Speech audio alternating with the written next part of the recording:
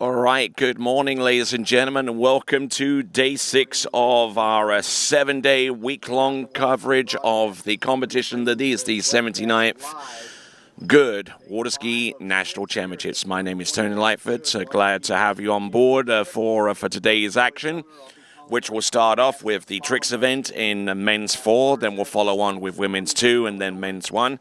And then we will continue on to the US Open Qualification Series. Yes, the 2021 Morley US Open of water skiing.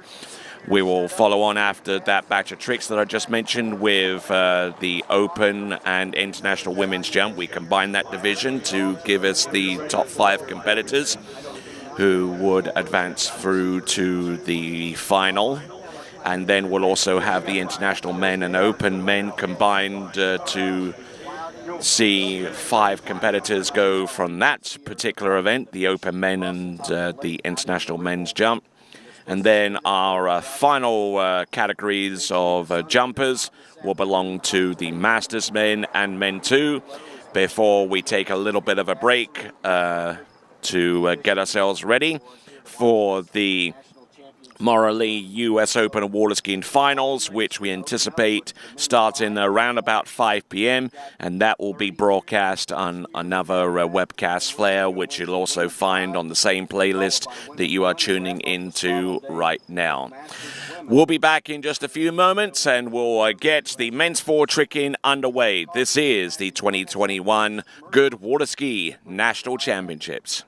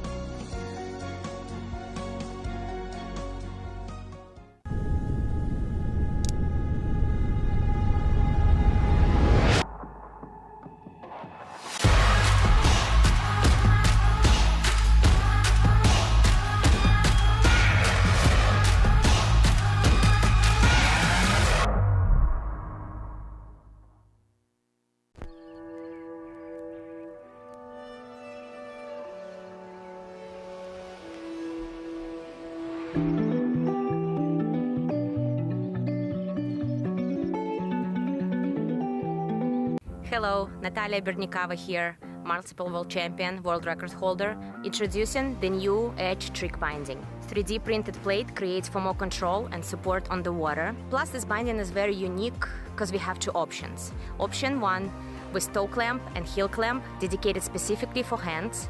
Option 2 with the releasable plate could be used for hands and toes, and the binding suits for all levels. For the upcoming season, it's time to get on edge.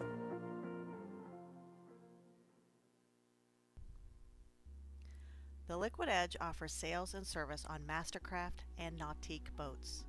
We are located on our own private 35-acre ski lake in Farmer City, Illinois. Our fully stocked pro shop accommodates the needs of every 3, 2, or single event skier. We carry a wide variety of ski brands including HO, Syndicate, D3, Radar, and Connolly. We hope you're enjoying their webcast and come visit us soon.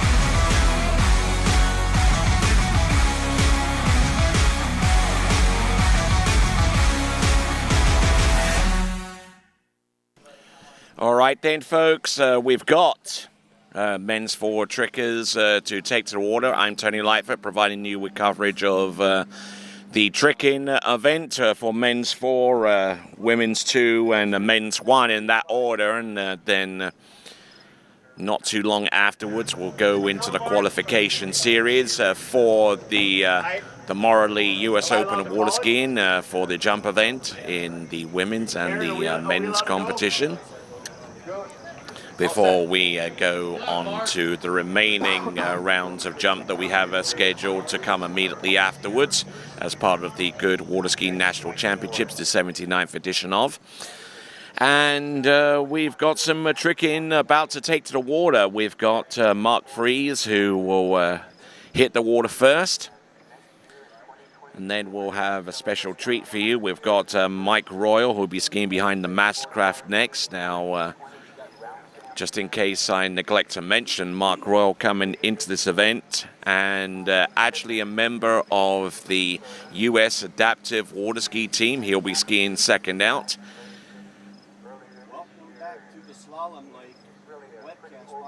So there will be a treat for you to see. Then we'll see Tim Craig, also a member of the United States Adaptive Water Ski team. And you can actually find out more about adaptive water skiing by going to usawaterski.org. It's one of the 9 disciplines under that huge umbrella organization that is USA Water Ski, the United States governing body for towed water sports across this great nation. Mark Fries is our competitor to take to the water first.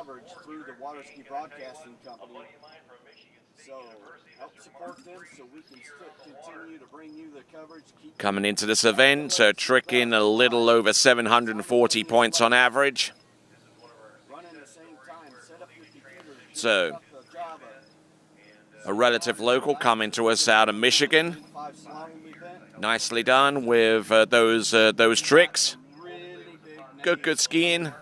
And now wrapping in for a Waco, which he just about performs. I believe that might have been a shade outside of the 20 seconds. He would have had to complete all of those tricks. But good skiing anyway there from Mark Fries. Right away on the water, Joel Ruffinack. He's going to be coming in for pass number 1. The nerve-wracking pass of the set. Pass number 1 is Joel Ruffinack. Beautiful conditions, as you can see that good slalom ski carving each direction without any hesitation, no wind. So back on the water. No chop to contend with. Momentarily after seeing that instant replay for Mark Fries in the tricking event, we've got 21 skiers in this men's 4 tricking event. So we're on skier 1 of 21. We have only just begun, as the Carpenters once sang. So, It took me a second. So all our replays throughout the day. So coming in. Provided to you by Zero Off. This is Mark Freeze. In that Malibu response this morning. Looking okay for the tricks that he has in store with the toe back and the toe front, and preceded it with a couple of other toe tricks.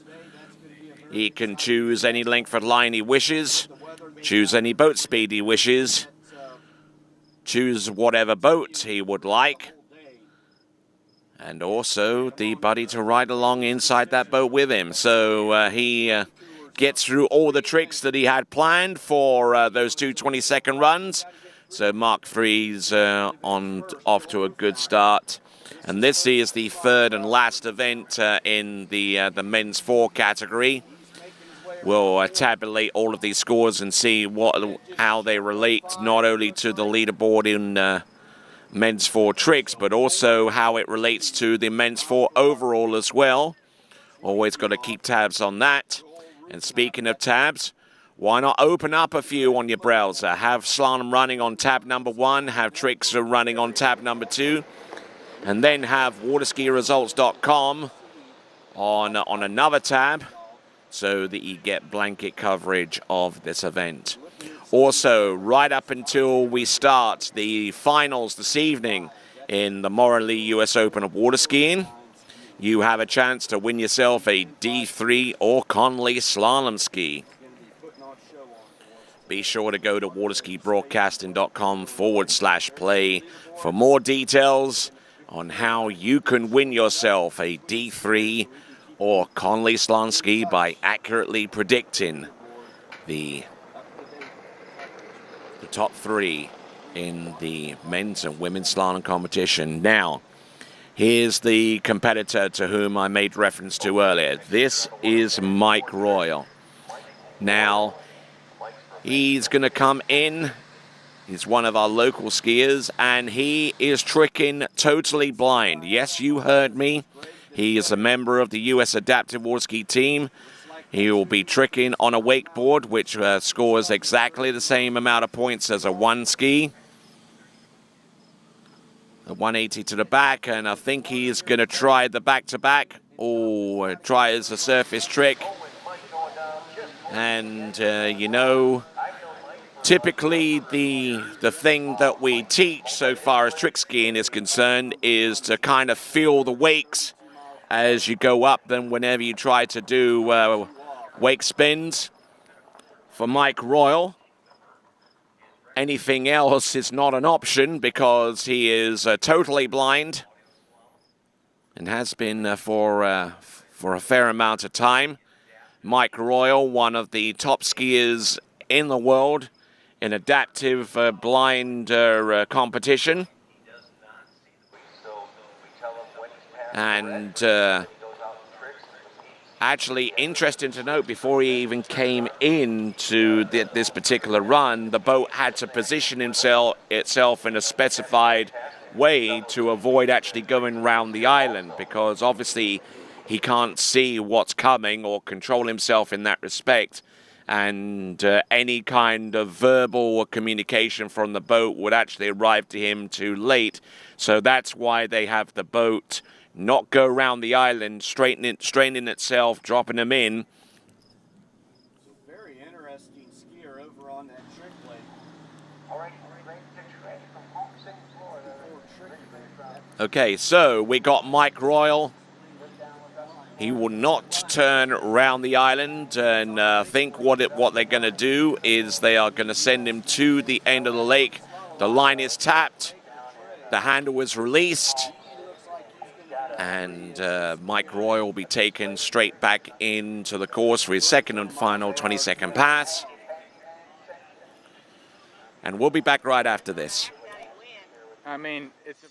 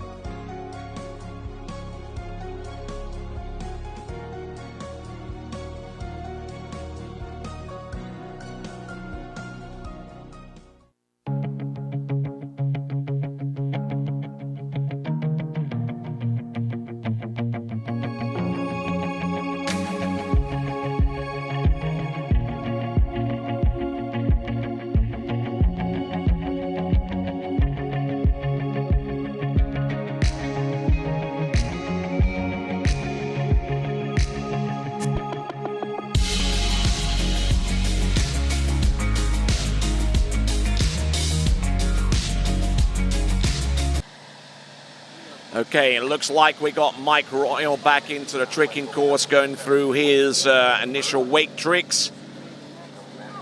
All goes for the front-to-front spin. Mike Royal in the water and tossing up as much as he can in terms of points. He'll swim into the shore. I'm sure if there's anyone along the shoreline that can verbalize their position along the shoreline so he can swim to you, that would be of immense help. But of course, the boat's going to come by and pick him up in the interim. And that is Mike Royal. Let's have a look and see what he's got for the wake back. even at the audacity to do that wake back with one hand. Remarkable stuff there for Mike Royal. But unfortunately, his positioning inside the wake wasn't quite in the middle.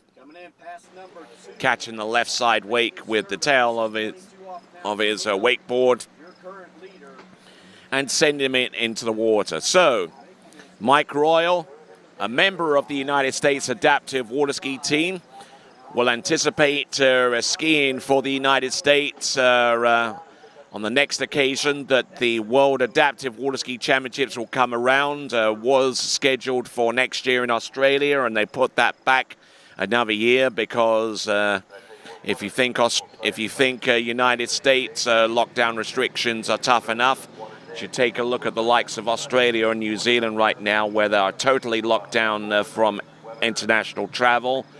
And given the unpredictability and the scale of the COVID-19 pandemic, the Australians, the LOC, wisely deciding not to have the Adaptive World Championships next year in 2022, deciding to put it off until 2023. And we would look forward to seeing the likes of Mike Royal and our next competitor, Craig Tim, who is also a member of the US Adaptive Waterski team. Now, we just saw Mike Royal out there on the course. He has a visual impairment. Now, we've got Craig Tim, and he has a physical impairment. Not much of a right arm to work with, but you will see that Craig Tim is certainly one of the best adaptive athletes in the world in the tricks event in just a moment or so. He's approaching the trick course. He knows what the green and red buoys indicate. So now the boat speed is set. Broad smile on his face. There we go. He can start there with his tricks beyond the red buoy. But look at him go. Imagine how strong you have to be with that left arm to get those tricks all the way around. There's the wake back and the reverse. Look at this. Reverse wake back, reverse wake front. I think it might be asking a little bit too much for him to do a surface 360. But I tell you what, every trick that leads up to that particular point, he absolutely masters. And Craig Tim, with an average of a shade over 800 points. Good skiing there from Craig. Up and over the wake. Good air between the ski and the water to land those wake tricks. And using what he has available so far as grip is concerned, with whatever is left of his right arm.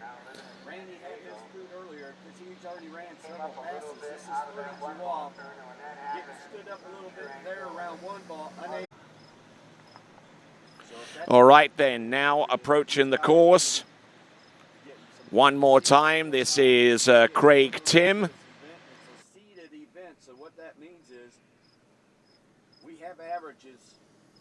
Craig Tim now setting the boat speed up for toe tricks. Oh, and unfortunately falling out the back there and not enough knee and ankle bend. But he will swim into shore. So he'll have the majority of the points scored in this event come courtesy of of the handle pass. And unfortunately unable to get much further on those toe tricks as he would have liked.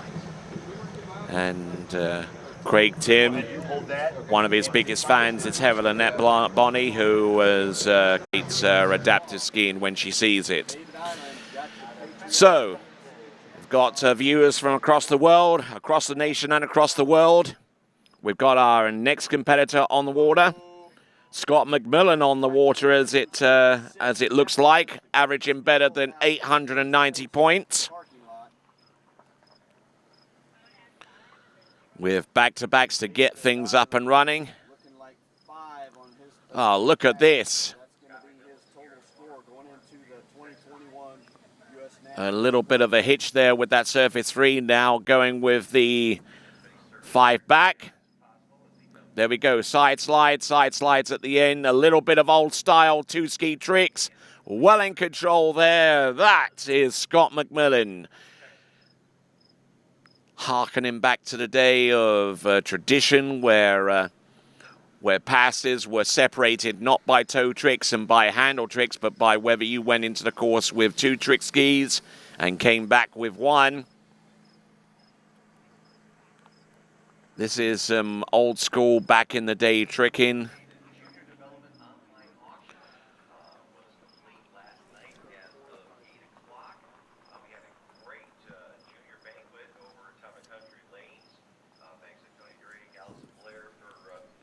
So good skiing, great athleticism there by Scott McMillan. On that instant replay, great to see that. There's Eric Gabrielson on dockside, keeping things in check, making sure that the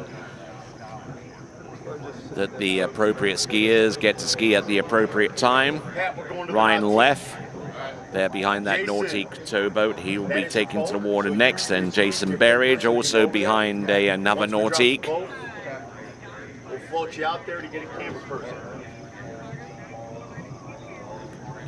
We have 3 brands of boats available for our skiers in the Tricks event. They can choose from the Correct Craft Nautique, the Malibu Response TXI, or indeed the Mastercraft Pro Star. And big kudos and appreciation by all given to those manufacturers for letting us use their hardware, not only in this event, but for all AWSA sanctioned competitions across the nation via each respective brand's a network of promo owners.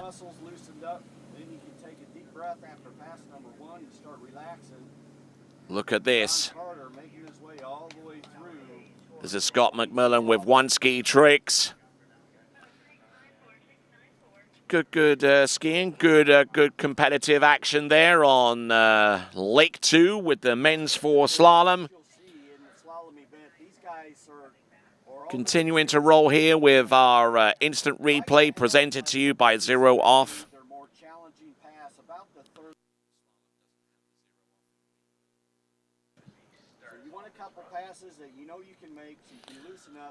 All right, so great. Get a feel for the conditions, get a feel for the lake, and then get yourself amped up.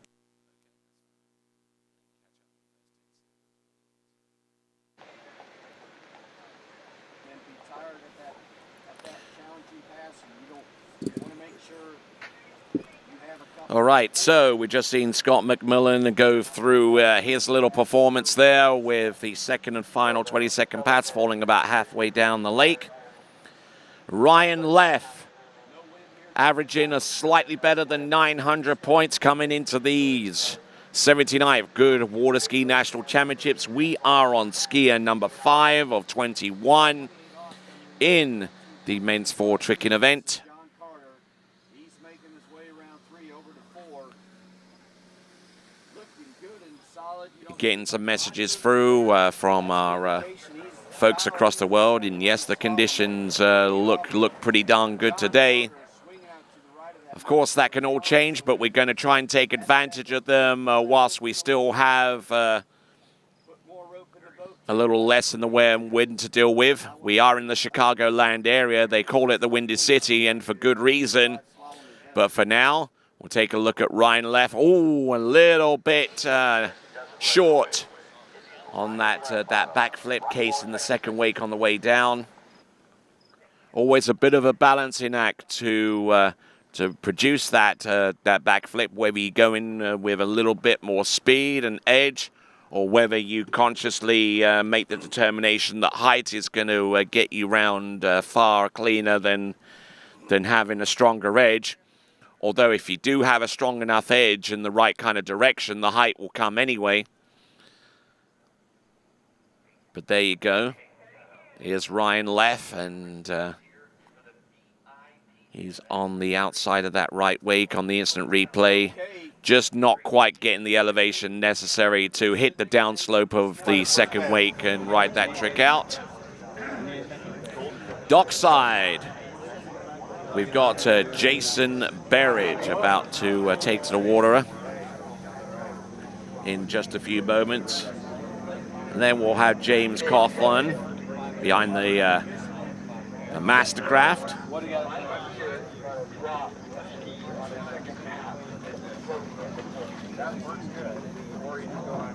Be sure to keep tabs on all the action that's taking place, literally, by having a tab open for slalom on the first tab, a tab open on number 2 for tricks and jump. We'll have the jump in later on for the open men's and open women's competition. And also have a third tab open to keep an eye on the results as they become available with waterskiresults.com.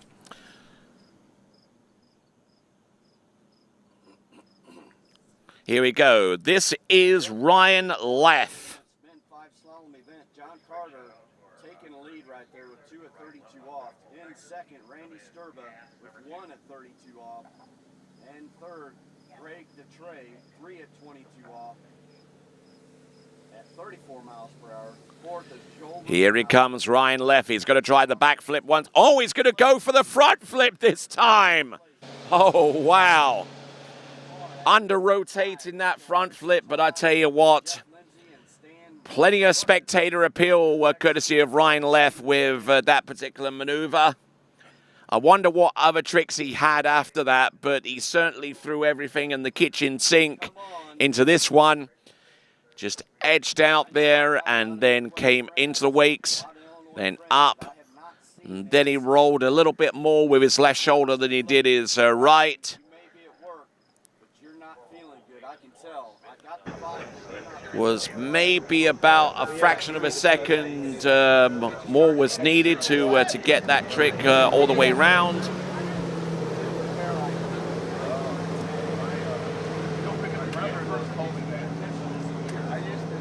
So there was Ryan Leff, a spectacular ending to the second and final 20-second pass. Some of our junior skiers are still here at the venue. They had their the junior awards party last night. Thank our good folks for making that happen. Always great to see the junior skiers get together after some intense competition. And there was Jason Berridge, averaging a little better than 980 points coming into these championships. The 79th Goode Waterski National Championships. Going through with his 2 ski tricks, dropping the handle, unfortunately not facilitating an efficient spin to the front. And there you go, that is Jason Berridge. And we're going to bring him back for pass number 2 momentarily. This is the 79th Goode Waterski National Championships. Experience the sport's evolution at USA Waterski and Wake Sports Foundation Hall of Fame in Central Florida's Polk County. From the pioneers of the sport to the stars of today, all 9 disciplines are honored. It's the most comprehensive and fun-filled tribute to the people and the sport we love. Located inside the Central Florida Visitor Information Center in Davenport, Florida, the Hall of Fame is open 8 a.m. to 5 p.m. 7 days a week.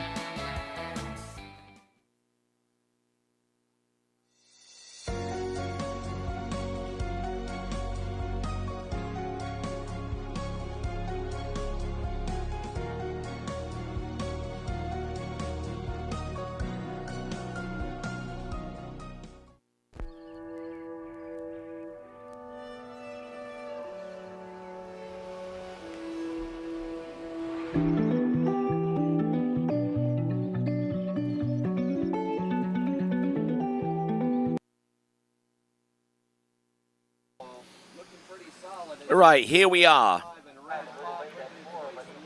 This now is Jason Berridge. 2 ski tricks once again. Oh no, dropping the 1 ski. Probably would have had a little bit of difficulty getting up on 1. But there we go, side slide to the back and to the front. Wake back slipping out. Wake back inverted. And skiing all the way through, or trying to on pass number 2. We're trying to get a little bit more up weight. And we'll swim into shore after that fall on a surface wake 360. And because he dropped a ski before we went into the course, the towboat is going to go back and fetch it. We're taking a look at the instant replay while that is happening. And while that gold-flaked Nautic towboat by Correct Craft is involved in fetching his ski, we will take a quick pause before we bring in our next competitor. It will be James Cathron, and he'll be coming up next.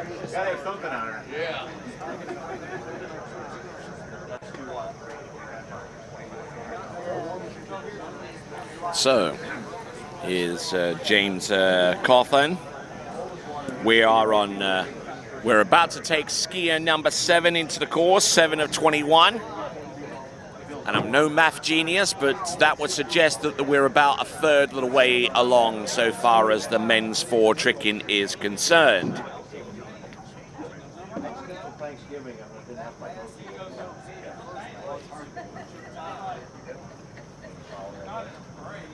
So you folks that are out there watching, be sure to throw in a comment or two with our live stream, either on this lake or on the slalom lake. We have the dulcet tones of Troy Zollner on the slalom lake, taking you through that coverage.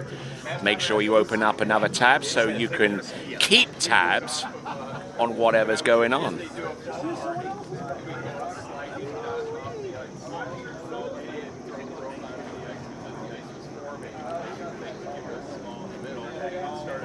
So, Mike Cawthon now should get the go signal to go from our officials.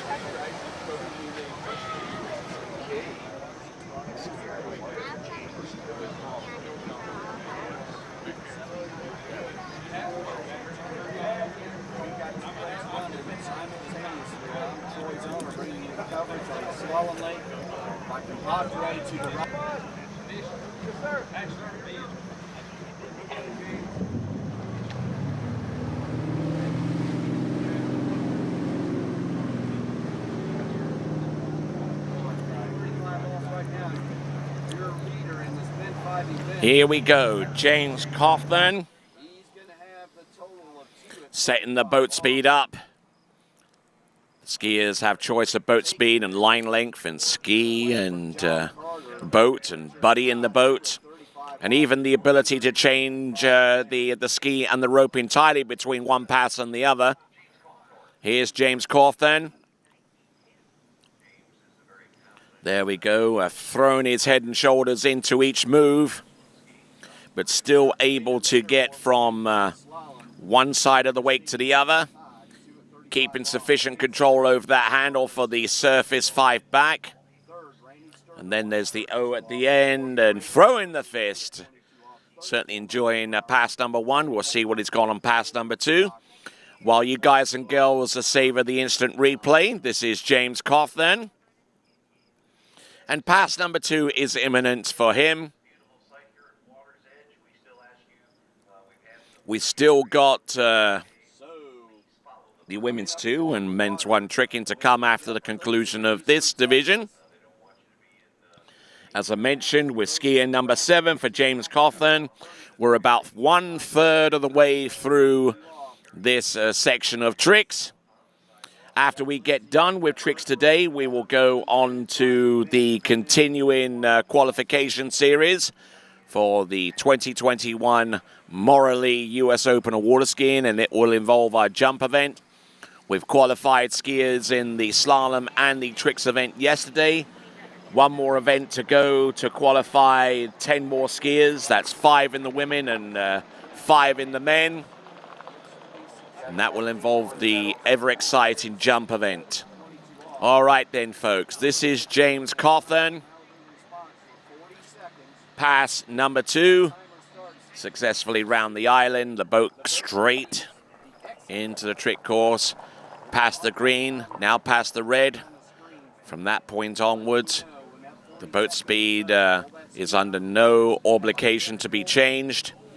And he could start tricking from that point, and unfortunately not getting much behind the side slide.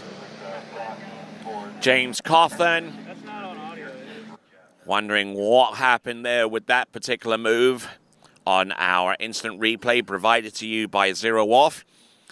And these webcasts are provided to you courtesy also of the Liquid Edge as well. We thank those folks very much indeed for their webcast support.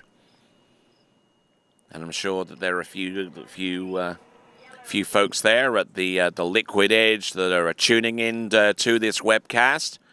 And if indeed they are, hopefully one of 2 of you guys over there would be so inclined to message us through our YouTube chat that is situated on the right-hand side of the webcast player.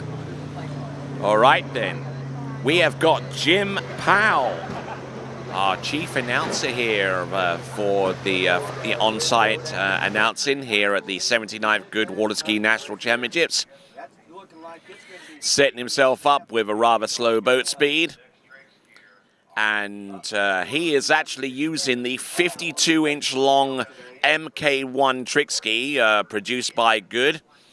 A ski specifically made for senior skiers that want to ski with a little bit more surface area and can be used with the slower boat speed. Typically, trick skis that are about 42 or 43 inches long or even 44 inches long, even though they're a little bigger, they still don't provide enough surface area to allow the skier to go anything other than a higher boat speed. But with the increased surface area, this allows trick skiers to select a slow and comfortable speed like this. And there is Jim Powell with the first pass of 2. And you can find out more about that Goode 52-inch MK1 trick ski by going to the Goode Waterski website, or if you are indeed watching this webcast on site on your on the YouTube app or through one of your browser tabs, then you can find the YouTube Ski Technologies vendor underneath the vendor tent, and also find out more details about the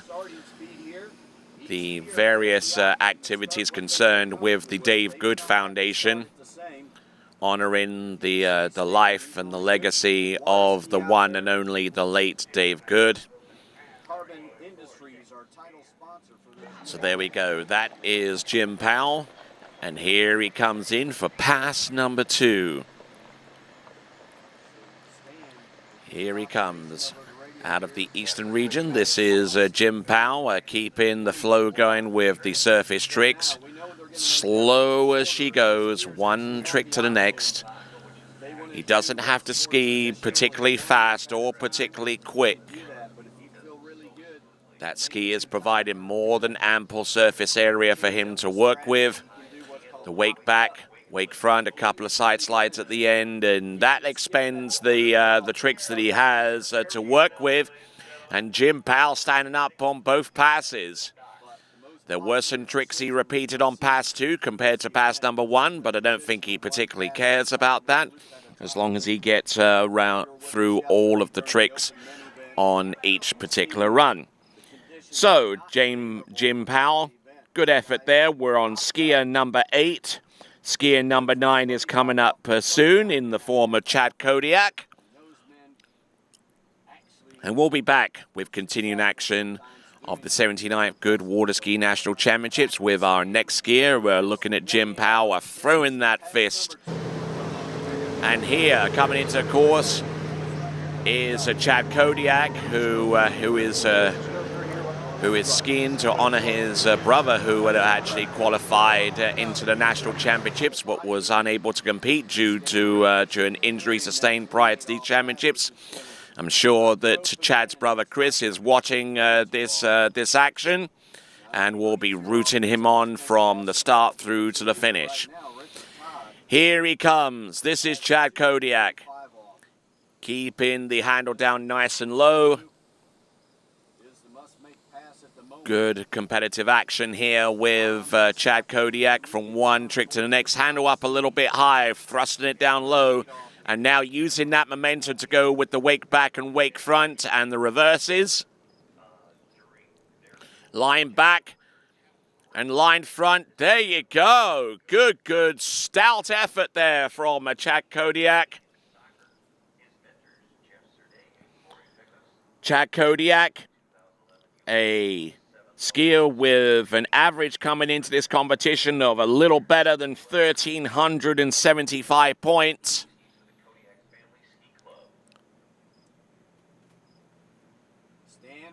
So looking at these tricks, the Kodiak family are hugely popular here at Water's Edge. Lifelong friend with Jeff Surday, who is doing an outstanding job alongside his father, Roy Surday, in organizing the 79th Goode Waterski National Championships,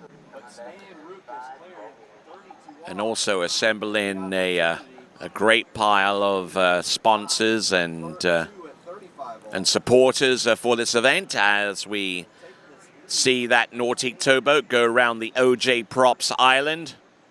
OJ Props, the presenting sponsor for the 2021 Morley US Open of Water Skiing, presented by OJ Props. We're going to see the continuing qualification series later on after we conclude the tricks, but at the moment we're still very much involved with the tricks event with Chad Kodiak with a surface 720-degree turn. He's going to try the back, then position to the front. Is he got another line trick that he can do, and throws the leg over the line, and unfortunately unable to stabilize himself and ski that out. But there you go, that is Chad Kodiak, who's done a spot of announcing a time or two, especially all the way back to the likes of the 2014 NCWSA National Collegiate Waterski Championships, where he announced from dusk to dawn. An event that saw the likes of his good friend Cale Burdick come through with the win in the slalom event way back in 2014, skiing for the Boilermakers of Purdue. And as far as I recall, actually Chad Kodiak attended that college himself. I may be wrong, but I think my memory is pretty clear on that one. All right, then, coming to us out of, I believe, the state of Georgia, this is Jody Johnson. Who's going to take the medal at whatever that time may be, but right now you see on the updated leaderboard, Actually, no, this is Andy Griffin.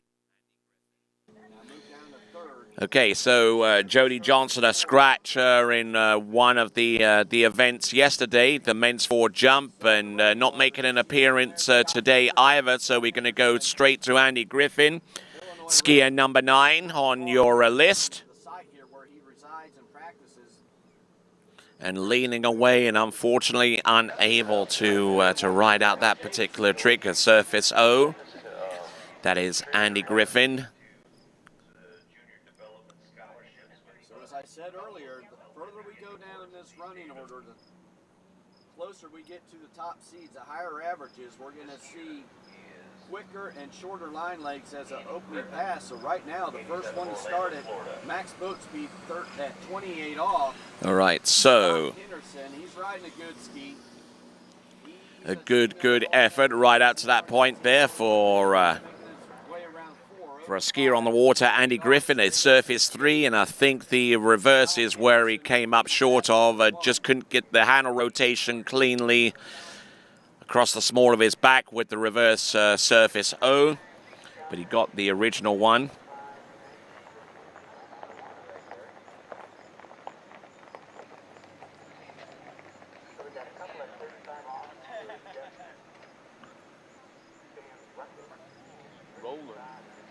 Rolling. So now, working our way through the tricking competition, we are on skier number 11. Andy Griffin, we're just a little shy of...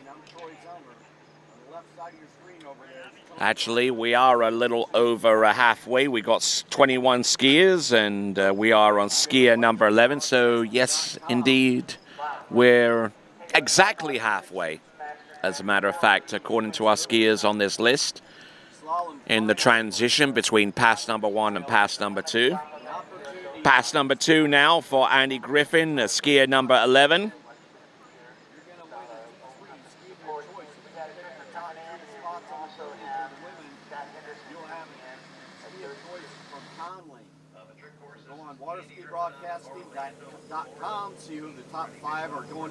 Here is Andy Griffin into the tricking course with some toe tricks to get things up and running.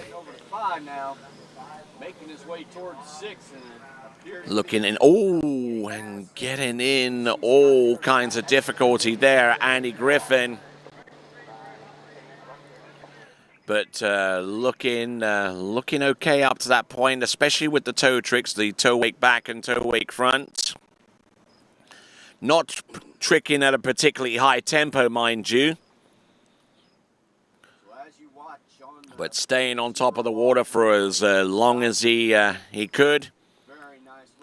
Line back and line front, a foot in the back binding, and we'll see what other tricks he had up his sleeve, including this wake front. He went for the wake back-to-back, as a matter of fact, and went down in the water, and that concluded his participation in men's 4 tricks.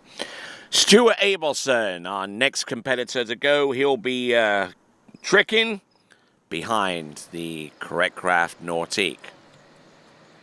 Side camera showing you the men 5 starting dock. That next skier on the dock getting loosened up, getting focused. Still on the water right now. Scott Henderson coming in 35 off. This is the money pass right now. In this at the 35 off. Stuart Abelson. So one ball is important. He's coming around 2 a little stretched out, but he should be able to get around 3, and he does. He's still going over. There we go, wake back to back. There's the wake front, wake back. Working its way through the wake tricks efficiently and with a relatively high tempo wake ho.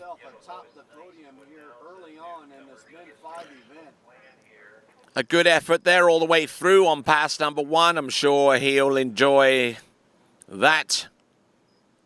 There you see that release binding, shooting that ski out away from Scott Henderson. So good effort there on pass number 1. Leaning away a little bit on some of these tricks, but just turning slow and regaining his balance that way, which is always advisable. you can't hit the right position on your trick ski immediately, then at least take a split second of time to reestablish the proper balance before proceeding on. Zero need for him to rush through this trick, so 20 seconds, even though that's a finite time. It's far better that you run out of time than falling early and coming up short on some of the tricks that you would have liked to have put down. So, that was Stuart Abelson on pass number 1 in our instant replay provided by Zero Off. And whilst you have a little bit of time, like now, subscribe to the Waterski Broadcasting's YouTube presence and hit the bell a couple of times to be informed of new content whenever it becomes available for Waterski Broadcasting. You also saw our notice there to enter our audience prize competition in concert with the 2021 Morley US Open of Water Skiing. Accurately predict the top 3 podium in women's slalom and men's slalom. And you could be in the frame to win yourself a slalom ski from either D3 or Connolly.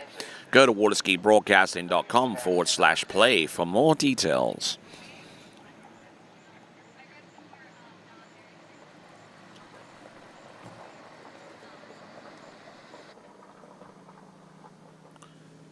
There's Stuart Abelson with toe tricks.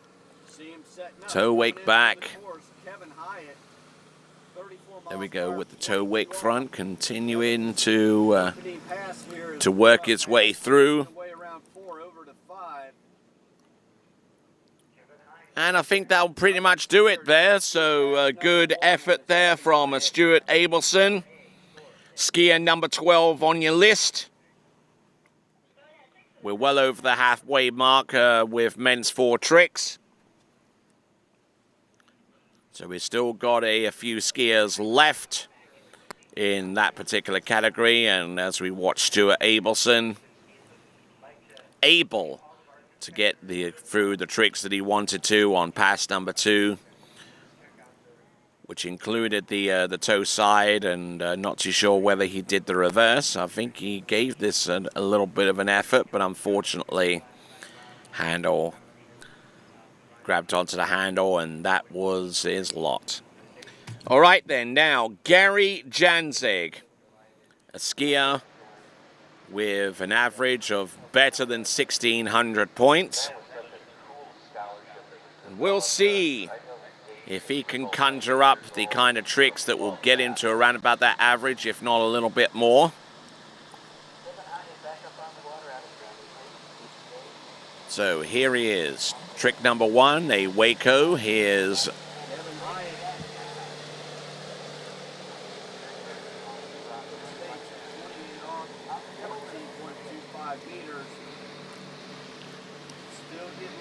so good effort here with the wake back-to-backs.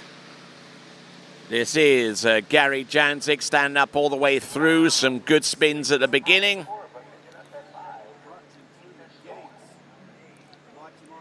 And doing a fine job there. I think his daughter's actually in the boat, Sophie Janzig, who we saw a little bit earlier on in the competition.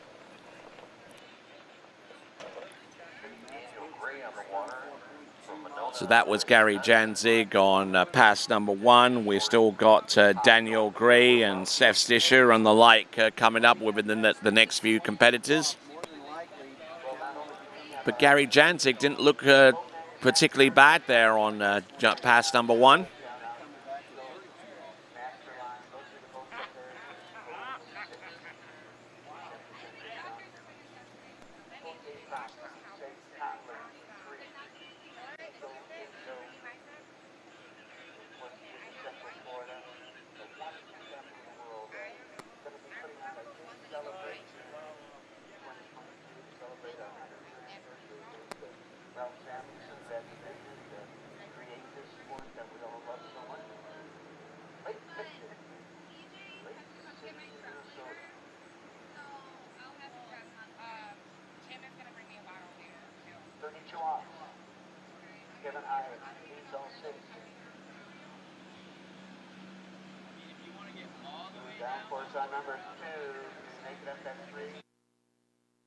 ball game at 4.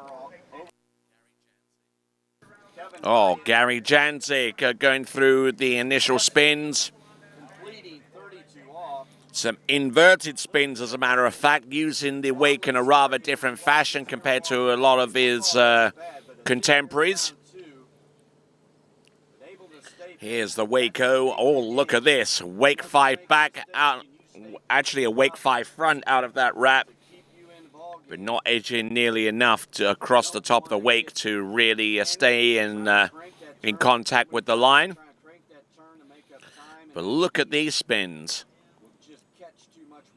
Preceded the Waco with some inverted 180-degree spins, and then goes in for a short step sequence. Line back and line front, and then trying to do a half spin and Wake 5 front. Just coming up a skosh short there. But we will look to see what he will do on pass number 2.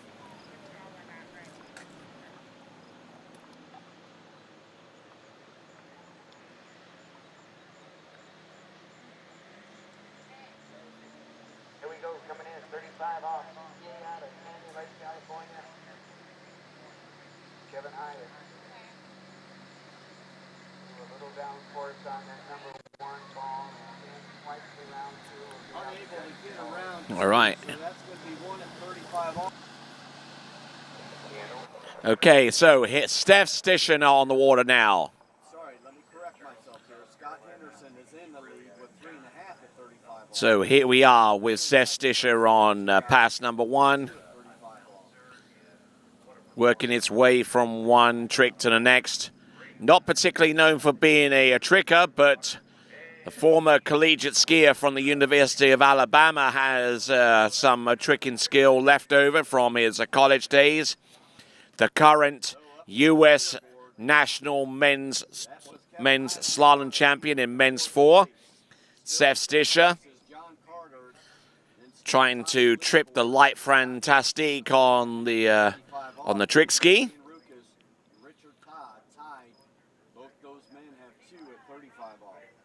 So, Steph Stisher, our first skier in men's 4, tricking better than 2,000 points on average coming into this event. And Steph Stisher, who's a real estate developer, when he's not involved in the stuff that he does on top of the water, does coach clinics from time to time as well. And there, Steph Stisher, not stopping between passes, but going from one trick to the other with the second and final 20-second pass.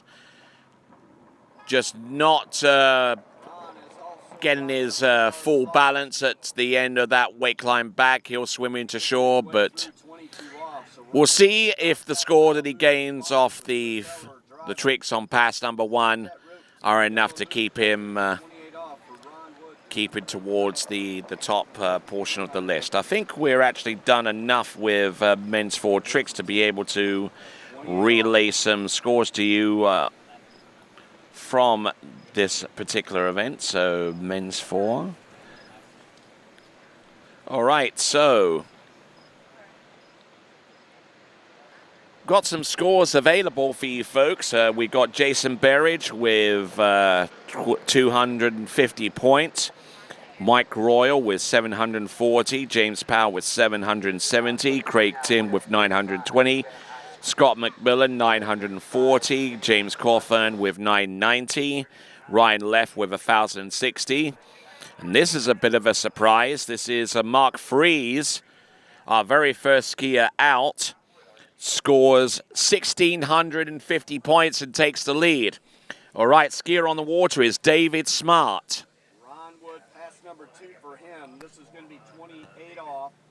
Just trying to keep the handle down, trying to keep his balance and keep the tempo up high, and at the same time do these tricks correctly one after the other. And unfortunately for David Smart, not edging nearly enough or committing himself enough, moreover, to getting the wake line back completed. So,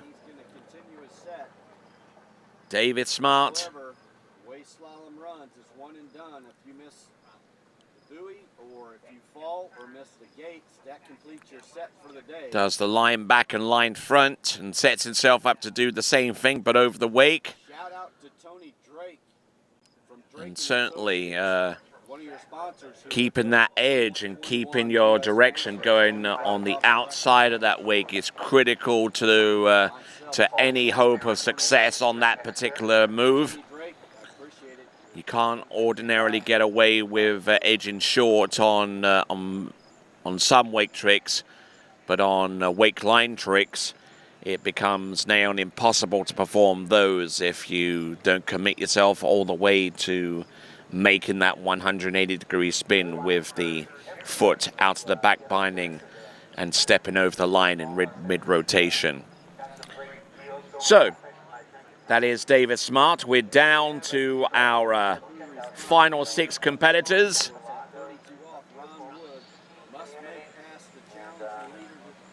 We've had one skier scratch on this list. That is Jody Johnson, so reducing the field from 21 to 20.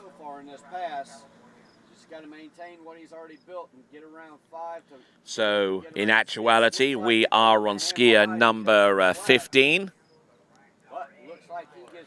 Therefore, we are about 3/4 of the way through this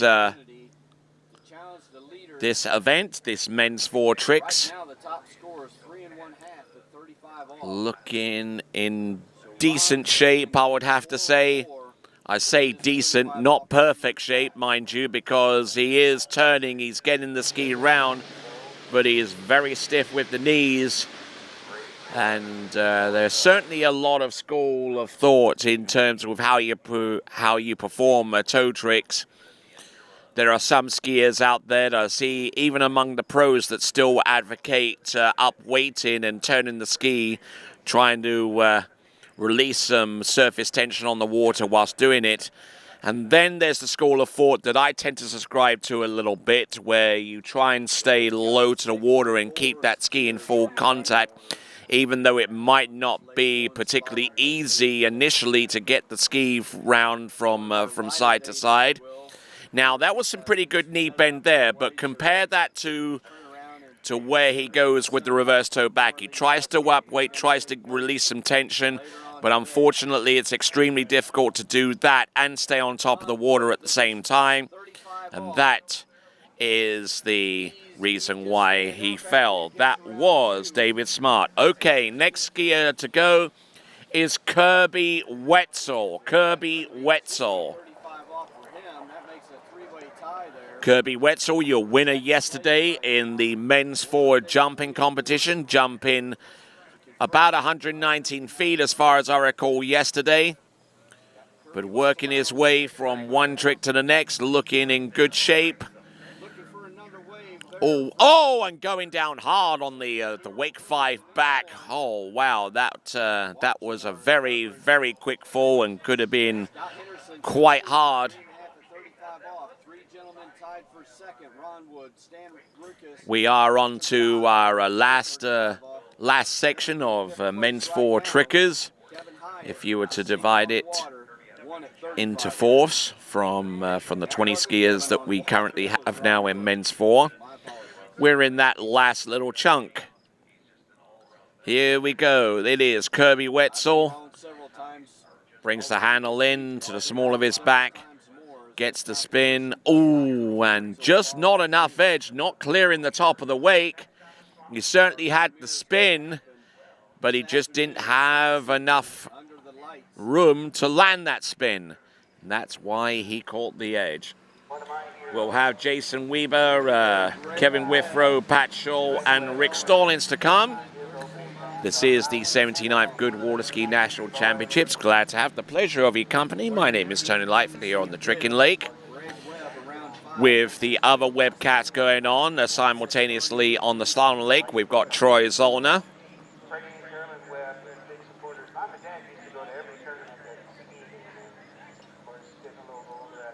think at the moment. I believe it's men's 5 slalom. Yep, indeed it is going on the slalom lake.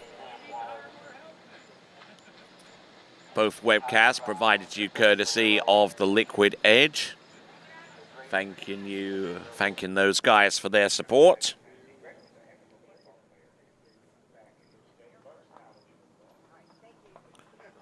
So here is Kirby Wetzel, toe wake front. Here he is.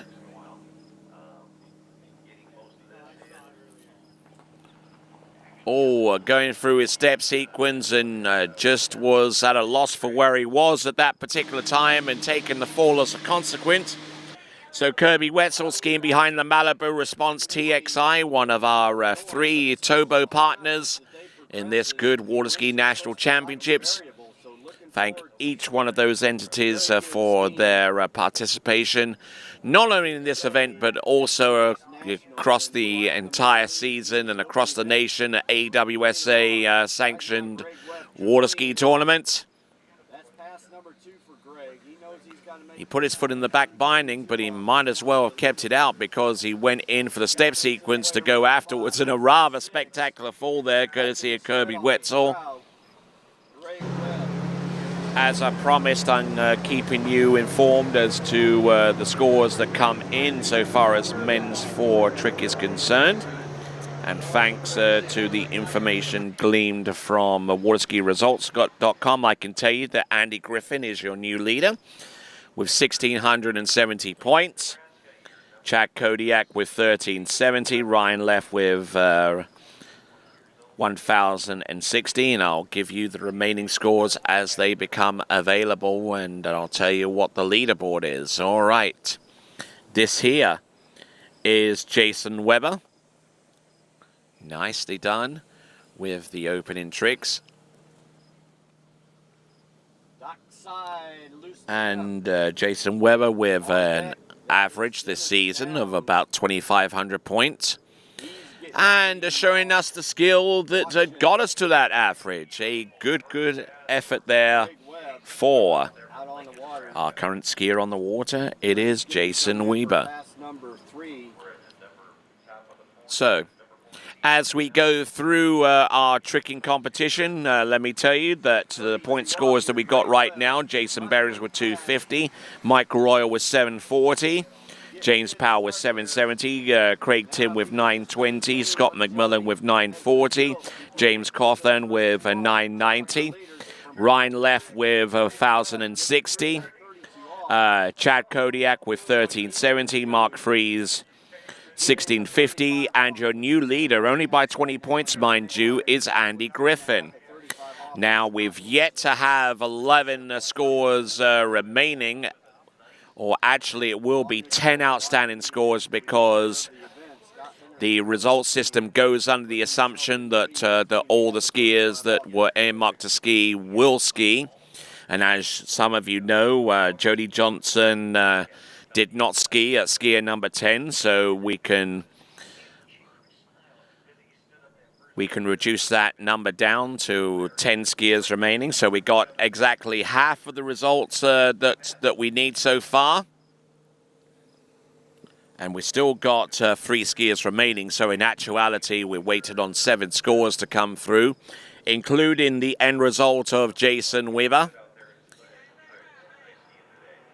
Look at him go with that one ski and beautifully executed tricking right at the very end on his second pass.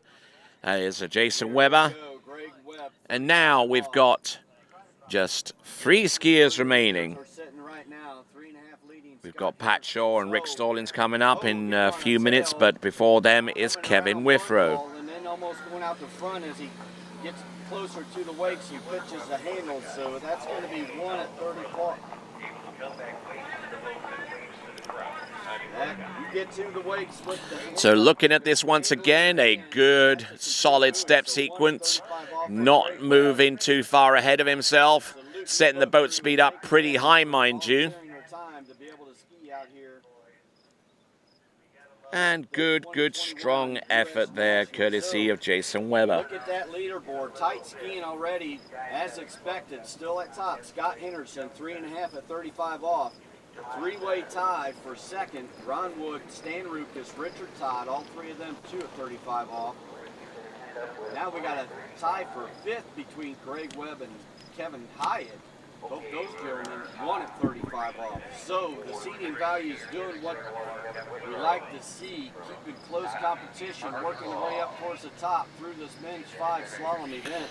All right, here we go. Down to our final 3 competitors in men's 4 tricking. This is Kevin Withrow. From a Tennessee skier to Up and over the wake. Starts off with a Waco, and there's the hand Waco as the reverse. Wake back-to-backs. Keeping a good high tempo and a good high pace there. Oh, ski line back there for Kevin Withrow. Didn't expect it to throw that trick in there, but there's the 5 front. And as I was looking through his tricks, he put a decent edge on some of them, but the edge wasn't all the way consistent all the way through the top of the wake. And that caused him to fall short on that 5 front. With the exception of the first 2 tricks, that was pretty consistent on pass number 1. Surface back-to-back, wake back-to-back, and its reverse. Edged up the wake and then did the ski line back. Turn backwards as a positional, a wake front. And then went straight into the wake 5 front without so much as an edge through the top of the wake. And that constituted the effort on pass number 1. All right then, folks, my name is Tony Lightfoot. He is Troy Zollner. And some great skiing abounds here at the 79th Goode Waterski National Championships. And conditions here have been a little bit challenging over the last few days for some of our skiers, including our open men and open women qualifiers yesterday. We saw some remarkable scores when all was said and done between those 2 divisions, including the men's, where it took a score of 2 at 10.25 meters just to be in the frame for making it through as a top 5 competitor out of the qualification round yesterday.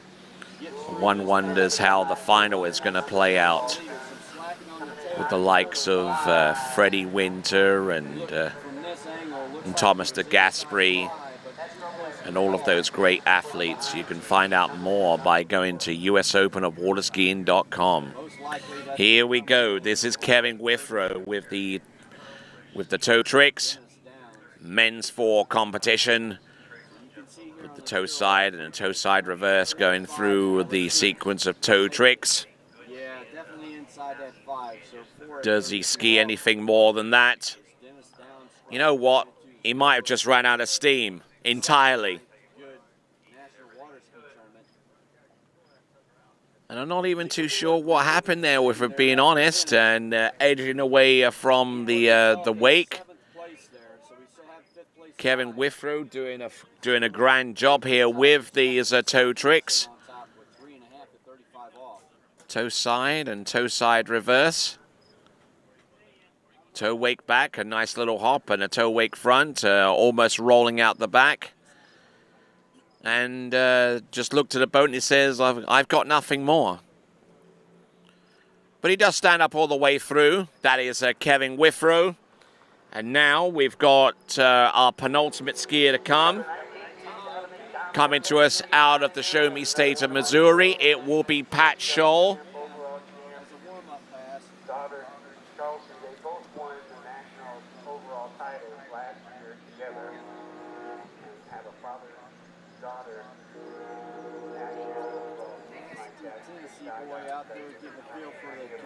Here in Illinois, Tommy Newman completing pass number 1, 34 miles per hour, 28 off the dock. Tommy Newman. All right then, we're waiting on Pat Scholl to make his way into the tricking course momentarily. We'll take a taking a quick pause here.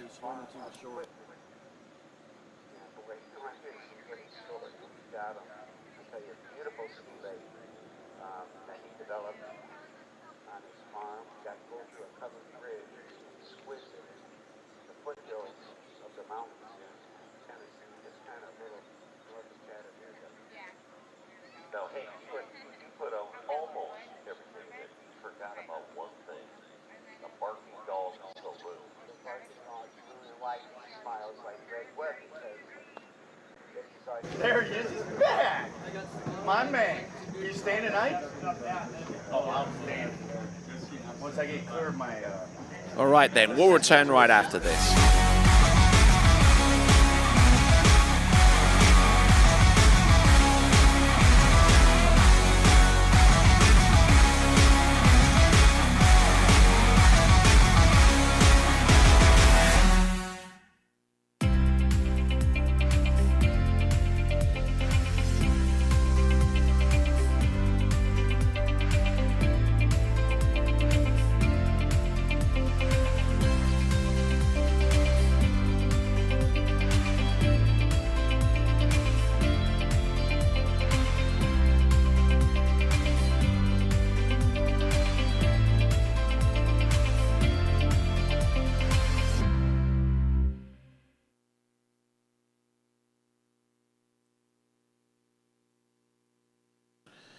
All right, here we go. Pat Scholl keeping very close tabs with the top of the wake 5 front. Good enough edge to get that ski spun in control. Almost getting pitted out there with the step sequence halfway through, and just could not recover there from that wake line front. In the water he goes, Pat Scholl. Looked very loose there with the Waco to get things up and running there out of the wrap method of doing that particular trick. Staying very, very close to the top of that left wake for the wake back-to-backs and wake back and front. Then he went on to the opposite wake to complete the wake 5 front. Wake line back. His step sequence looked pretty good, but unfortunately, as he came across the wake after here, just couldn't control his speed, and down he goes. So that was Pat Scholl.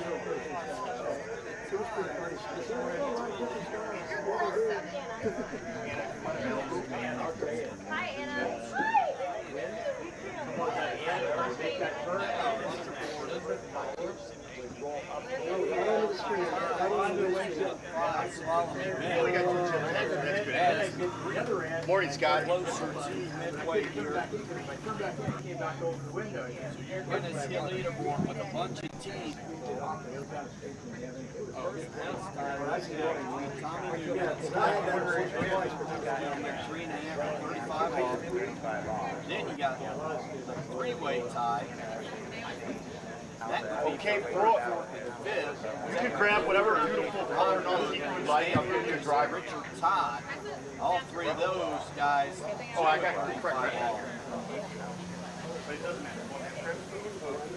So entertaining.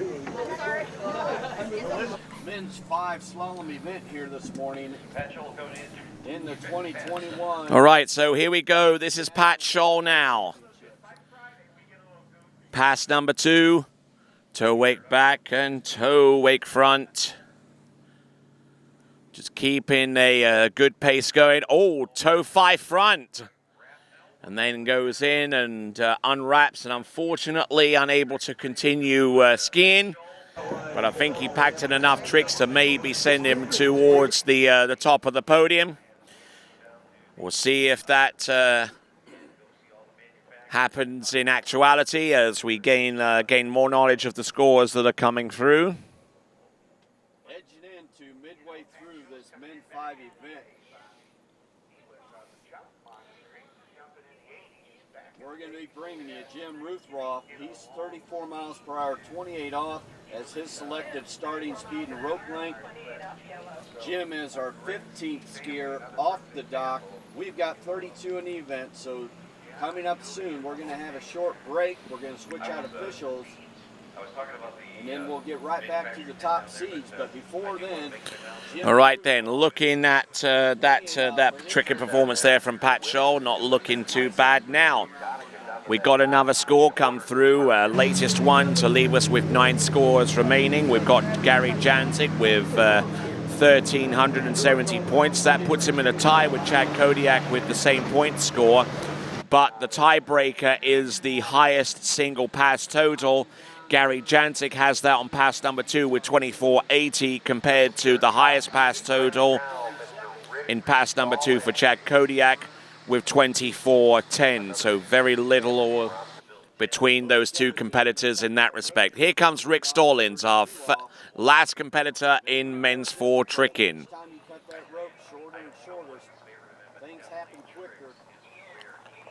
Good effort there on pass number 1 with toe tricks, Rick Stallings. Superb trick in there.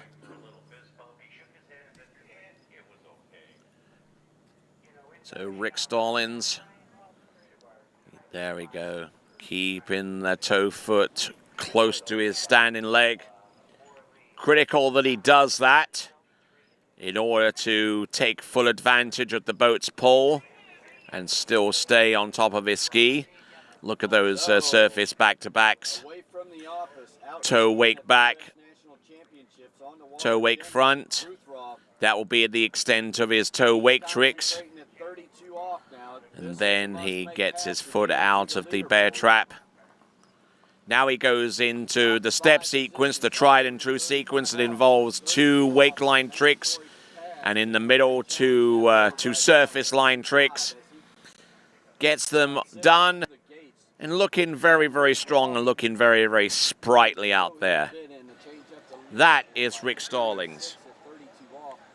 He's our last competitor to go, skier 20 of 20 on this list. Yo, Connor. And while he transitions from one ski to the next, we'll have a brief pause. Which is going to be 35 off. Connor.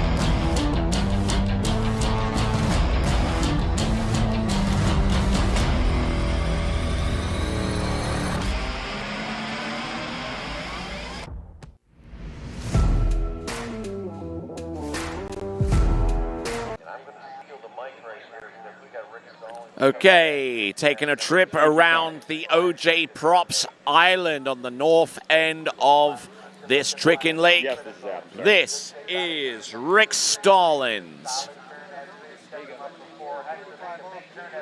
I had to talk to Connor for a second. Setting up. Pass number 2. Did a combination of toe tricks and lines to get things up and running. Oh, and Rick Stallings already has to slow this thing down right from the get-go, but slows down he does in favor of him staying on top of the water.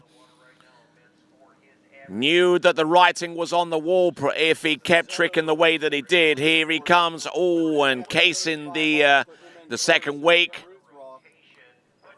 But thankfully knew where he was balance-wise with the first few tricks. You just saw his ski slip out from underneath him.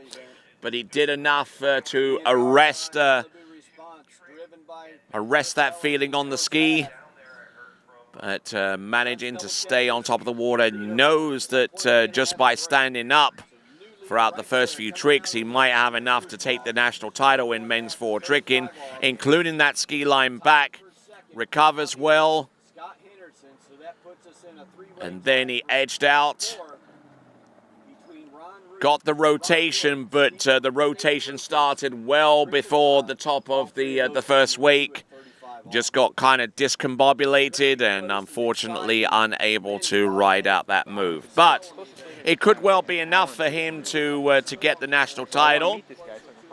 So we'll wait on that score where we have about 9 scores remaining to be revealed in men's 4 tricks.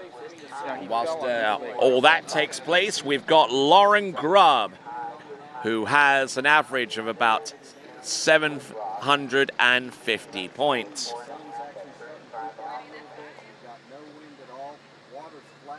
Women's 2 tricks, Lauren Grubb. Let's see what she's got for us.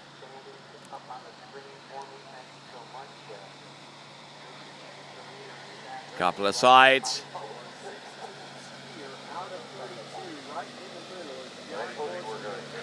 A little bit stiff there with the knees and especially with the ankles.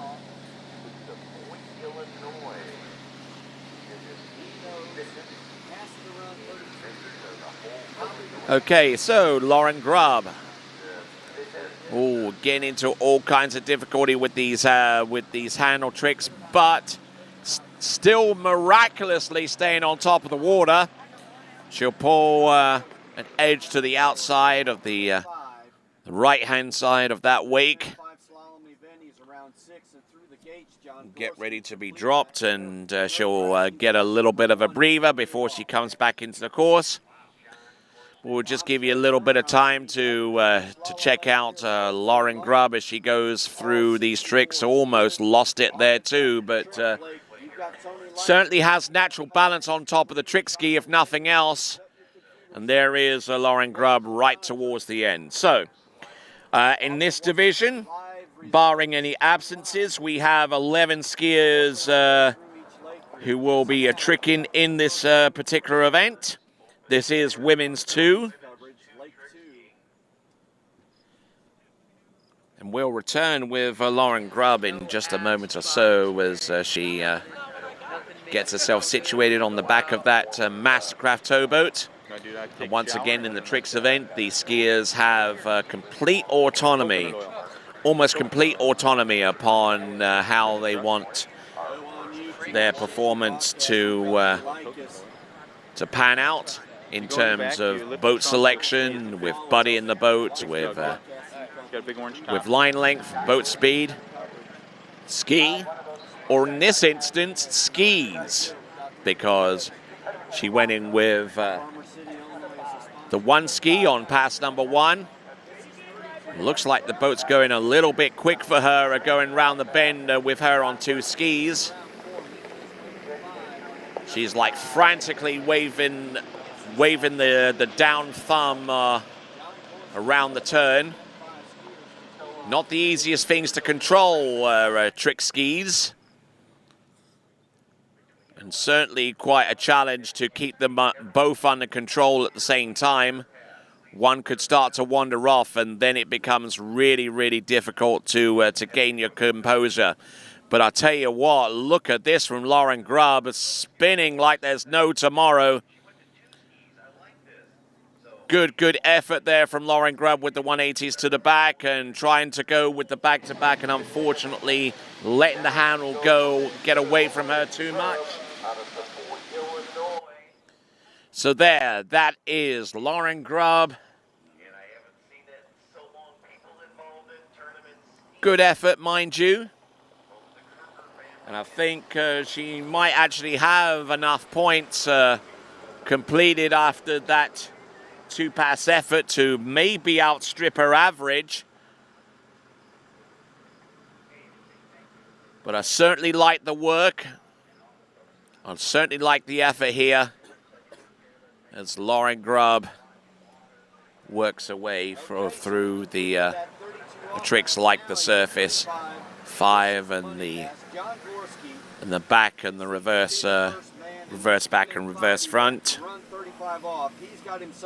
Just lost that to right ski behind her, and as I say, it's hard enough to gain your balance and control on 1 ski, but 2 skis can be a little bit of a challenge as well. Brooke McMahon. I got you, man. I'm guarding it for you. And we'll be back after this.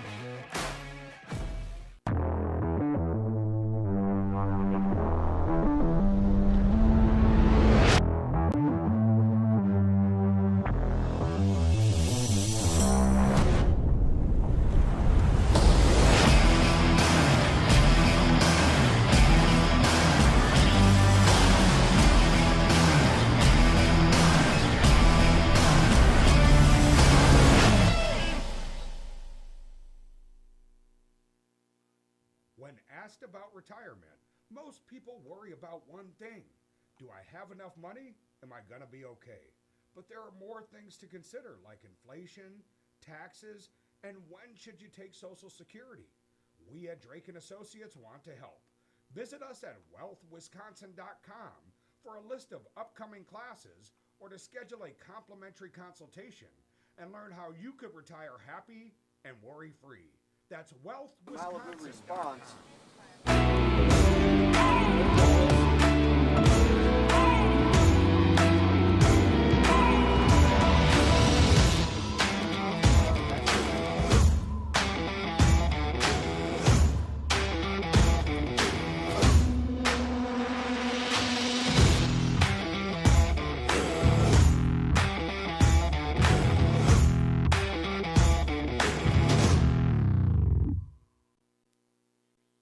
All right then, so our skier on the water, we're taking a look at her having fallen on pass number 1. It's Brooke McMahon. There behind the Mastercraft Pro Star. And doing a pretty good job up to a certain point, letting the handle get away from her a little bit with the wake back, and I think that caused one or two elements of concern there for Brooke McMahon. Like that fall, and ski behind the Mastercraft Pro Star. Now, when we go into the qualification rounds of the Open Women and Open Men's Jump competition as part of the 2021 Morley US Open, they will be utilizing a special edition of the Mastercraft towboat brought to us courtesy of Action Water Sports. The Mastercraft Stars and Stripes, a special model ordered by Action Water Sports. It was recently auctioned off and the highest amount achieved in that auction was over $100,000, and that money is going to be actually donated to the St. Jude's Children's Hospital in Memphis. So a great cause there, and we have to thank Mastercraft for producing the boat, Action Water Sports for ordering it and conducting the auction that raised money for such a great cause, the St. Jude's Children's Hospital. All right, great. Brooke Monahan, or McMahon, I believe. Brooke McMahon with that attempt to the second and final 20-second pass, did the toe back and not quite so hot with the toe front. We're on to skier number 3, Lindsay Krajcik, and we will return in just a few moments with the 79th Goode Waterski National Championships.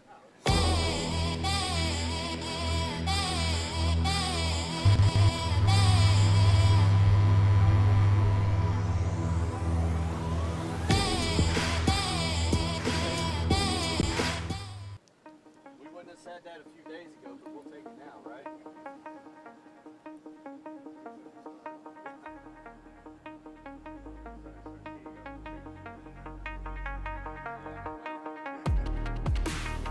So here, confirm what the official switch time is after Larry Wallace here. We're gonna have a short break. Switch out officials midway through the mid-5 event. Excuse me? Yeah, indeed. We've got the sun coming out now. It's shining bright. It's gonna be a beautiful day. Make your way out to the lake. Enjoy it. Now coming in 32 off, Larry Wallace. This is a must-make pass. Midway through this mid-5 event. Looking solid, going around 3 over the 4 on that good slalom ski. We got Larry Wallace rounding 5 over the 6.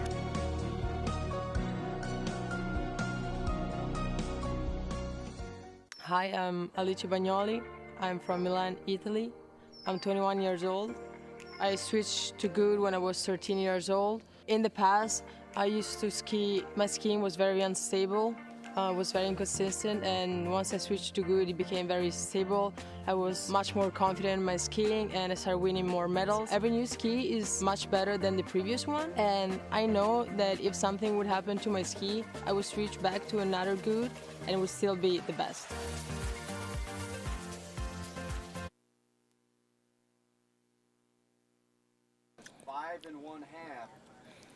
Lindsay Krajek. So he's got to set himself up to run this 35 off. Lindsay Krajek coming into the course here. Women's 2 tricks.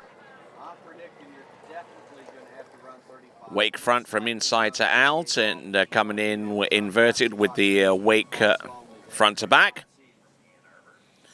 Now going through with the surface tricks. Very nicely done. Surface O. All right, that pretty much does it for Lindsay Krajek on pass number 1. Did all the tricks that she wanted to on pass number 1 and stood up, and no worries there for her. Lindsay Krajek. We'll update you real here.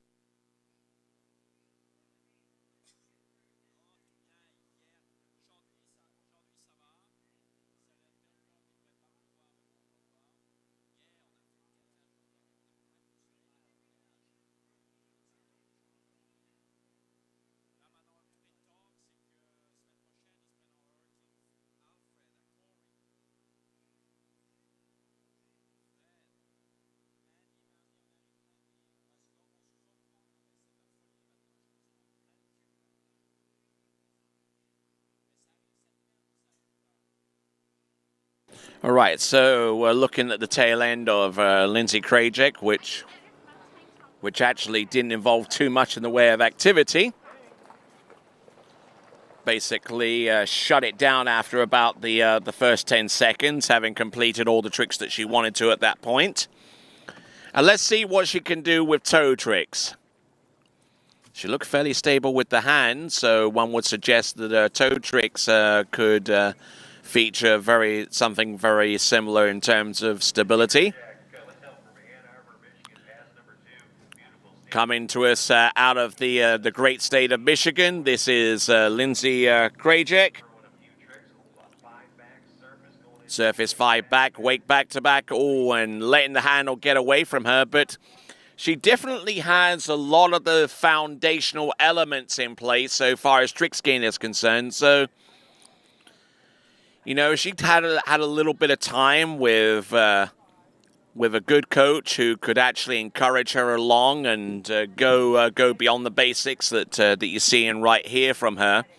She's got the balance down. She's got the basics, as I said. She just needs a little bit of inspiration in terms of producing more tricks and coming through with a higher point score. That is Lindsay Krajek.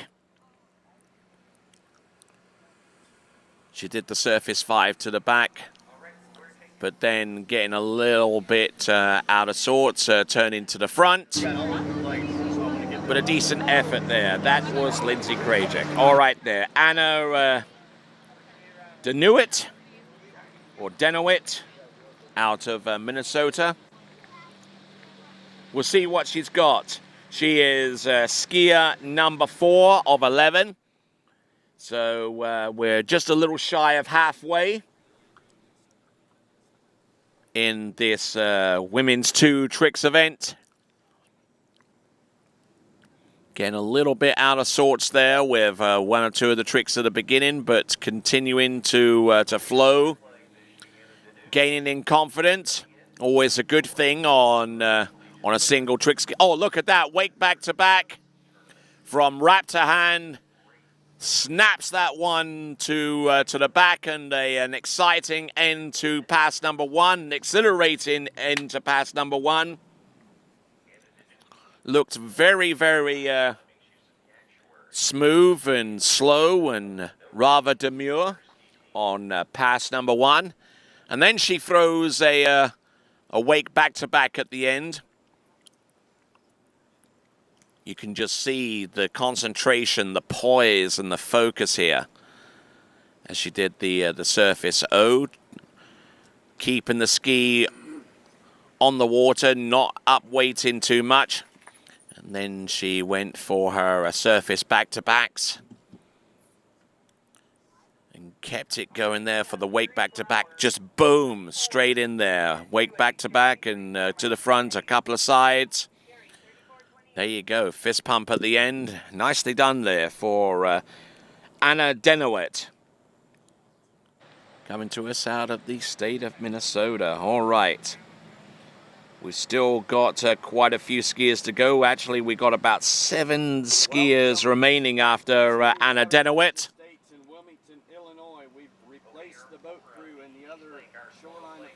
Here we are. This now is Anna Denuit. Warm-up pass or opening pass, whichever way you want to identify it. His first pass and his opportunity here. Ooh, a toe wake back and realizing that she was in the process of falling and got everything back into shape. Rushed a little bit into that surface line back. Could have taken a little bit of time out to perform that trick properly. This is Anna Denuit with the toe O out to get things up and running there with the second pass of toe tricks. Surface toe back, surface toe front. And then with the toe side, a little bit of slippage there, but managing to stay on top of the ski. Neglected to do the reverse toe side. No worries though. And just comes in on the toe wake back to front. And there, completing a toe trick section, goes in for the step, and unfortunately steps full leg over the line. Now with the steps, it's always best to try and fold up your leg by bending at the knee and stepping with the knee first rather than with the whole entire leg. This is Elizabeth Fowler now.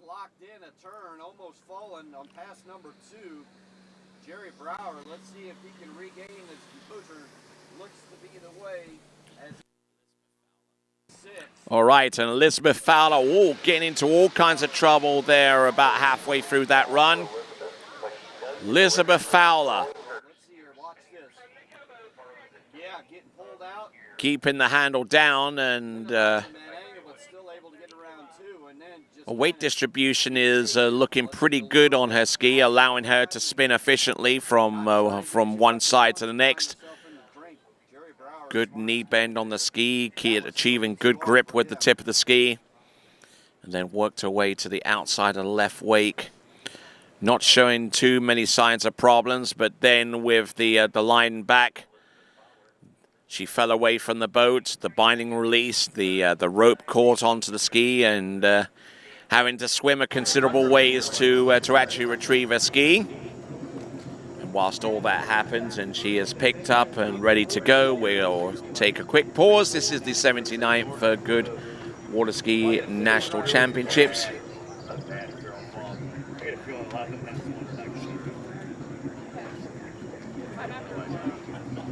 But a lot of these skiers. Okay, money pass. Next time off, Jerry Brower. Our leader has 5 1/2 at this pass, and we have not yet had a men 5 make it through 35 off. Is Jerry Brower going to be the first? I'm not sure. He's still making his effort. He's a little bit bobbed. So. Oh, in round 5, he goes down.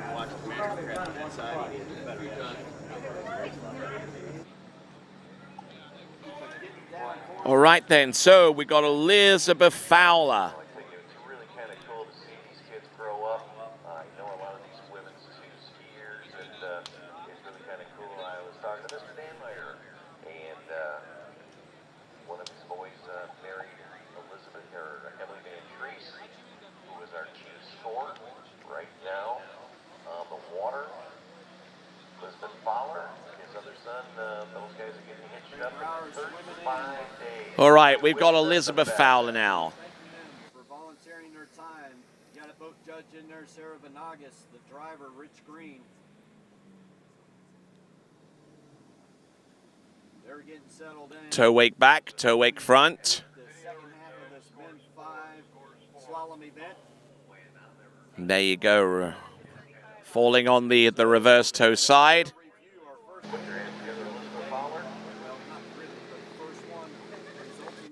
But look good with the initial hand tricks now. We take a look at our toe pass again, the toe O out. Toe wake back. Good knee bend, allowing herself to pull up on the line and stay over the ski.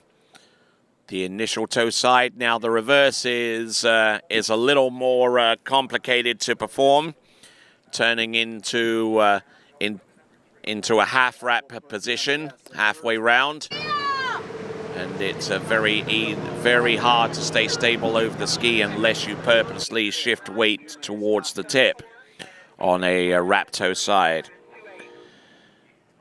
All right, here we go. We have got Camille Tyler now. Originally out of Texas, but making her home in Central Florida these days.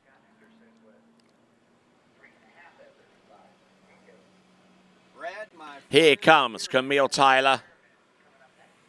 He's up on the water, 34 miles per hour, 28 off. Toe tricks there, wrap toe side, regular toe side. There we go, almost slipping out the back there with that initial 180 to the back. There's the toe reverse, and just not able to gain a full balance there throughout the entirety of that run. She got the initial toe wake back and toe wake front, mind you.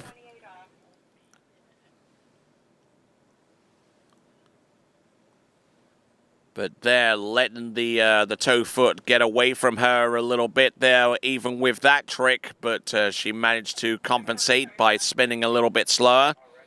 The reverse toe back, reverse toe front. Then she tried the position to go for a surface toe back-to-back, which she managed to get. And then she came in with the reverse, and the handle ended up going a little bit too low in relation to a standing leg. When the line is that low and the line goes tight, it tends to pull everything from underneath you, like having the rug pulled out from underneath you if you happen to be standing on it. Why not take the opportunity right now to go to waterskibroadcasting.com, waterskibroadcasting.com, and use this opportunity to participate in the audience prize competition. And then actually wasn't because he didn't like it. He had to like it. He had it better than everybody else. We had to take Dave, and he just never picked up on it. Thanks, buddy. How'd you do? Okay. Oh, no. Good luck with first. Thanks. Oh, I'll see you.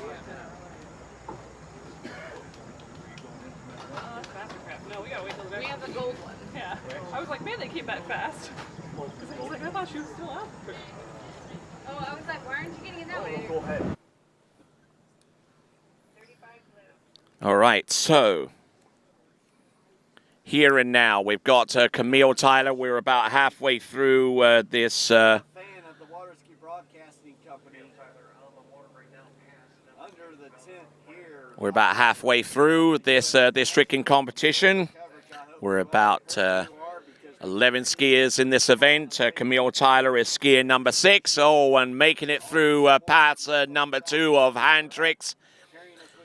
Enjoying the heck out of that one. She'll ski into the dock. And this first event in Women's 2. There are 2 more Women's 2 events to take place, the jump and the slalom event, before the overall points are finally tallied.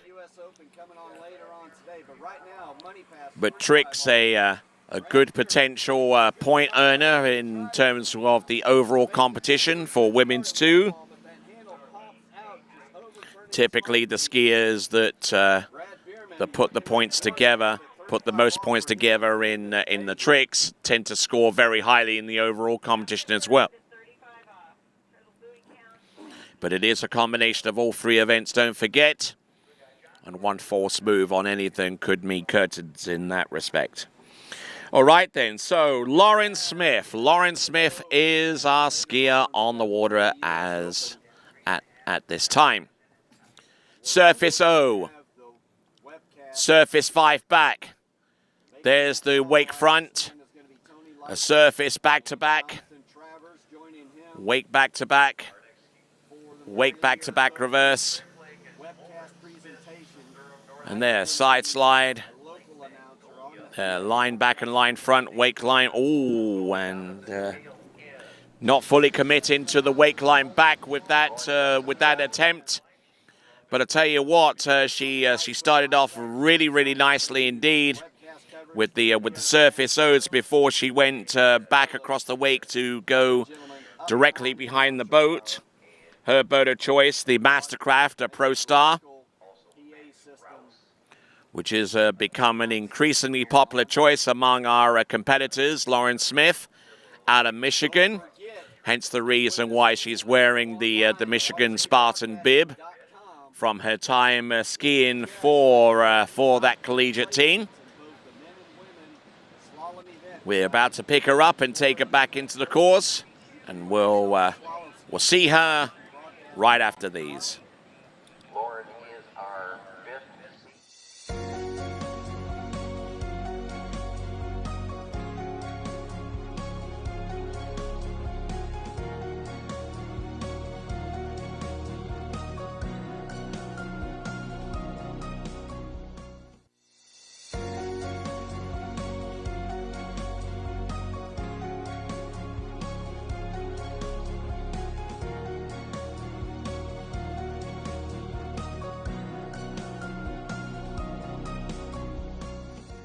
Hi, I'm Alice Bagnoli. I'm from Milan, Italy. I'm 21 years old. I switched to Goode when I was 13 years old. In the past, I used to ski. My skiing was very unstable, was very inconsistent, and once I switched to Goode, it became very stable. I was much more confident in my skiing, and I started winning more medals. Every new ski is much better than the previous one, and I know that if something would happen to my ski, I would switch. All right, then, working our way through with Lauren Smith. There you go, look at her go, and there we go. That's the way you perform a wrap toe side slide. Pushing the knee into the ankle and allowing your weight distributions to stay firmly over the tip of the ski. Toe wrap in a little bit wayward coming out, and she's going to have to swim a while to find her ski. Ah, there it is. There we go. That is Lauren Smith.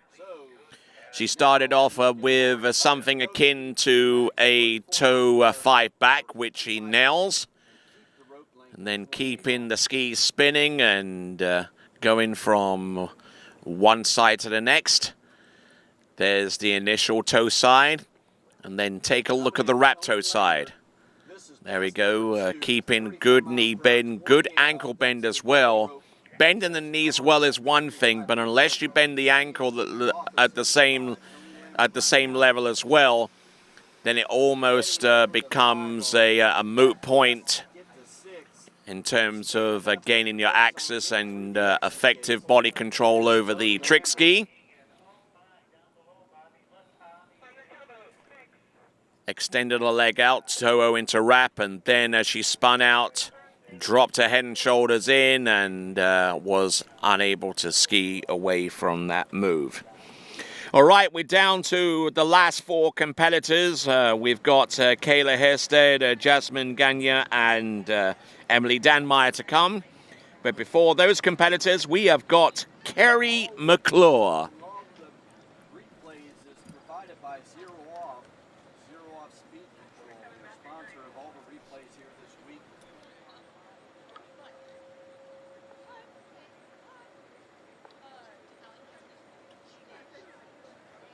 Indoor vendor, our concessions are open between the buns. So we got a few things today. We got some muffins. We also have ham, egg, and cheese muffins, hash brown strange pizza, breakfast pizza, coffee, orange juice, and soda.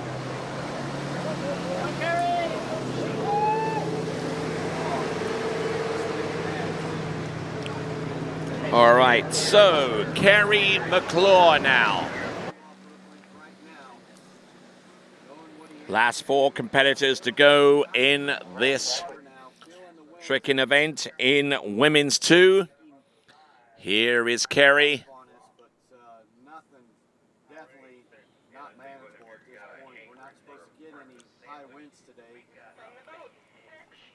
Here we are with Kerry McClure on pass number 1. Oh, there we go. Wake back to back, and it's reverse. Going through each of these moves one at a time, trying to keep everything flowing along with the Waco, and there's the reverse. Kerry McClure doing a fine job out there with that particular pass, moving from trick to trick and looking very fast indeed.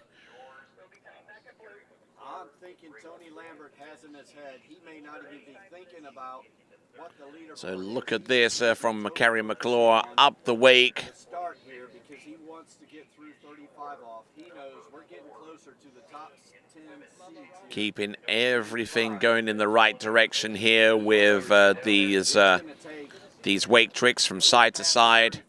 Using the momentum effectively to send her outside the wake with a Waco, and then almost as soon as she did that trick,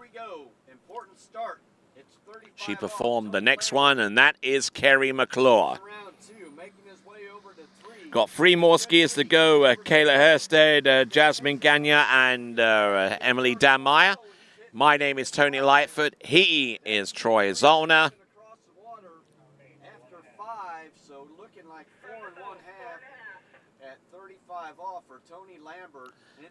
I've got tricks. He's got slalom. We've got simultaneous webcast going on right now. After we get done with the tricks event and its finality, that's after men's 1 tricks. Then we will go into the qualification round for the men's jump event. But let's see what we have from Kerry McClure. Over the wakes. Kerry McClure now with the line back and the line front.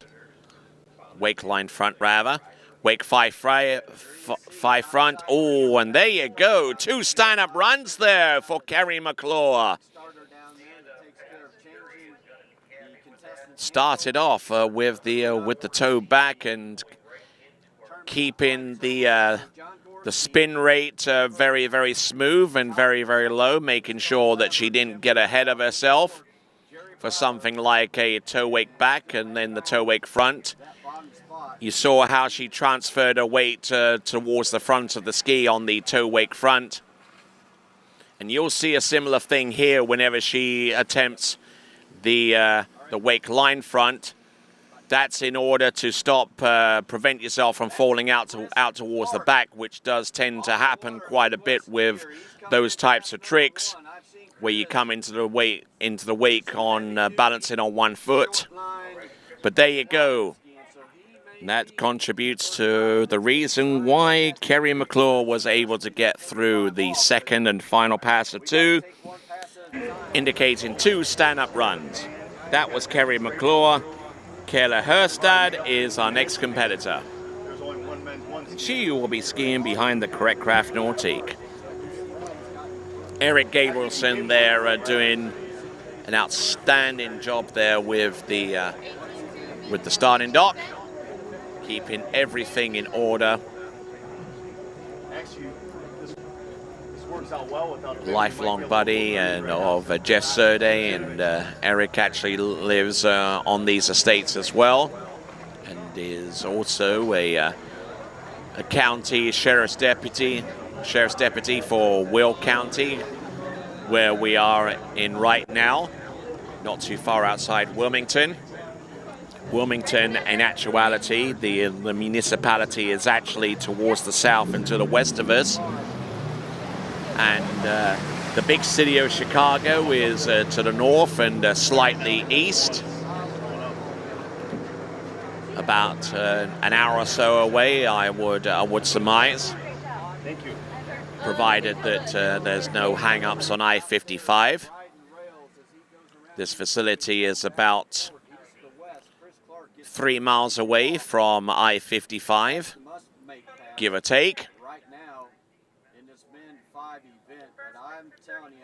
And there we go. This is Kayla Herstad, our third skier from last.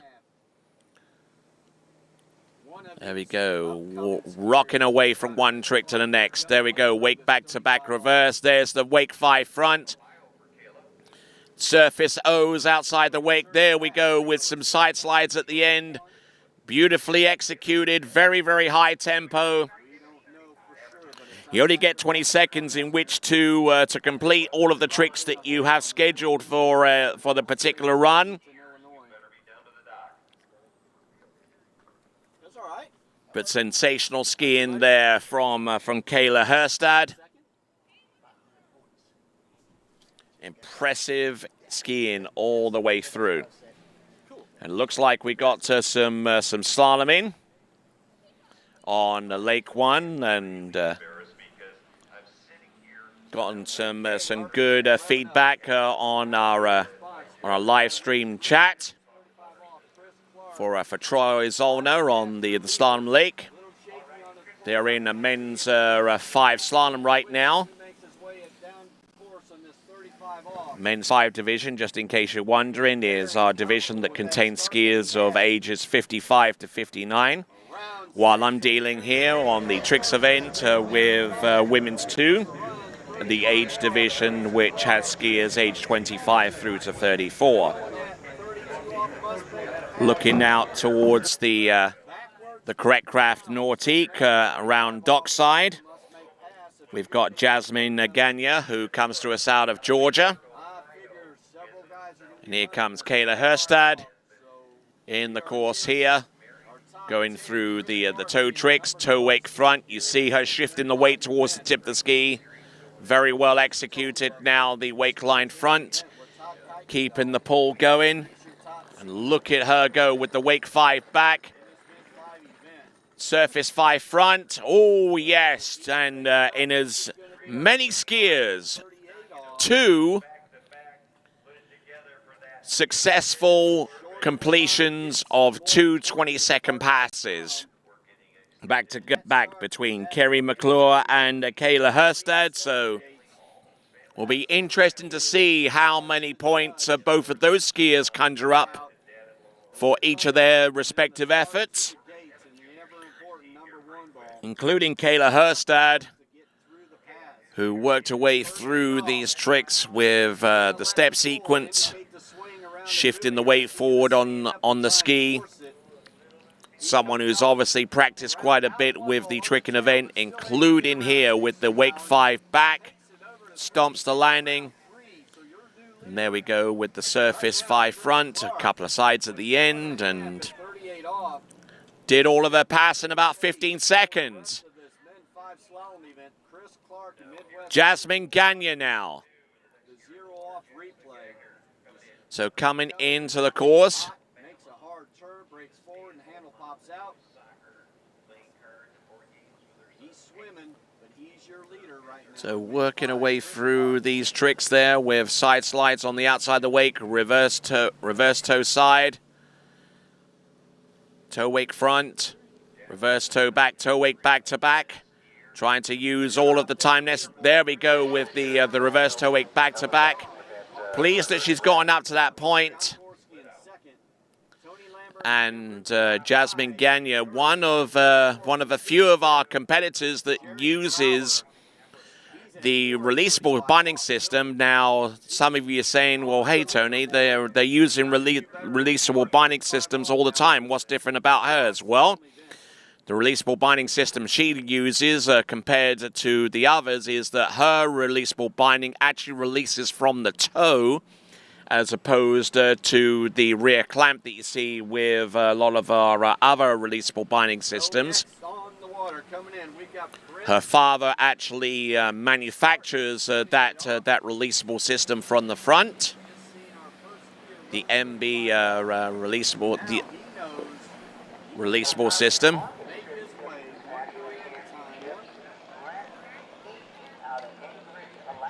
And we will see what she can do with her second and final pass of toe tricks.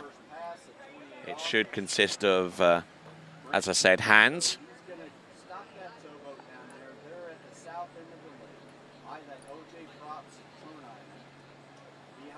So, got a good few comments in for slalom, not so much of her tricks. You tricking fans out there can plint in as well. Why not? If you're signed in with your Gmail account or have an account with any of the Google apps, then feel free to comment in during the tricks event as we work our way to our penultimate skier on the water, halfway through her effort, and with a second pass of tricks to come in this event, the Women's 2 National Championship as part of the Goode 79th National Waterski Championships. Here we go, working our way through the tricks.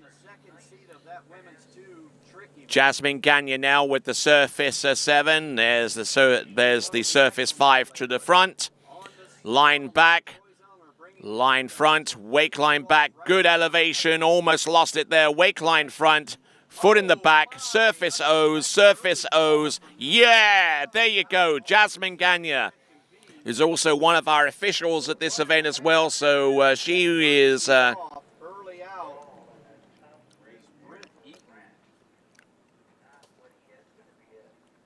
she was exceptional out there with that particular run, and using her releasable binding system to great effect. So good surface tricks and working them into the complete package. Trying to move efficiently, which she did, especially with that surface line back and line front. Stepping with the knee rather than with the entire leg. Almost got caught out there with the wake line back, but stopped for a second and landed and worked her way through this particular run. And that was pass number 2. Here comes Emily Danmeyer, who's working feverishly hard as one of our scorers in this national championship competition. Originally out of Van Werton, Ohio, member of a highly decorated water skiing family.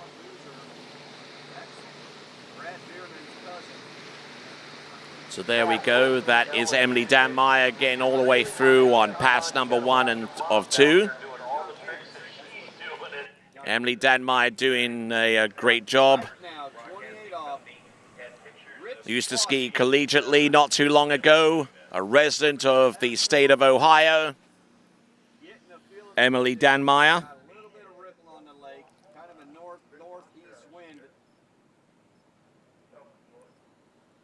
Not enough to really make any adjustments as far as I can tell, but I'm not a...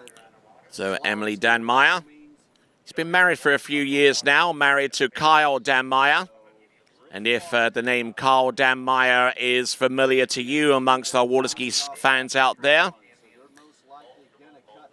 he was, up until a few months ago, the most watched water skier in the digital realm through the crash that he took at the 2011 NCWSA National Collegiate Waterski Championships. Losing a ski in towards the bottom of the ramp from one of his jumps in those championships that gained him international fame and allowed him to be interviewed on such networks such as the Big 12, the Big 10 network. And this is his missus. This is Emily Danmeyer.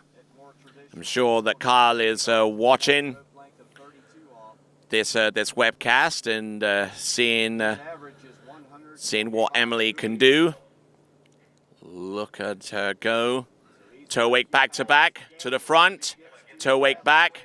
Does she have anything more? Reverse toe wake back. Yeah, there you go. Great effort there. Double fist pump at the end. He's heading over to round 5, making his way to 6. So, 32 off. Emily Danmeyer is working feverishly hard during the national championship, serving the needs of our officials. Actually said that Carl would be on site a little bit later on in the week, and I think he was actually in the boat in this instance. We're in our top 10 in this men 5 Just look at her go through these tricks, one after the other, dancing on the water, including the reverse toe wake back. Yes! Enjoying the heck out of that one, our very last skier in women's 2. Will that be enough for the title? We will find out in maybe a few minutes once we tabulated the scores. We're going to go into men's 1. Men's 1 tricks. We're going to start with Andre Broussard. And we're going to take a little bit of a pause. We will return with the 79th Goode water skiing. Whoa, no, actually we're going to go straight into men's 1. Skier originally out of Thibodaux in South Louisiana, but now residing in near Polk City in Central Florida, where he works for Action Water Sports. This is Andre Broussard. Our first skier in the men's 1 tricks out of 15 total skiers. Andre Broussard, who has spent many a year training at Bennett's Waterski and Wakeboard School in Zachary, Louisiana. Doesn't get to ski too much these days as he is in the corporate world, but he does get out there and trick, and he does stay sharp with this particular run of hand tricks. It is Andre Broussard. 2.5 at 38 off in this men 5 slalom event. So Rich Foster sitting down there. He was struggling, he was scrapping, he was using his muscles. Going through the surface tricks. To come back in at this 38 off pass. Making fairly light work of this run. A little bit of a wind, a touch of a headwind coming back into this 38 off, which that headwind can be an advantage for you. It'll help slow you down as you approach the buoys. And looking okay. Now waiting to see if he'll come back on pass number 2. Andre Broussard hasn't had an awful lot of time to practice, and certainly hasn't practiced much here, if at all. That's why he was looking in towards the boat to see what direction that he pulled out to shorten. Not to shorten so much, I beg your pardon, but to set down at the end of the pass. I don't think he has a ski or another rope to change to, so that was by way of taking a breather. And actually, another reason why a person would drop at the other end is to actually put the toe foot into the toe strap and save a little bit of time in that respect, instead of getting up on top of the water and putting the toe strap on. Especially for those skiers who have struggles balancing while skiing with toe hold anyway. Toe wake back and toe wake front. Oh, and that toe wake front looking very, very suspect coming off the top of that first wake, and unfortunately unable to ride that one out. That is Andre Broussard. Solid effort on pass number 1, but pass number 2 just allowing that toe foot to come away from him way, way too much. Just very, very deliberate and very methodical with his toe tricks. Not the most natural of skiers on toe tricks, but getting the height, but unfortunately throwing his weight back. That concludes Andre Broussard on his tricking effort. Our next competitor to take to the water will be Andrew Dix.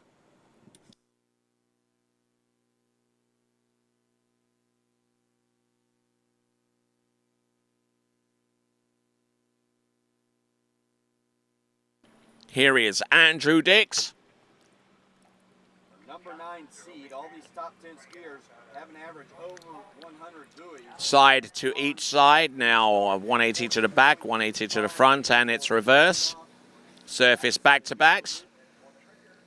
Starting to grow in confidence here with the initial and reverse spins for tricks such as a 5 front. And unfortunately, getting a little bit ahead of himself with that reverse 5 front. It is a device that's, it's been around for a few years, but it's Looking okay, at least for the first few tricks with the side and the 180s. and we've had some very severe accidents where a head will actually get between or in that.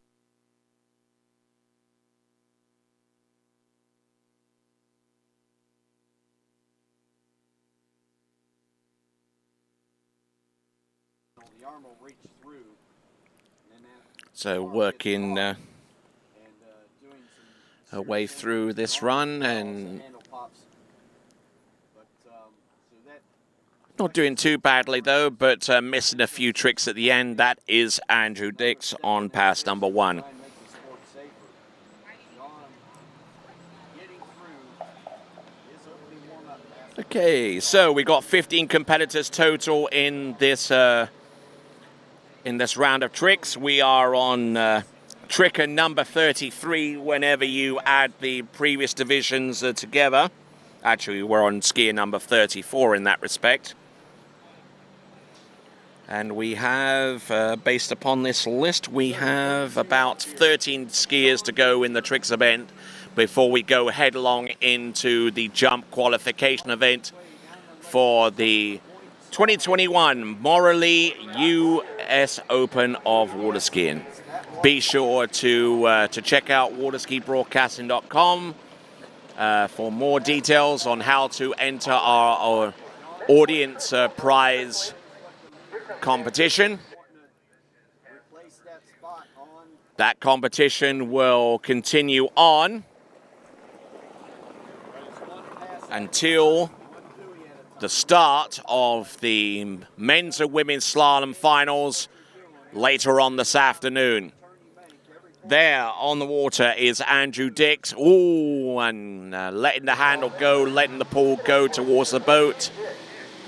And as a result, taking a pretty substantive fall. Very important to be mentally strong as well as physically strong in this slalom event. We'll look at him once again. So now, Sean Boozer, he's at 35 off. That is a must-make pass here in men 5.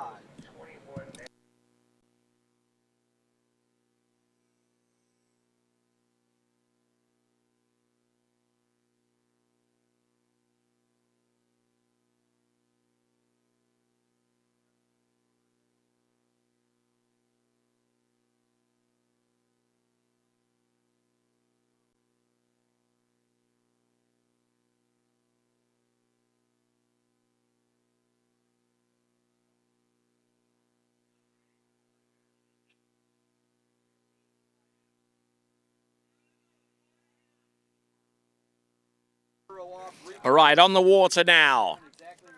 Working away from Andrew Dix, this is Colton Stephenson. His way through this course, that's 3 ball. Very, very quick with some of these tricks. Oh, almost slid out there on that wake front. But managing to use that momentum to good effect. Then used it to get on the outside of the left wake. And unfortunately unable to effectively ski away from that backflip. That is Colton Stephenson on pass number 1.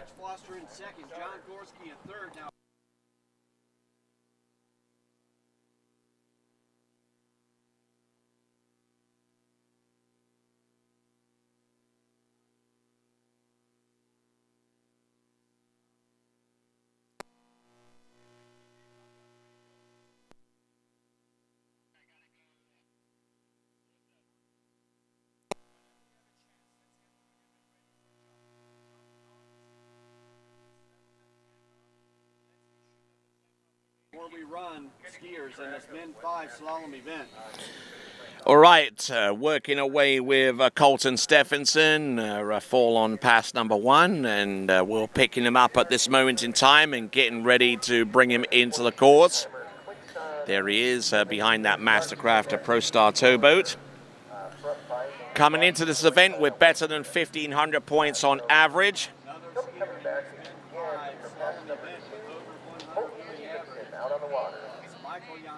Michael Yonkaitis opening pass. 28 off here in the men 5 event. That's a warm-up pass for these guys. They're top seeds in this event. That's a struggle pass for a lot of amateurs, though. These guys come out running it, making it look simple. At 34 miles per hour, they are 55 to 59 years old in this men 5 event. Michael taking that radar. All right, so my name's Tony Lightfoot.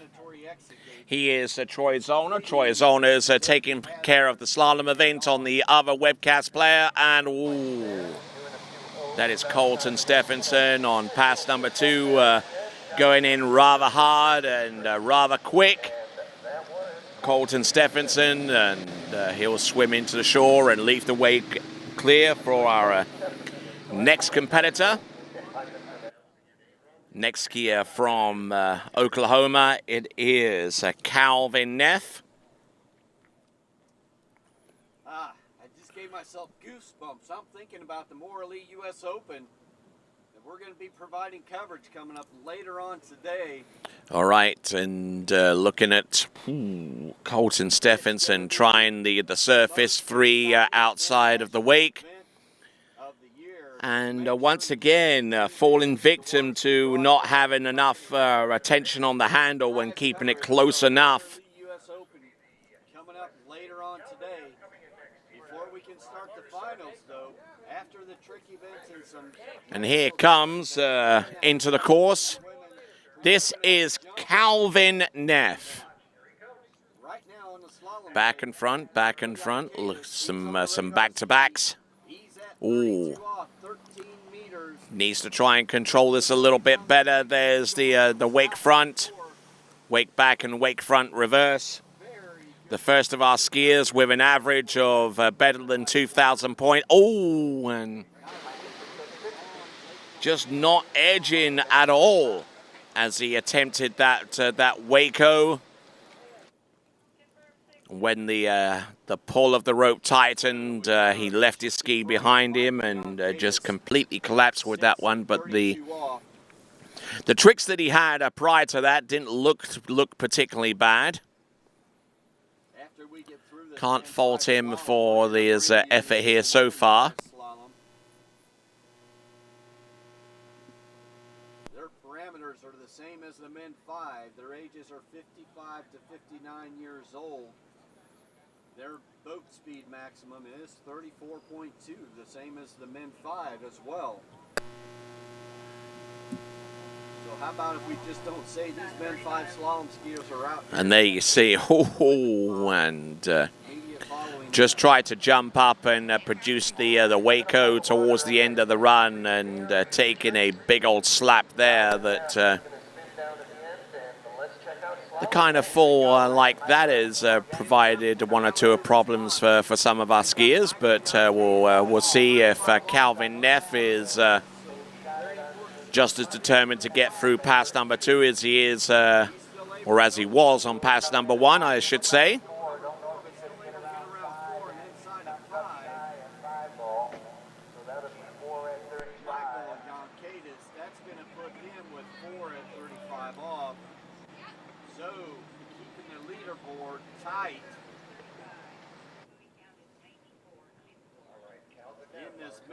Event as we get closer to the top 5 skiers. All right, here we are. Coming in with pass number 2, Wake 5 back, stomping that one. Calvin Neff. Oh, and trying to go for another 540-degree spin and leaving the ski behind him totally as he came into the wake. Tried a subtle edge, and there wasn't anything subtle about that fall, that much I can tell you. Did the 5 back, launched himself into that one, looked excellent. And then he positioned himself to the back to try the 5 front. And then he just edged, and then in the middle just pulled the ski up towards his body and just couldn't get any more spin out of the ski. So that is Calvin Neff.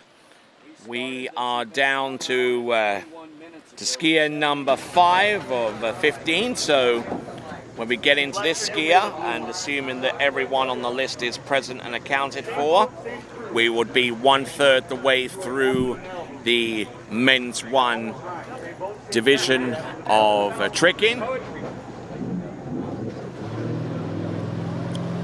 As the boat makes its way into the dock, we have the Malibu on the way into the tricking course, and behind that boat is Hunter Duffy.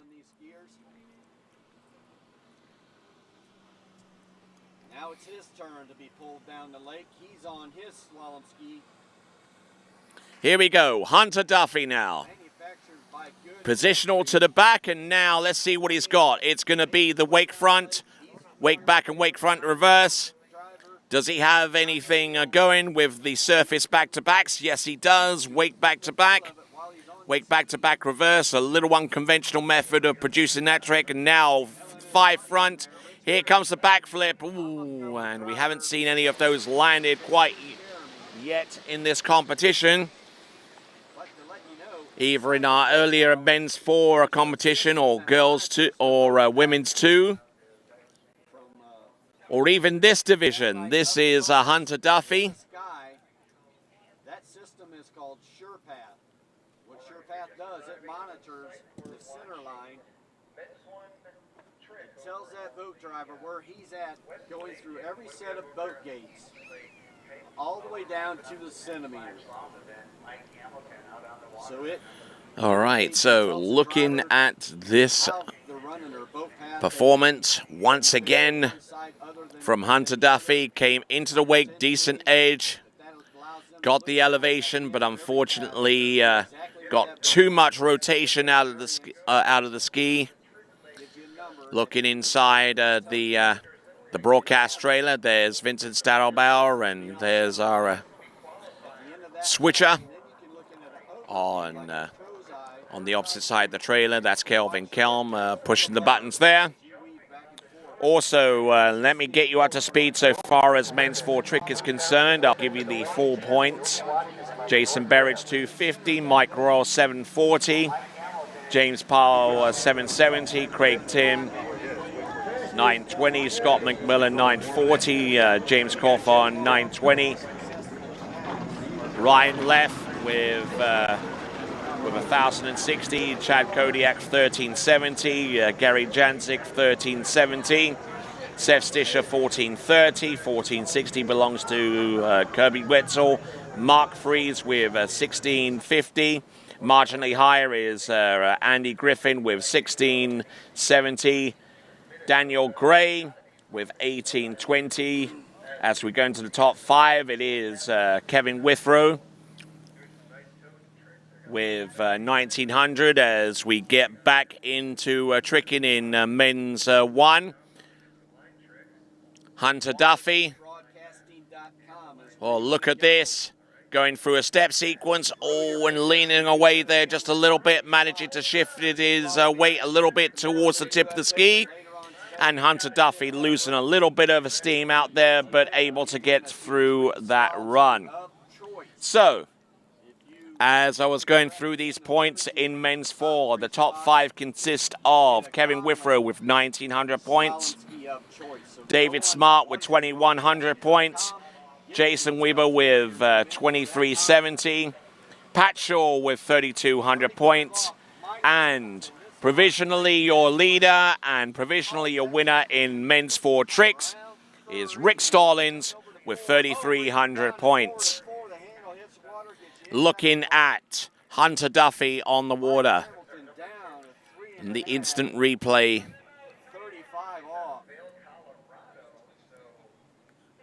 Not looking too bad for the most part. Okay, Fletcher Holm now. Good edge, good spin. Working his way from one maneuver to the next. Fletcher Holm.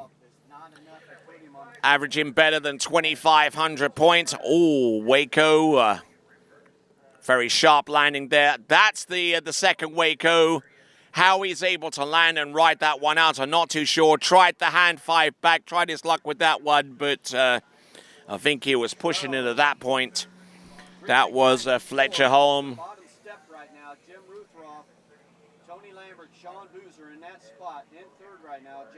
So continuing to work our way through these categories of the tricks event.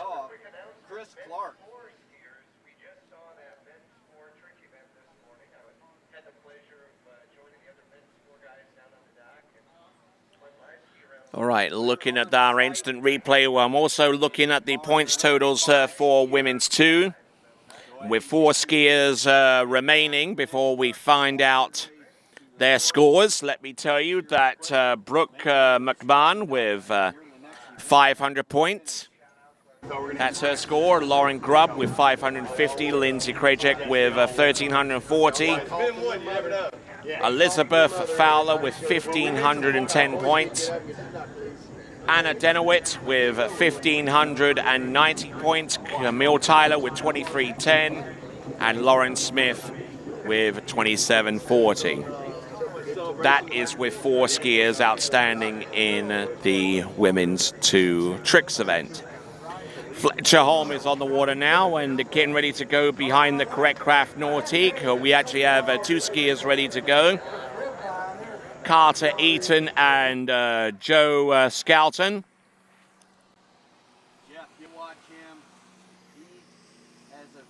Here is Fletcher Holm getting ready to throw down here with the backflip. Oh, and casing that second wake and getting a face full on that landing there. I'm sure he'll be a little bit dazed from that one, just trying to shake that one off. Came in for the landing and just boom. And we will return with our next competitor in the men's 1 tricking right after this.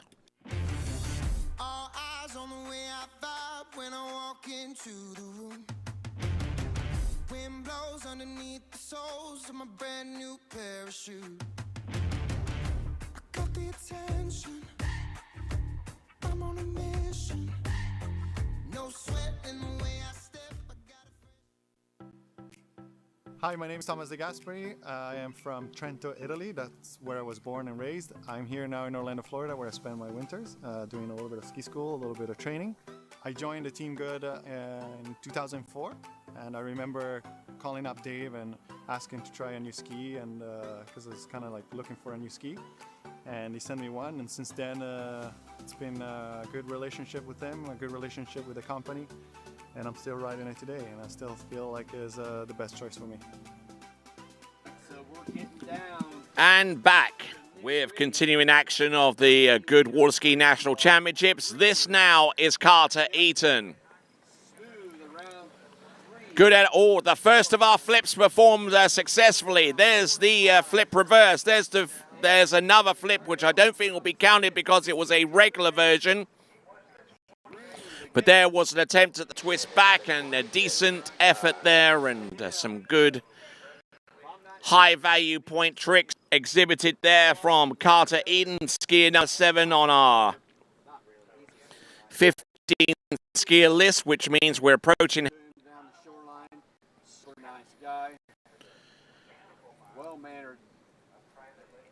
Just watching his performance there. Actually goes in for the first of the back flip twist back to front.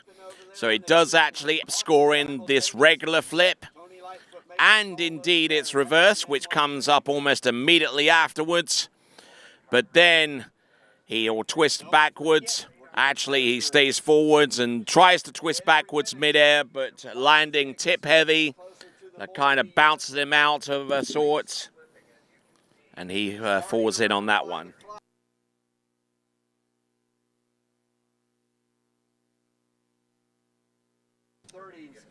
So, Carter Eaton getting ready for pass number 2 of tricks. Tony Lightfoot. He is Troy Zollner. He's taking care of things on the other lake with the slalom event, as he did all day yesterday, all the way through to the Nordique slalom qualification round for the Morley US Open of water skiing for 2020.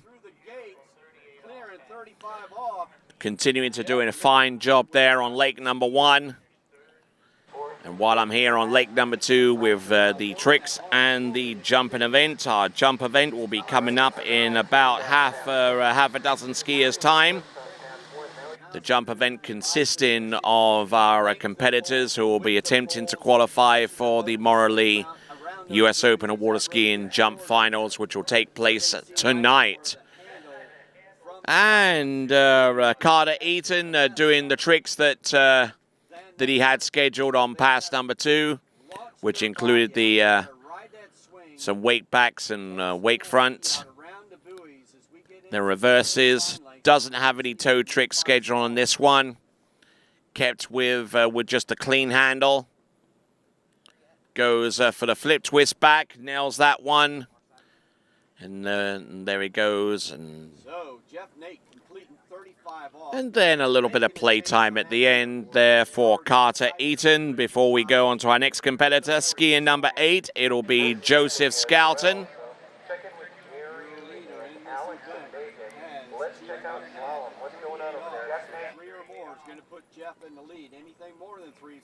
So here we are.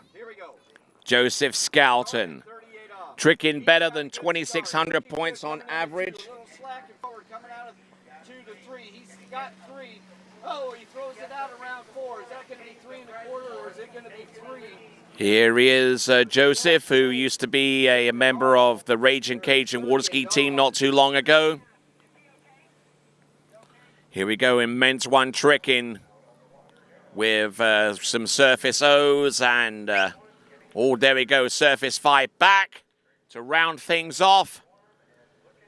And it's a commendable effort there on pass number 1 for Joseph Scouten. Launching himself there for the wake front to front, the Waco. So close there at 4-ball. They're doing a video review here for Jeff Nate. They want to make sure everything is accurate as possible. Good skiing there for Joseph Scouten. Also great skiing for a couple of our competitors who have just had their tricking results revealed.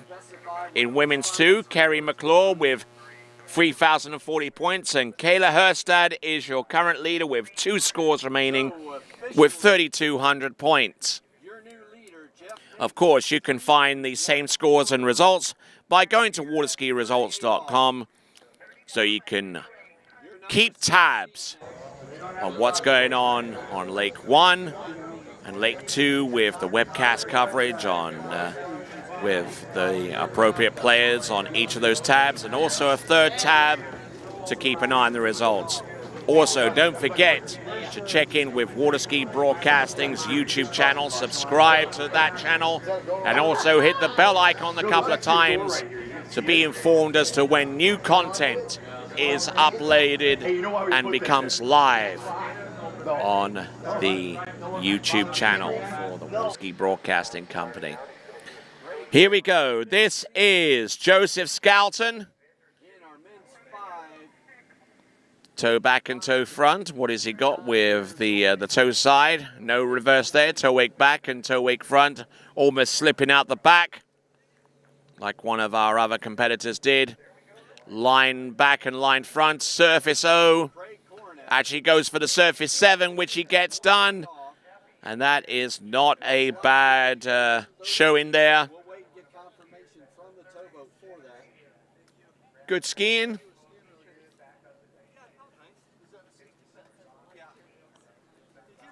Fine effort, keeping that handle very closer to his standing foot.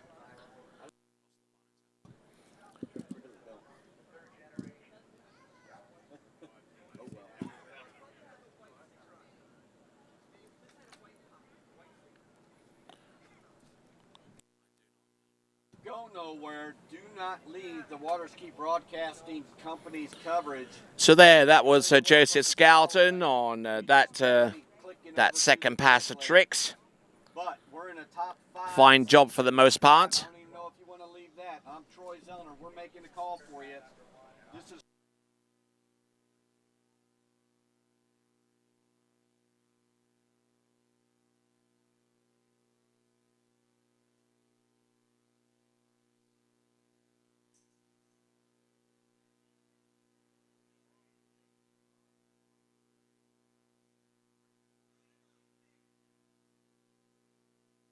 All right, skier on the water as it stands right now. This is Brett Stackpole in men's one tricks. Oh, beautifully landed front back flip. Oh, there's the front flip and coming up short on the landing. Brett Stackpole tricking better than 3,100 points on average coming into this event. Some good wake back-to-backs and surface back-to-backs to get him started. And then just absolutely launches with this backflip. Pretty smooth landing despite the fact that he cased the second wake. And then the front flip. And then tried to grab on with the second hand and unfortunately over-rotating in the process. So unable to ski away from that. And Brett Stackpole actually has one or two choices to make here. We can go with the toe pass coming up next, or he can decide to go with a repeat of pass number 1. All right. We've got 6 skiers to go after Brett Stackpole. We see Parker Scholl behind the Mastercraft over there in the background. And Curtis Williams. He will be skiing behind the Correct Craft, which is also part of our flotilla.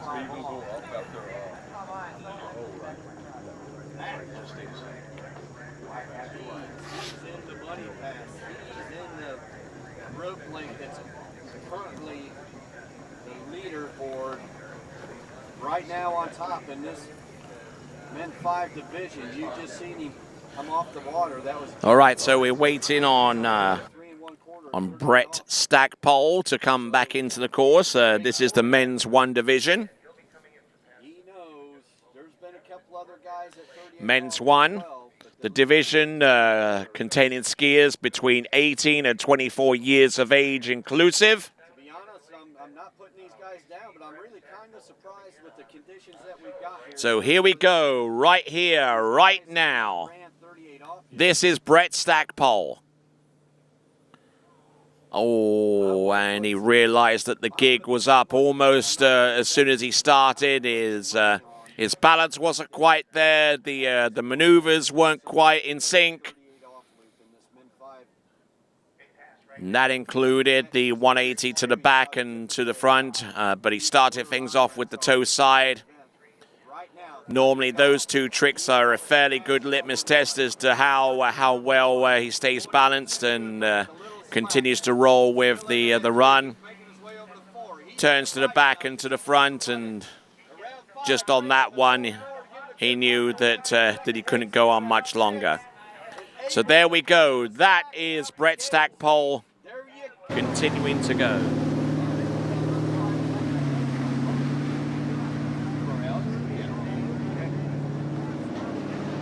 This event, this facility here, the Water's Edge facility, has been around since the mid to the latter part of the 1990s. This, the initial build for these lakes was actually completed in time for the 1996 Collegiate National Waterski Championships, which were hosted by Purdue University, right here on this venue, the very first major championships. Here we go. This was Parker Scholl up. Oh, it barely lands that backflip. There's the second one. No, he goes for the flip twist, landing with a half twist away from the towboat. A decent effort there on pass number one, getting things up and running with the Waco in reverse, and focusing more upon his setup for the flip than he did than setting up for other tricks. Just about getting that flip away. And then there's the second one. And then his head went there and almost between his knees, as a matter of fact, so edging away and taking the fall on pass number one of two. And that was Parker Scholl. And we'll return to his second and final 20-second pass in just a moment.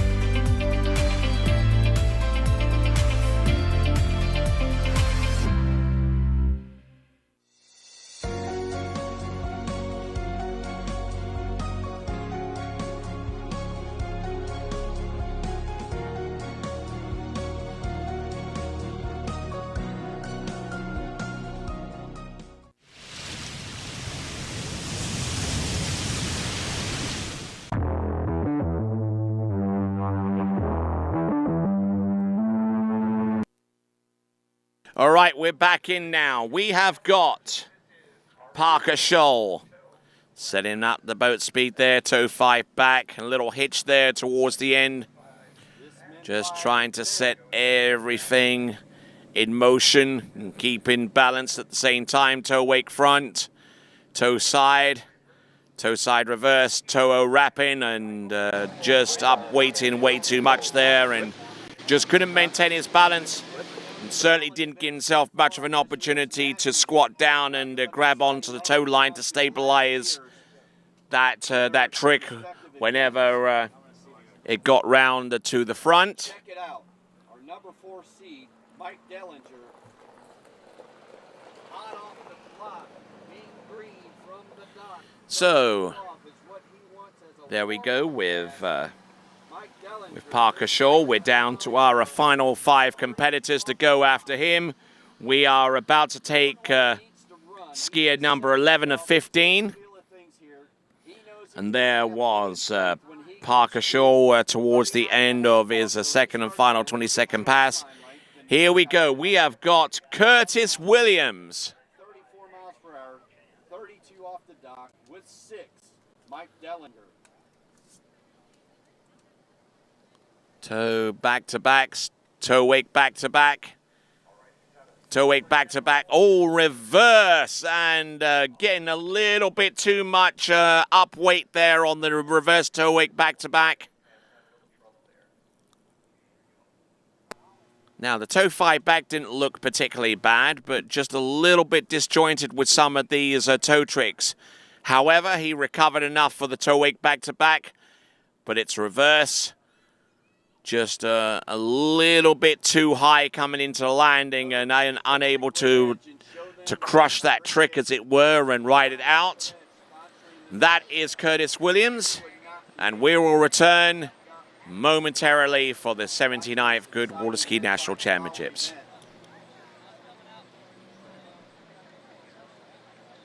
Mike Dillinger, like I said, won 95 national title last as we speak. He's on mid-one tricks. All right, so here we are with Curtis Williams, who I believe resides in the San Diego area of California, if my memory serves correct.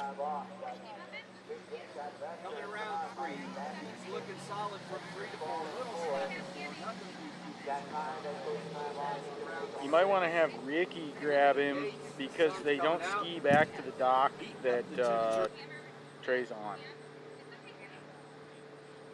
Okay, coming up next on the jump leg, we're going to have our open women and then open men jumpers on this north ramp. And that'll be the qualifying rounds for tonight's night jump. Top 5 jumpers from the men and the women will be hitting that jump under the lights. It's going to be so exciting, and you're not going to want to miss it. If you want to sit out on the island at the end of the lake, just $25. You can have a watch party down there and just have the greatest view of those jumpers coming right at you. Pass at a time, one buoy at a time, one quarter at a time. All right, here we go. When you get into the shorter line lengths, the smallest mistakes magnify. Continuing to roll from one end to the next. Beautiful conditions, so he knows that. Keeping the flow going. Ski line back there towards the end, and very, very aggressive there with the Wake 7 back. So a good, solid performance there from Curtis Williams. Number 4 seed, Mike Dellinger. He's around 2. He was waiting going into 2 for the buoy. He's around 3, nice and strong out of 3 over to 4. Making his way around 4 over to 5. Stay patient so he can get out around. So looking at this trick pass again, some solid tricks, a little bit out of balance, but he got enough of that pass to ski towards the ski line back. But skiing decently well and producing the 720-degree spin off the top of the wake. Now, we're into our final 4 competitors. We've just seen Curtis Williams. Now we're going to see Alex Gaharan.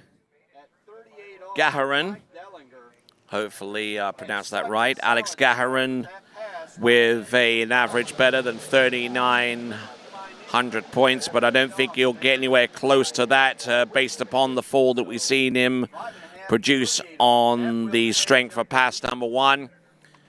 There's a ski line trick to get things up and running, but then as he started to motor, he missed the handle with the 5 front, and then he sinks into the water and waits for the boat to pick him up. That's pass number 1. We've got 3 more competitors to go after him. And we'll be back right after this.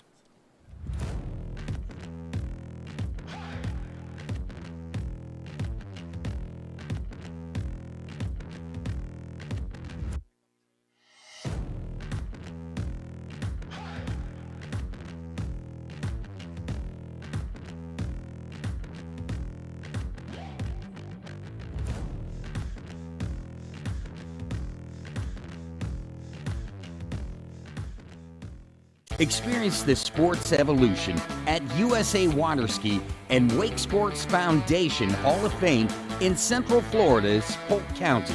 From the pioneers of the sport to the stars of today, all 9 disciplines are honored. It's the most comprehensive and fun-filled tribute to the people and the sport we love. Located inside the Central Florida Visitor Information Center in Davenport, Florida, the Hall of Fame is open 8 a.m. to 5 p.m. 7 days a week. All right, here we are. We've got Alex Gaharan. Fell fairly early on pass number 1 after executing a decent ski line to set things off. Missed the handle on a 5 front. Let's see what he's got to end off with. He's deciding to repeat pass number 1. Wake 5 front, basically continuing to ski where he left off. There's the Wake O, now edges out. Here's the first of his backflips, nails that one shot. Here's the second one, beautifully executed. Twist to the back, flip, twist back to front. Alex Gaharan, wake back to back reverse. And ending off with a flurry, a decent looking pass number 2, standing up all the way through on that one, but I'm sure his mind will be rather preoccupied with what happened on the opening portion of pass number 1. And will rue that error in relation to the potential point score that will be going his way.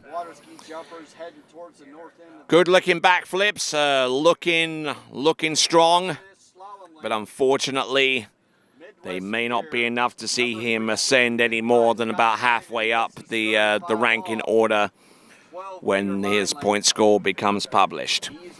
All right, Coleman Norton is our next competitor up, our third skier from last in the tricks event in men's 1. And then we're going to take a brief pause before we go into the jump event, the open women and the open men's jump event, which will qualify the top 5 competitors to go into the Morley US Open of water skiing jump finals, which will take place this evening. Here we are. We have got on the water Coleman Norton. Wake lino to get things off to a subtle and effective start. There you go. Wake line tricks. Looking and go through the backflips. Continuing to roll from one side to the next. With some side slides at the end. Coming through with a fantastic looking opening run. He started off with the wake line O and did that one perfectly. Stayed close to the wake and just controlled his spin and his balance all the way through. But just look at the remainder of his tricks. Good knee bend, equally good ankle bend as he worked his way on the outside the wake for the wake back-to-backs. And then using the momentum that generated enough space to keep him outside the wake on the second back-to-back to set himself up for the backflip. And then the next one. And then with a couple of sides, which I'm sure that he put towards the end, a nicely executed opening run. That was Coleman Norton. I'm Tony Lightfoot, he's Troy Zollner. Be sure to enter the audience prize competition at waterskibroadcasting.com.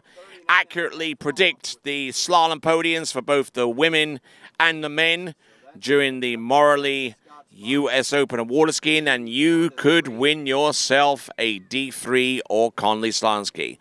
But you've only got a certain amount of time in which to enter at waterskibroadcasting.com because the entries close whenever the slalom event starts later on this afternoon. The Nautique Slalom Finals as part of the Morley US Open of water skiing presented by OJ Props. Going around the OJ Props Island and getting himself up to speed behind the Malibu towboat is Coleman Norton.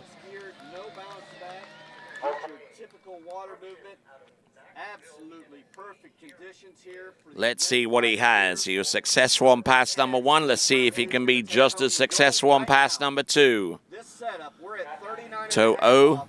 It's Scott Tynan, number 3 seed O, getting stood up at 1. Nice. Lee done.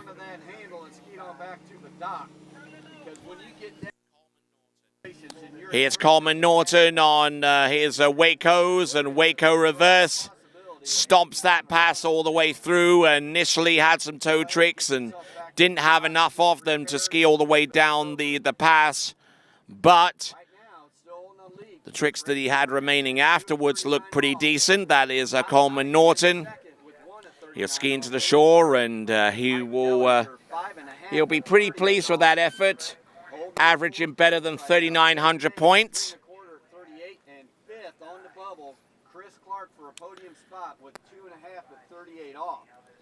And just looked in fine shape all the way through from start to finish. It is Coleman Norton. Because these next 2 skiers have an opportunity to change up that leaderboard with whatever performance they bring to the lake today.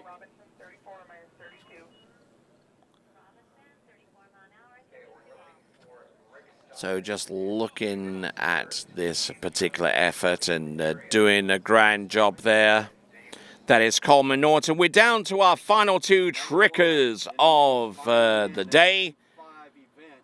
At least among those competing in the 79th Goode Waterski National Championships. It is going to be Carter Williams coming up next.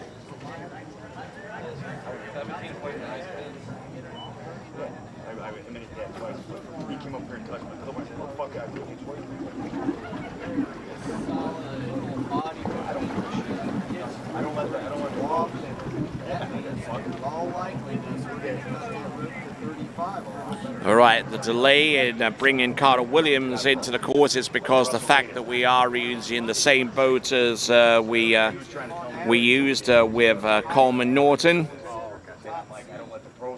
Both those competitors electing to use the Malibu. And once we get Carter Williams is ready with both his release person and his equipment and everything that's necessary. The other option that the skiers have is to choose to go with a weighted or an unweighted boat.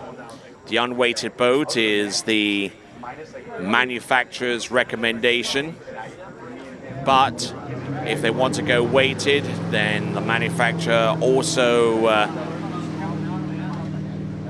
provides specification as to how much weight that boat can take in its weighted configuration as well. Normally it's around about 150 pounds of additional weight can be put into the towboat, but it does changes in relation to the specifications offered by each of our manufacturers. The Malibu Response TXI, the Mastercraft ProStar, and indeed the Cretcraft Nautique. Look at this for Carter Williams to open up with flips in each direction. Look at that flip twist back. Does he go for the mode back-to-back? Yes, and going down hard up on the landing. Falling from a great height. That is Carter Williams.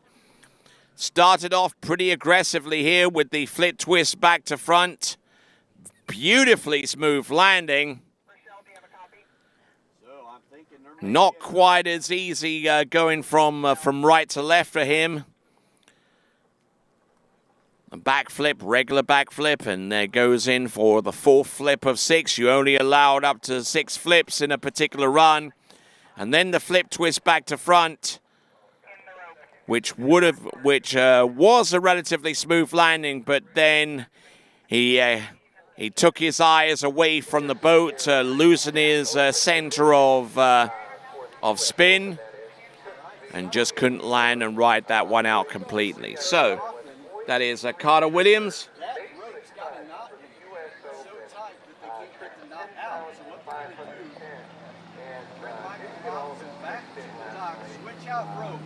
So we're going to take a short break.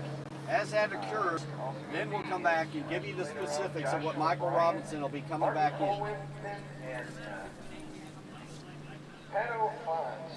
Ski or not ski at risk? With that? All right, so we have got Carter Williams making his way around the island.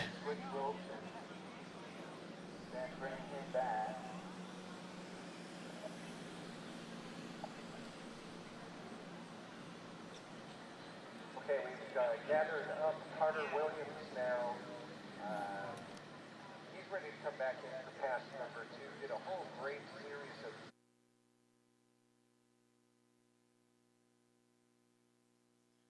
All right, here we go on pass number 2. This is Carter Williams.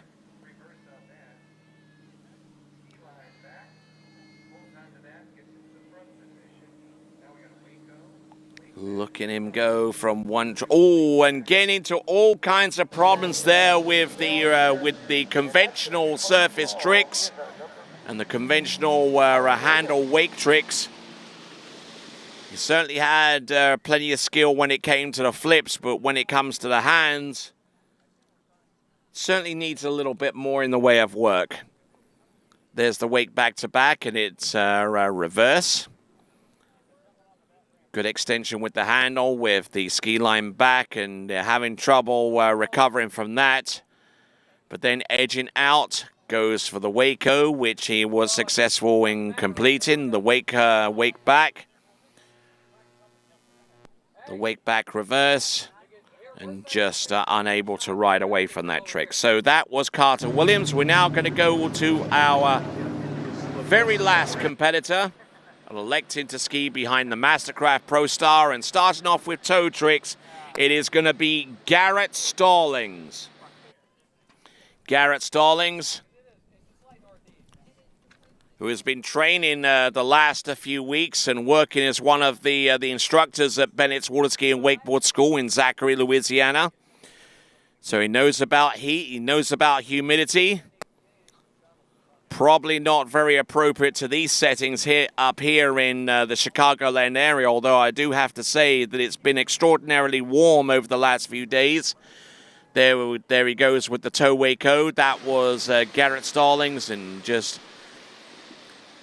not committing himself fully to the top of the wake as he initiated that spin. But he has been tricking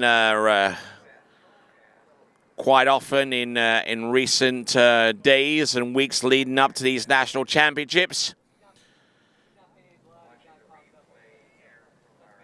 So there's the toe 5 front, toe O out, toe O straight back in, and grabbing onto the line.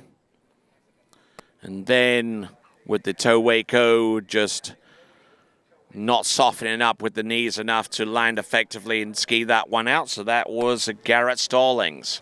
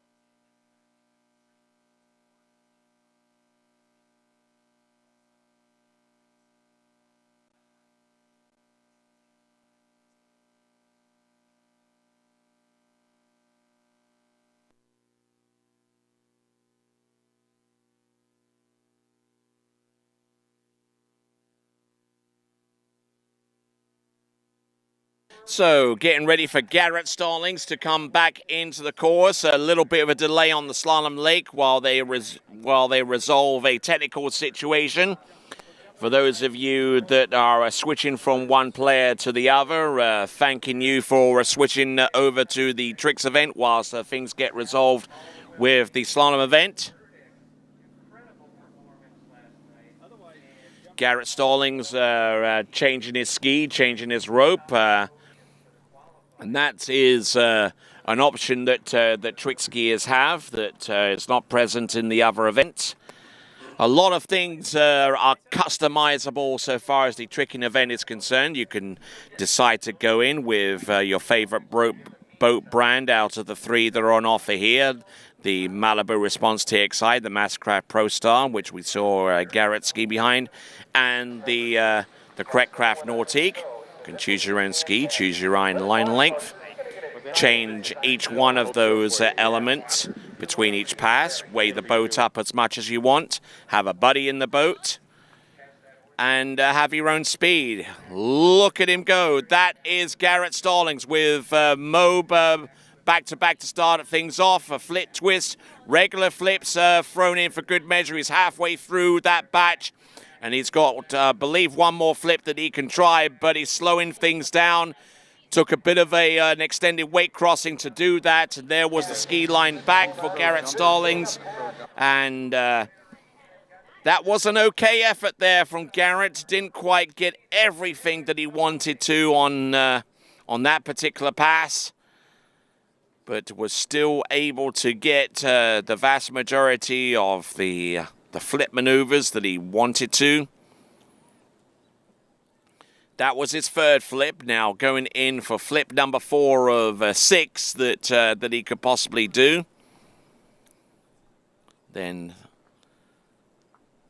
during the course of that weight crossing, did a wake back and wake front, a ski line trick. And there we go, ski line back to back, but came up short of the top of the first wake. And that will complete men's 1 trick-in for the 79th Goode Waterski National Championships. My name is Tony Lightfoot, and we will return to action, which includes the qualification rounds for the Open Women's Jump competition and also the Open Men's Jumping competition for the Morley US Open of Water Skiing. The qualification rounds of those events will be coming up in just a few, right here.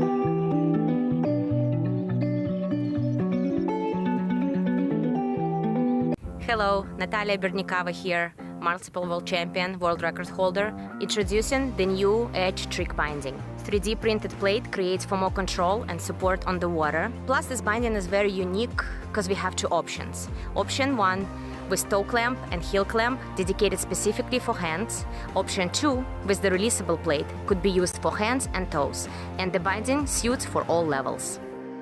For the upcoming season, it's time to get on edge.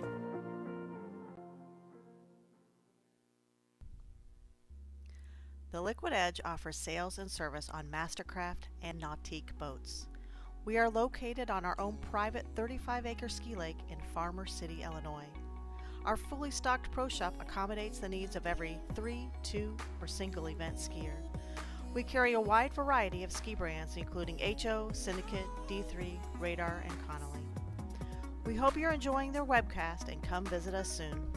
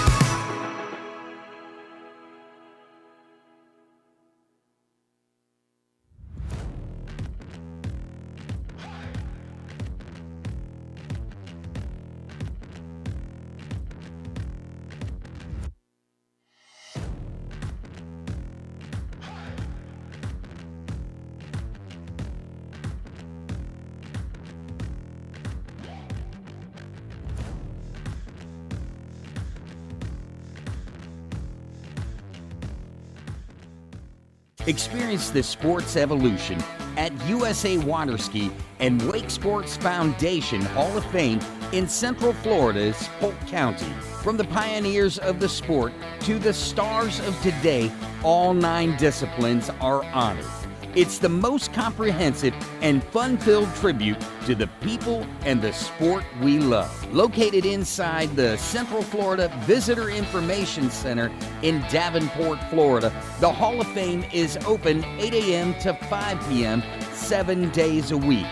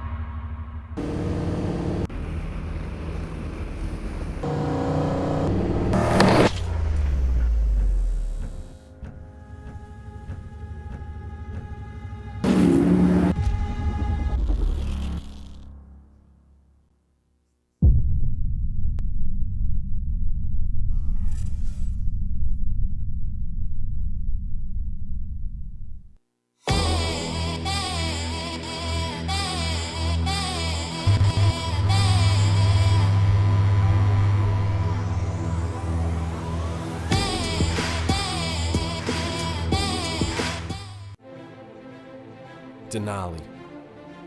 No hype, just science.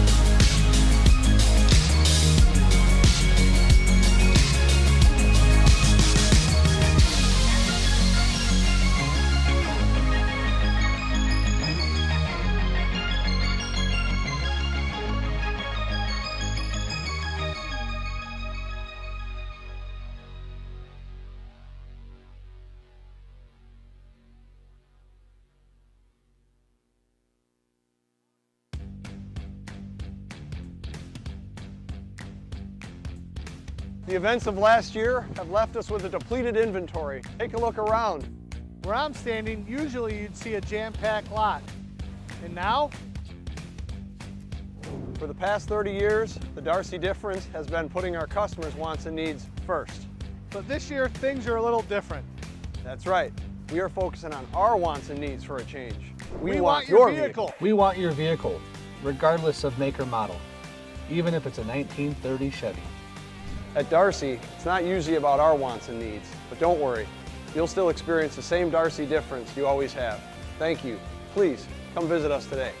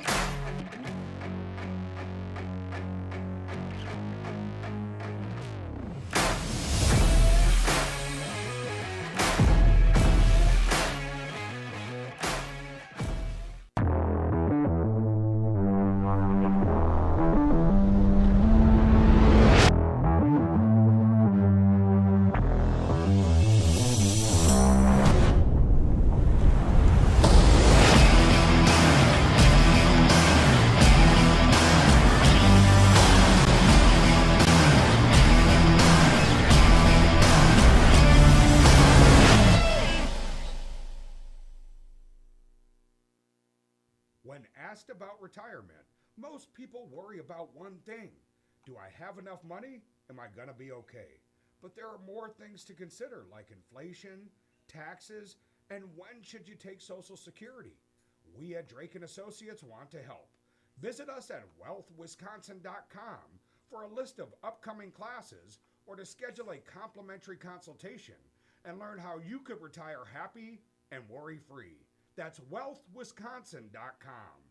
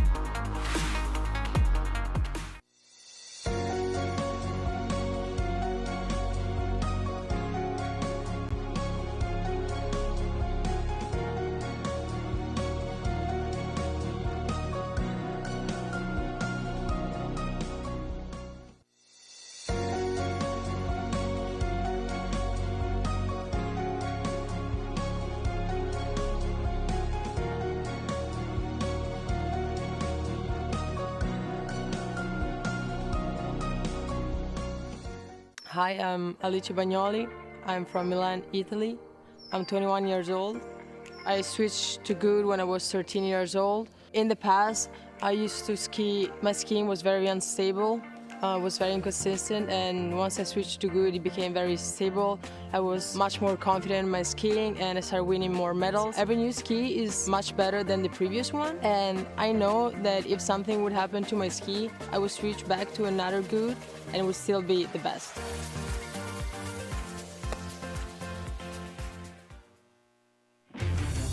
All eyes on the way I vibe when I walk into the room. Wind blows underneath the soles of my brand new pair of shoes. I got the attention, I'm on a mission. No sweat in the way I step. Hi, my name is Thomas De Gasperi. I am from Trento, Italy. That's where I was born and raised. I'm here now in Orlando, Florida, where I spend my winters, doing a little bit of ski school, a little bit of training. I joined the team Goode in 2004, and I remember calling up Dave and asking to try a new ski, and because I was kind of like looking for a new ski, and he sent me one, and since then it's been a good relationship with them, a good relationship with the company, and I'm still riding it today, and I still feel like it's the best choice for me.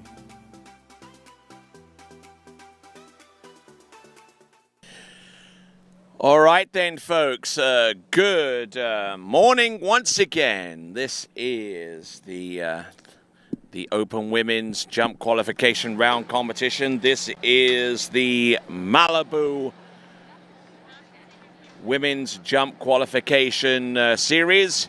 Cassidy Hawkins, our first competitor, is out in the water. We have a total of 11 jumpers in the women's category. And we have I would say about half of them are open women, and the other half international women. We'll determine two things: the U.S. National Open Women's Jump title, and also the 5 skiers that will advance through to tonight's Women's Jump Final as part of the Morley U.S. Open of Water Skiing. Here comes Cassidy Hawkins, jump number 1. Passing up on jump number 1. Just leisurely pushed her way out towards the right-hand side of the towboat, and then try to cut towards the jump on jump number 1. Unfortunately, her timing wasn't quite right, so that expends her first jump of 3. That's Cassidy Hawkins.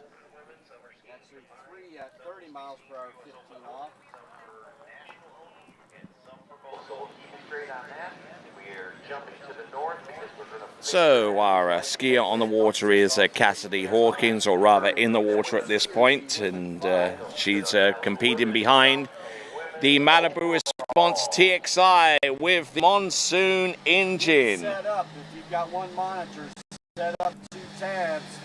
Sabu, one of the highly respected boat brands that we are using at these national championships, has all the bells and whistles, including the 7-inch touchscreen, 0-off GPS speed control, and bullet aluminum accents, and also in this instance, it has one of the new Malibu line of Monsoon engines, including the M5 DI and M6 DI. The M6 DI is the engine that we're using, 6-liter engine. Plenty of grunt for our women jumpers to take on board. Not only does it have plenty of power, it has some world-class wakes to take into consideration. And here comes Cassidy Hawkins with jump number 2. Let's see what she's got here and now.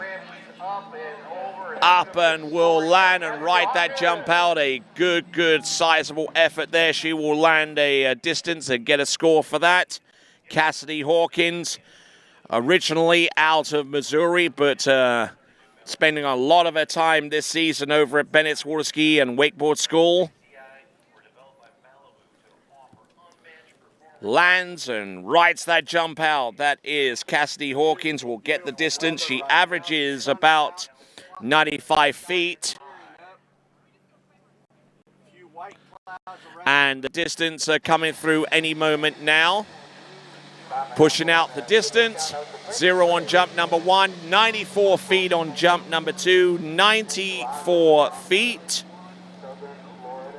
or 28.8 meters.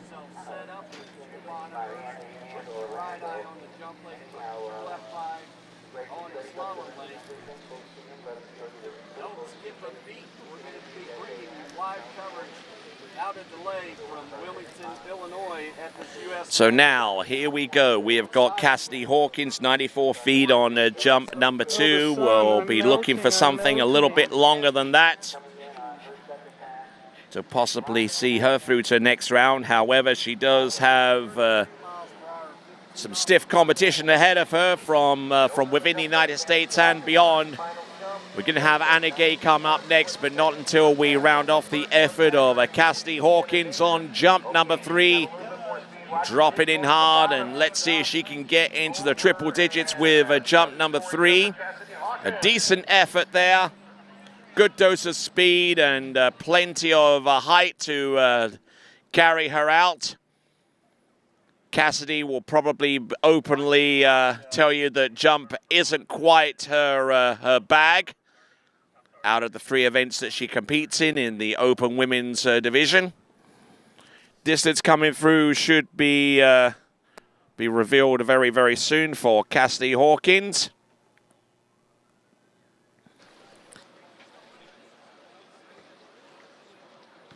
All right, the distance for Cassidy Hawkins going to be revealed up on your screen any moment now. I don't think it was going to be further than jump number 2.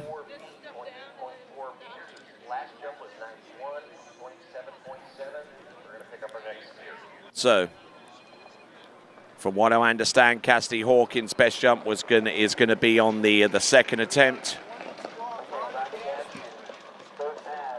So, the graphic coming up and confirming what we know as to be true. 94 feet on jump number 2 is her best distance. 91 feet on her third and last jump, which is 27.7 meters. All right, now, next competitor up is going to be Anna Gay. Now, Anna Gay, her best average doesn't actually contribute an average. I don't see a score associated with Anna Gay's jumping, but we don't see her jump an awful lot, and very rarely competes in the jump discipline whenever she skis and represents the United States of America. Looks like we're bringing her back for some reason. I'm not too sure why, but looks like we're doing some work on the jump. And while that happens, we'll step aside. We'll return with Anna Gay as we continue on with the Malibu Boats Open Women's Jump Qualification Round.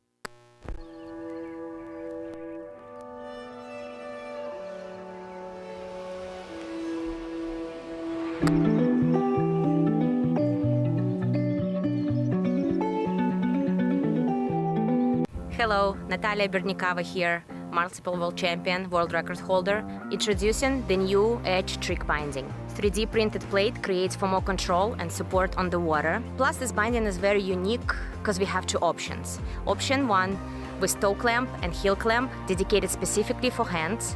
Option 2 with the releasable plate could be used for hands and toes, and the binding suits for all levels. For the upcoming season, it's time to get on edge.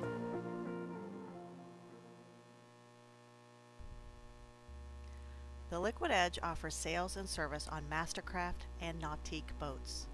We are located on our own private 35-acre ski lake in Farmer City, Illinois. Our fully stocked pro shop accommodates the needs of every 3, 2, or single event skier. We carry a wide variety of ski brands including HO, Syndicate, D3, Radar, and Connolly. We hope you're enjoying their webcast and come visit us soon.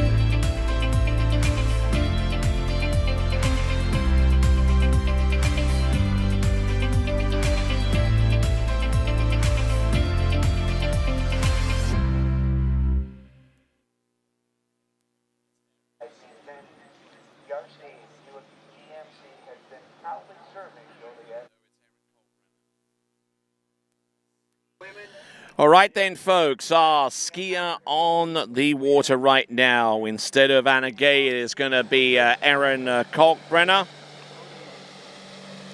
Erin Kalkbrenner is our next competitor out in the Malibu Boats Pro Women's Jump qualification round that also incorporates the U.S. National Open Women's Jump Championship. Now, just to tell you a little bit about Malibu Boats, they've uniquely designed for the purposes of tournament water skiing. They have the T-cut diamond hull that it's proven its performance time and time again, including the 13 world records that it's produced over the years. They've incorporated that with the new line of Monsoon engines, including the M6DI, the 6-liter engine that is pulling our ladies right now. Here comes Erin Kalkbrenner coming in on jump number 1. Oh, look at that. Beautifully executed jump there. Erin Kalkbrenner averaging a jump distance of 141 feet.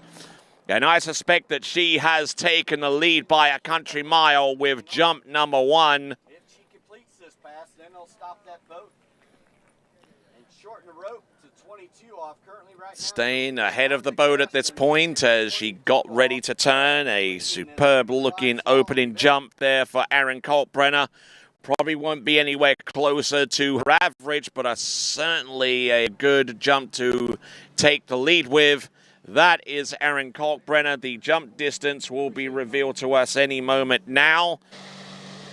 And pushing out the distance, it is 129 feet, 129 or 39.4 meters, taking the lead ahead of Cassidy Hawkins with jump number 1. So good effort there for her behind that Malibu towboat.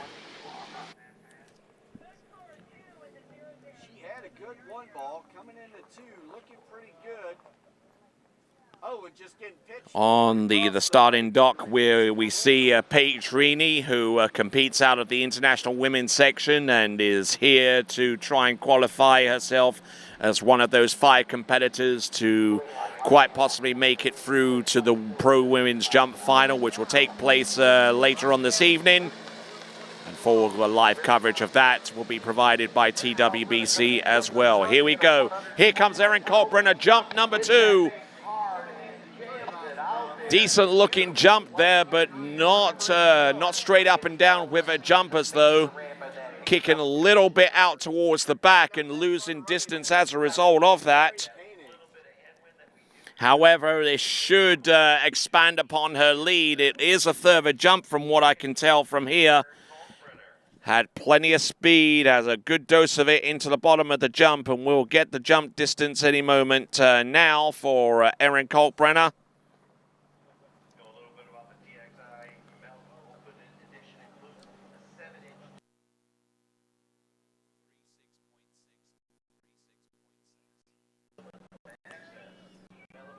This Malibu Pro Women's Jump Qualifier. We get the distance coming through in just a moment there for Erin Kalkbrenner.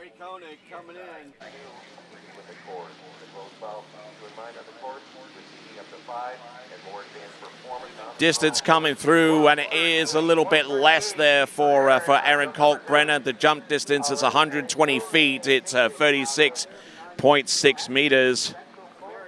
It certainly had the legs to it to be a little bit longer than that, but alas, no. So Erin Kalkbrenner out of the great state of Kansas, skiing out of the Mystics Lake facility, which will host the 80th Goode Waterski National Championships in 2022. And will also host the National Championships next year, the year after in 2023, for what I understand. Here she comes. Oh, beauty of a jump out there. Got it all together. Looking at this once again as she turns around one of the timing cut buoys. I believe that was the 500-foot cut buoy. And edging herself out, working against that rather stiff headwind. The wind direction changed on us within the last few hours, hence the reason why we're jumping on this ramp now rather than the one that we've been using over the last few days. You're following me. I'm Troy Zellner on the slalom lake. We are in the Pro Women's Jump Qualifier. We've got Erin Kalkbrenner, and the distance will be revealed shortly for her.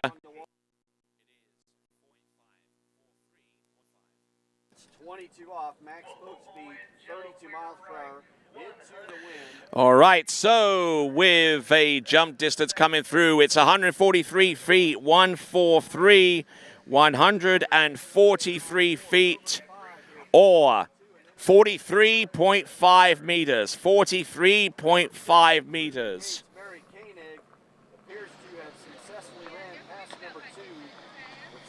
So giving you the distance in feet and inches of metric.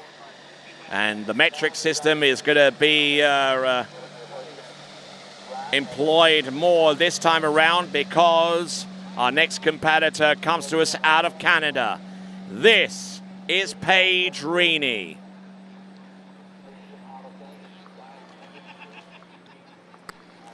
Paige Reaney, who's Canadian by nationality, but makes her residence in Central Florida, where she trains out of the Matt Reaney Waterski School. Has also spent a little bit of time over at the Catalina Waterski facility over in the Dominican Republic, training alongside Robert Pagozzi.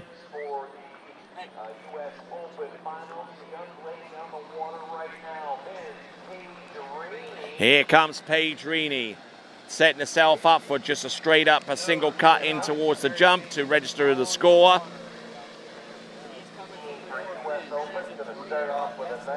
Not only competing for honors in the jump event, but also in the overall, and the motivation for taking that single cut rests with the overall championship, making sure that she gets a score dialed in and on board.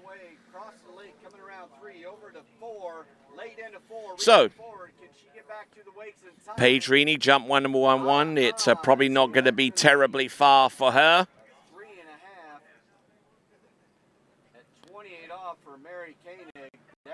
So, rock behind that Malibu Response XI towboat. The distance will be revealed shortly for Paige Reaney.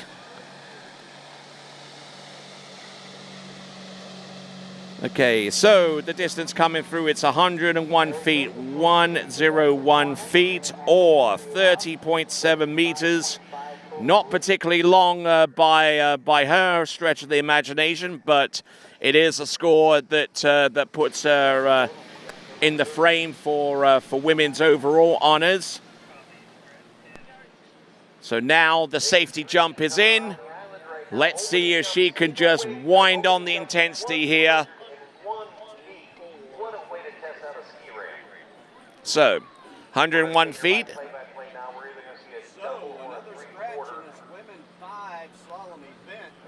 So, coming into the course behind that Malibu towboat in the Pro Women's Jump Qualifier. Brilliantly executed edge for the three-quarter cut, and now coming in one more time. Oh, excellent looking jump there. Great stance over her skis, coming off the jump and into the landing. Just taking some great momentum off that turn and just really plant that jump down. The question is it going to be any further than Erin Kalkbrenner's best jump distance of 1:43?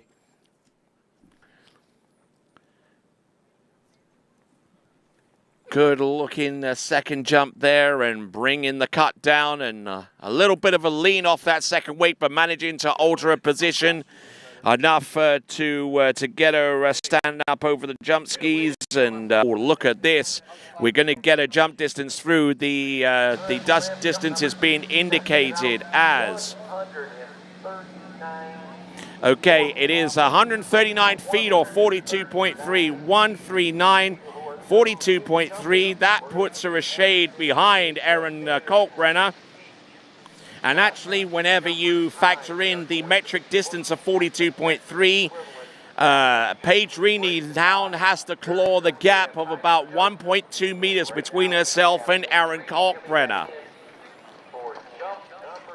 So now, let's see if she has anything left in the tank. Behind that Malibu towboat, producing the soft belly there, wakes and rock solid tracking that's absolutely necessary for the jumping event. As she tightens up the line, turns away from the boat. Oh, this is a late approach and a little bit too late as far as Paige Reaney is concerned. So it is 139 feet. Her best jump distance, 42.3, and still in the lead is Erin Kalkbrenner as a result of that jump. Paige Reaney will swim to the shore, having expended all 3 attempts. You only have 3 attempts at this ramp, don't forget. And Erin Kalkbrenner currently in the lead, and not only in the Malibu Pro Women's qualification, but also in the Open Women's National Competition, as she is a U.S. nationality skier. We decide 2 things in this competition as you see it. The 5 competitors who will advance through to the Malibu Boats Pro Women's Jump Final, which will take place this evening, but also the top 5 U.S. women in the Goode National Waterski Championship Open Women's Jump Championship. All right, about to take to the water will be our next competitor, Brooke Baldwin, and we'll be back right after this.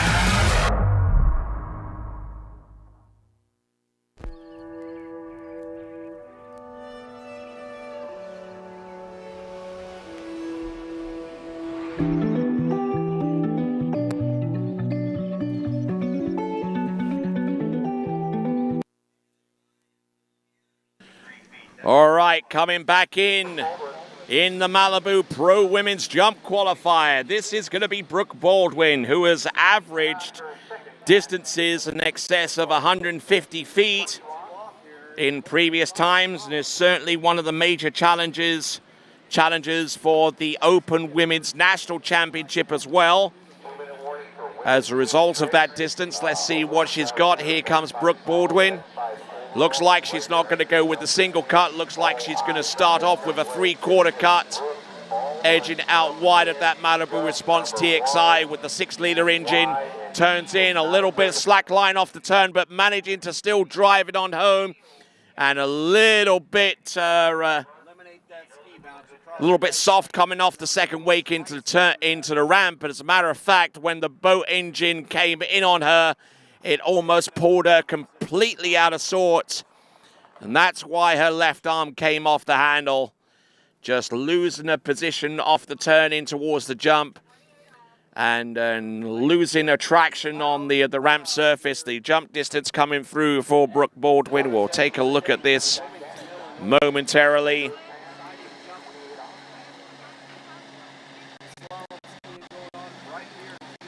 So Brooke Baldwin, the distance coming through 38 meters exactly, or 125 feet. That puts her a little bit on the back foot here.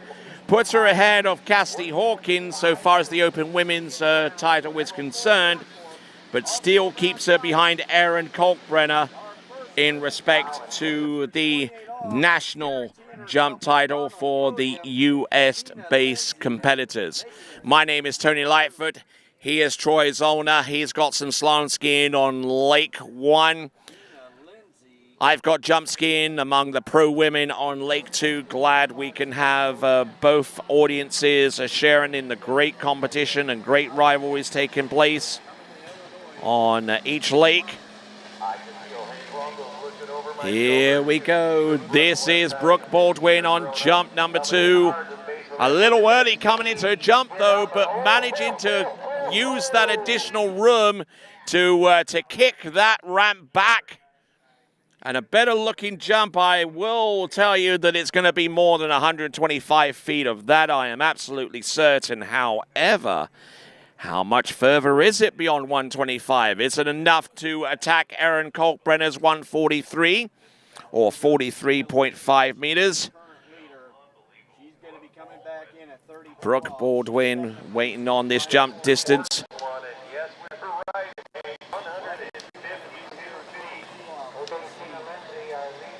So it is 46.3 meters or 152 feet, 152. She has taken a lead not only in the U.S. National Open Women's Jump Competition, but also in the Malibu Pro Qualifier for the Women's Jump Competition. The top 5 in this round, irrespective of whether they're based in the United States or they're international women, will advance through to the Pro Jump Night Final that will take place later on this evening, powered by Malibu Boats. This is part of the 2021 Morley US Open of Water Skiing, powered by OJ Props. All right, here we go. Once again, jump number 3 for Brooke Baldwin. 152 is a pretty sizable jump, but she knows she's going to have to go a lot better to place in the top 5 to qualify for tonight. And a better lift on jump number 3. Good, solid effort. Brooke Baldwin turns away from the towboat, tightens up the line. And there, good, solid technique. Not too much of the slippage that we saw on jump number 1. But I tell you what, good, solid attempt there from Brooke Baldwin. We await the distance coming through.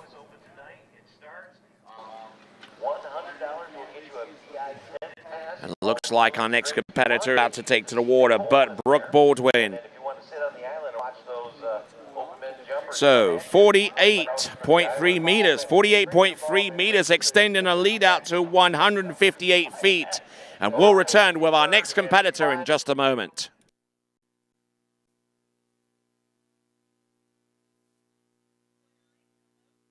Hello, Natalia Bernikava here, multiple world champion, world record holder, introducing the new Edge trick binding. 3D printed plate creates for more control and support on the water. Plus, this binding is very unique because we have 2 options. Option 1 with toe clamp and heel clamp dedicated specifically for hands.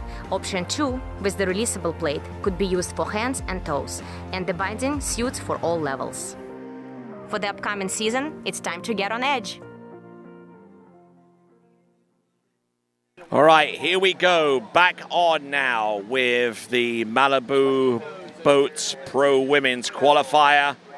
Skier on the water now and a former student at the Florida Southern College in Lakeland.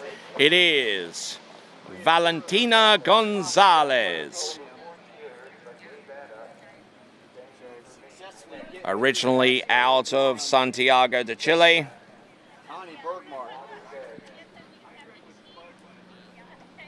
Let's see how she handles the pressure.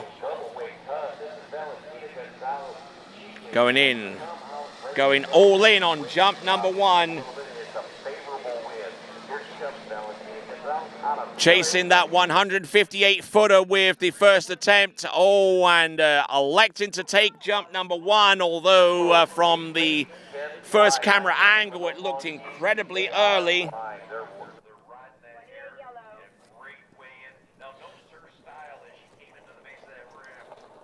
So there we go with that opening jump behind that Malibu towboat.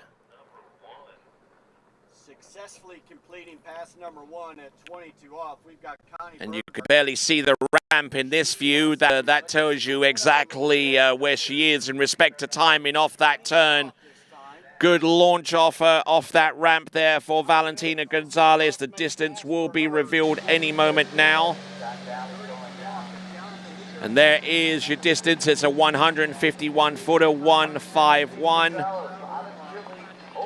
151 feet. I will give that jump to you in metric momentarily. The distance is 45.9, 45.9 for Valentina Gonzalez. In this women 5 slalom event is Connie Bergmark. So 151 feet on jump number one. That puts her within 7 feet of our current lead skier. Jump of 48.3 for Brooke Baldwin, 158 feet. So now, here we go. This is Valentina Gonzalez. Has got 2 more jumps to work with. Here's the first of them. Oh, blazing speed into the bottom of the jump there. Tremendous height off the top of that ramp. That ramp is actually at 1.65 meters high, or 5.5 feet. Within the proximity, you should be here if you're not. So great skiing there from Valentina Gonzalez, one of our international women, and looking for the kind of jump that will put her into the top 5 when we combine the results of Open Women, National Women together to determine who qualifies through to the Malibu Women's Open Pro Women's Jump competition tonight. This distance is going to be a little bit further. It claws a little bit of the gap. And now that distance for Valentina Gonzalez, it is 47 meters, 47.0 meters. Or 154 feet for Valentina Gonzalez. Keeping her in second place if there is no further movement above 158 feet. Valentina Gonzalez would be in second place at this point. There are 5 more jumpers to come after her. So she knows that the competition is very much there. She wants to try and put some heat on the remaining competitors to see if she can't make it through to the jump final. We've got Taryn Grant coming up next, another one of our international competitors, but let's see if she can put some pressure upon her immediately with a last... Oh, look at that! A good dose of speed, brilliantly executed jump. Chile's top female skier, has skied for Chile on a number of occasions, Pan American Championships, Pan American Games, and also has represented Chile at the World Championships on at least 2 occasions, and will represent Chile coming up in the World Elite Championships in Central Florida. Another event brought to you by TWBC. A great looking jump there, and the distance coming through any moment. Whoa!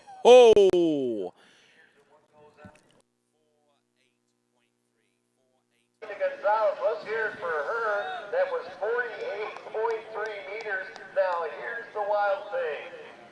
Brooke Baldwin jumped 158, also at 43.8. So 48.3 on that jump there for Brooke Baldwin. It is the equivalent of 158 feet, and that is a metric tie between Brooke Baldwin and Valentina Gonzalez.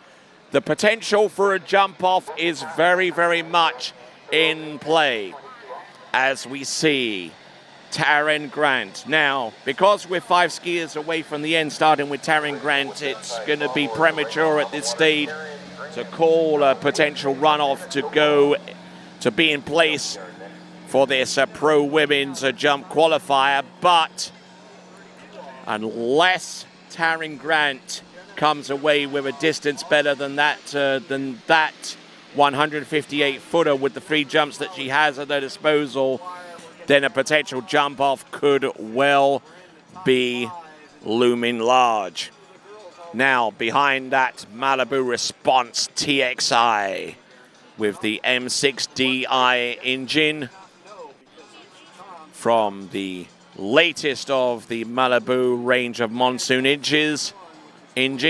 This now is Taryn Grant from Canada. Waiting on, oh, this is a later approach right off the get-go for Taryn Grant. Drives it on home, and I think she was pretty close with that opening jump, turning right on top of the 500-foot cut buoy. Boat speed for Taryn Grant was about a 54 kilometers an hour, and hitting the ramp at 1.65 meters high. Some spectacular skiing going on between Lake 1 and Lake 2 right now. So looking good on jump. She has to run this pass, get in the 32 to challenge the leader. It's a headwind for her right now. Now the jump distance for Taryn Grant coming through.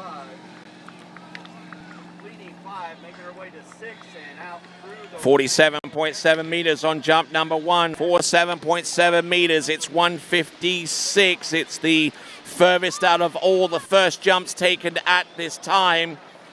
So now, knowing what she knows out there on the jump course, it is 47.7 meters on jump number 1. We'll see what she can do on jump number 2, and indeed the third one.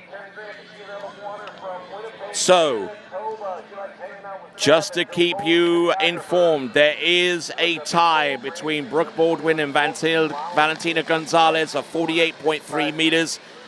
Both jumps recording a distance of 158 feet. Here comes Taryn Grant attacking that lead distance. Whoa, very early coming off the second wake in. Wow. I don't think that jump's going to be anywhere close to 156 feet, and this puts a little bit of pressure on our shoulders, ladies and gentlemen. In order to immediately qualify through to the Malibu Pro Women's Jump Final, she's going to have to go better than 48.3 meters, and on the back foot here, a little bit in that respect. Got the turn, the timing was about the same, but arrived at the ramp a lot earlier than what she did on jump number 1. This creates a 3-way tie between Tina Lindsay Coneyberg and Lisa Toms, all going 2 with 32 off. So the jump distance on jump number 2, 139 or 42.4.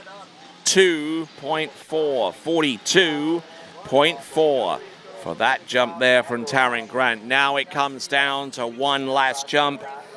If she aspires to be a part of the Pro Women's Jump Final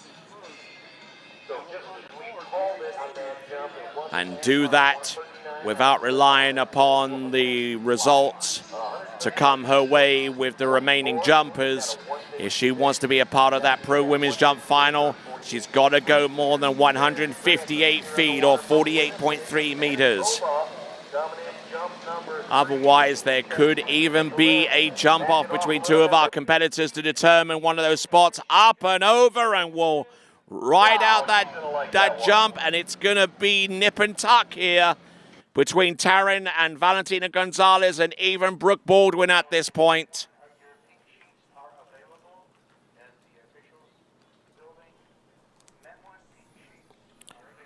Just looking at her approach, just look at the timing there for Taryn Grant. Jump number 3, bringing the turn down, just executing a great turn. And we'll look at this last jump for Taryn Grant. So he gets a medal around his neck and you'll hold his hand. Otherwise, you just walk behind him. So the jump distance for 49.7. She is through to the next round of the competition with 4 jumpers to go. Taryn Grant, 163 feet or 49.7 meters.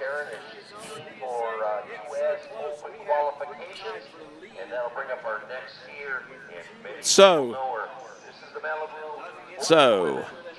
Taryn Grant has moved herself into the Malibu Pro Women's Jump Final with 49.7 meters or 163 feet on the water right now. And the last of our U.S. national competitors, it's Laura Morgan. So in order for her to get the U.S. National Open Women's title, she has to jump more than 158 feet, or what was it, 48.3 meters. But in order to qualify in order to qualify through to the jumping final, the Malibu Pro Women's Jump Final, which will take place tonight, she would have to jump over that same distance as well. So she can kill 2 birds with 1 stone here if she gets more than 48.3 meters or 158 feet. Here comes Lauren Morgan. Oh, look at this. How late was she off that turn? And wow. Passing up on jump number 1, Lauren Morgan. Flirting with disaster on the first attempt, turned right on top of the 500-foot cut to set herself up wide. So Laura Morgan in the middle of some PhD studies in criminal psychology. Here she comes. There we go with jump number 1. Looked up, saw the jump, didn't like the look of it, aware of how quickly it was coming towards her and where it was positioned in relation to her, or how she was positioned in relation to it. But there is Laura Morgan pass on jump number 1. 2 more jumps, and still looking at that jump distance of 158 feet to surpass.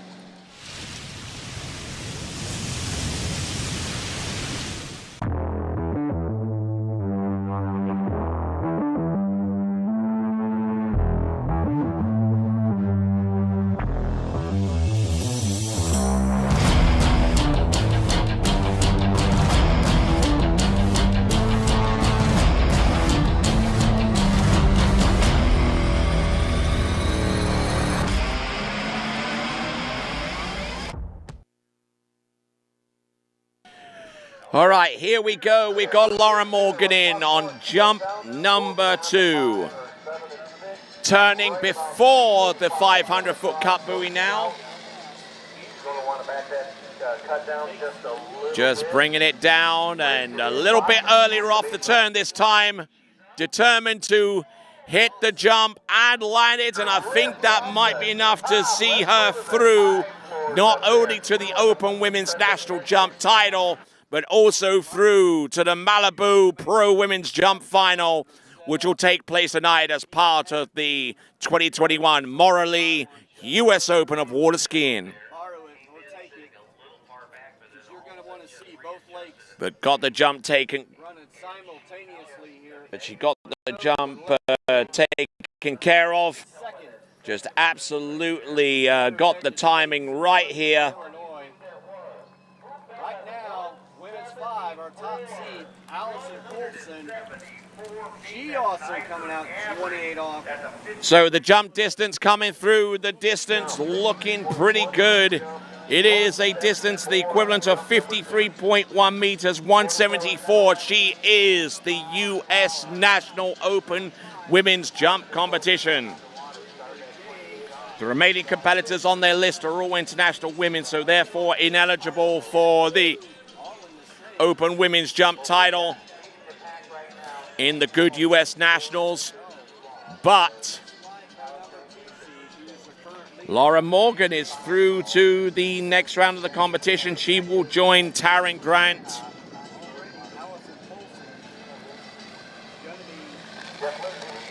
So now, with one final jump to come, Laura Morgan will test the waters some more with this third and last attempt.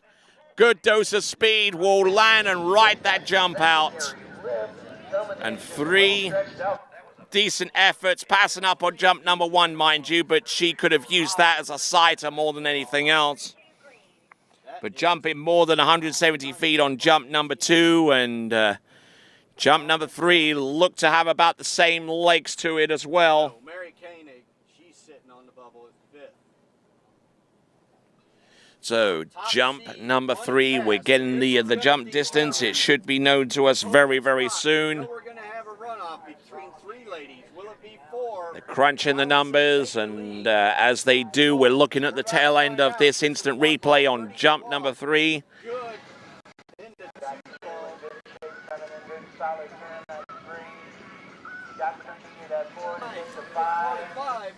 Unofficially, that's your winner.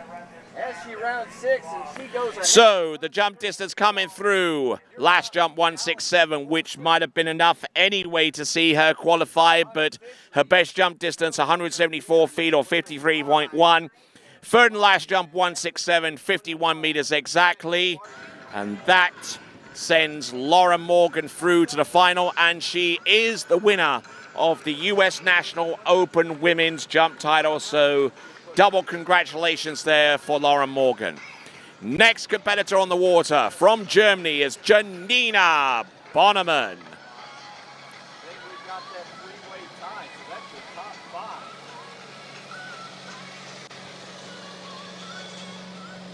In this women's 5 slalom event.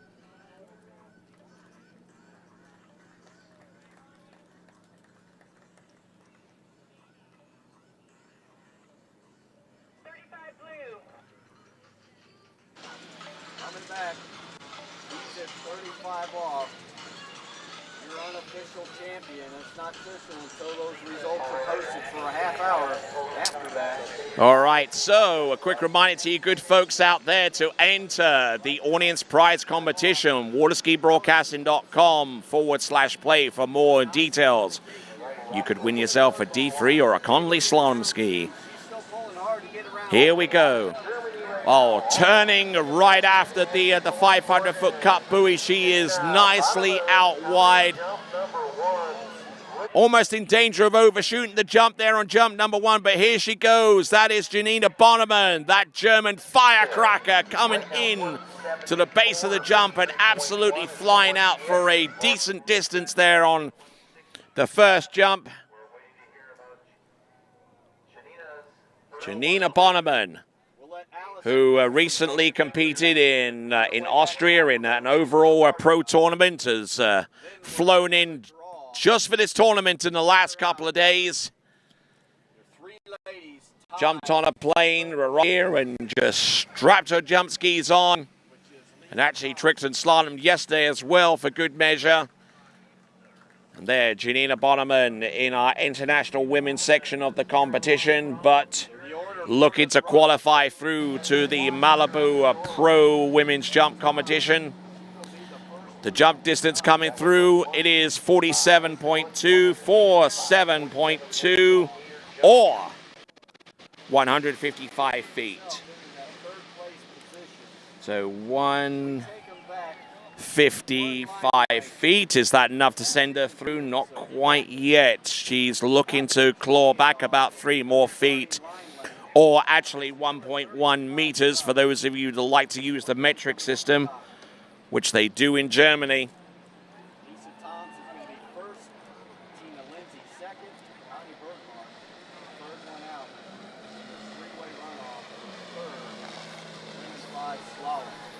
Okay, coming in, jump number 2. Oh, beautiful jump there. She's got the prettiest lip. Great skiing there from Janina Bonneman. Beautiful, smooth cut off the turn. Brought this cut a little bit later off that timing buoy there. Janina Bonneman looked in very good shape right off that turn, but just take a look at her positioning on the jump skis. Just waiting on the ramp, waiting, then executing an exquisitely slow turn. Good position, just absolutely kicked those skis back. A member of the German Waterski team and also a Team Ravenel. But beautiful jump there from Janina Bonneman. We're going to get the distance any moment now.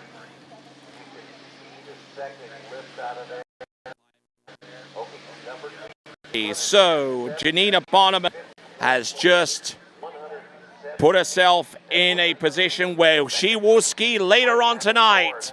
It is 170 feet. It is 51.8 meters. 51.8 meters.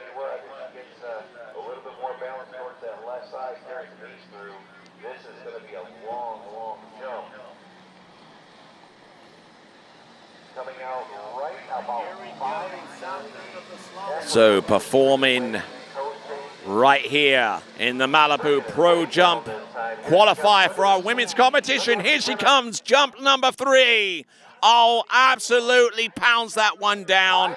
It's going to be a nip and tuck to determine if that jump is any further than number 2, but she has punched her ticket through to the next round of the competition with a previous jump of 170 feet or 51.8 meters. Sehr gut für Janina Bonneman.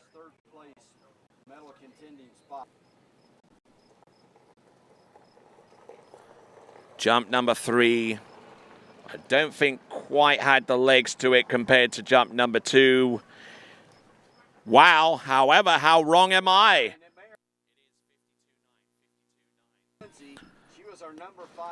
The jump distance coming through for Janina Bonneman. It's a 174, 174.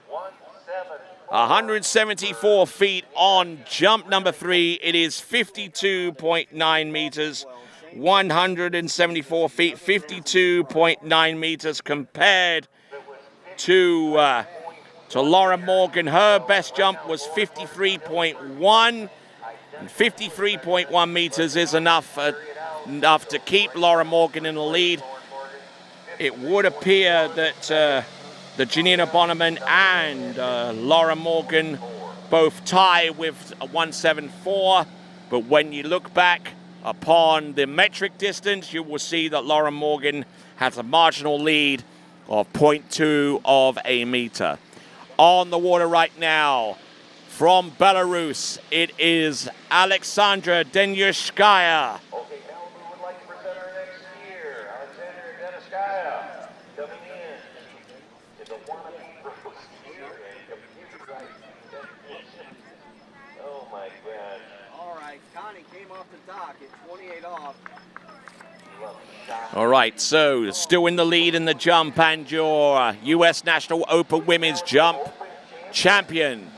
It's Laura Morgan with a 174. Let's see what Alexandra Denyushkaya can do.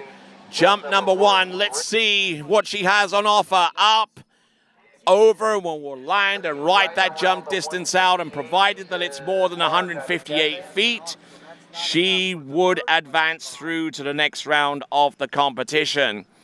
Just look at her turn right off the 600-foot cut buoy. Just using the power of that Malibu Response TXI with the 6-liter Monsoon engine, providing more than enough power for our women's competitors.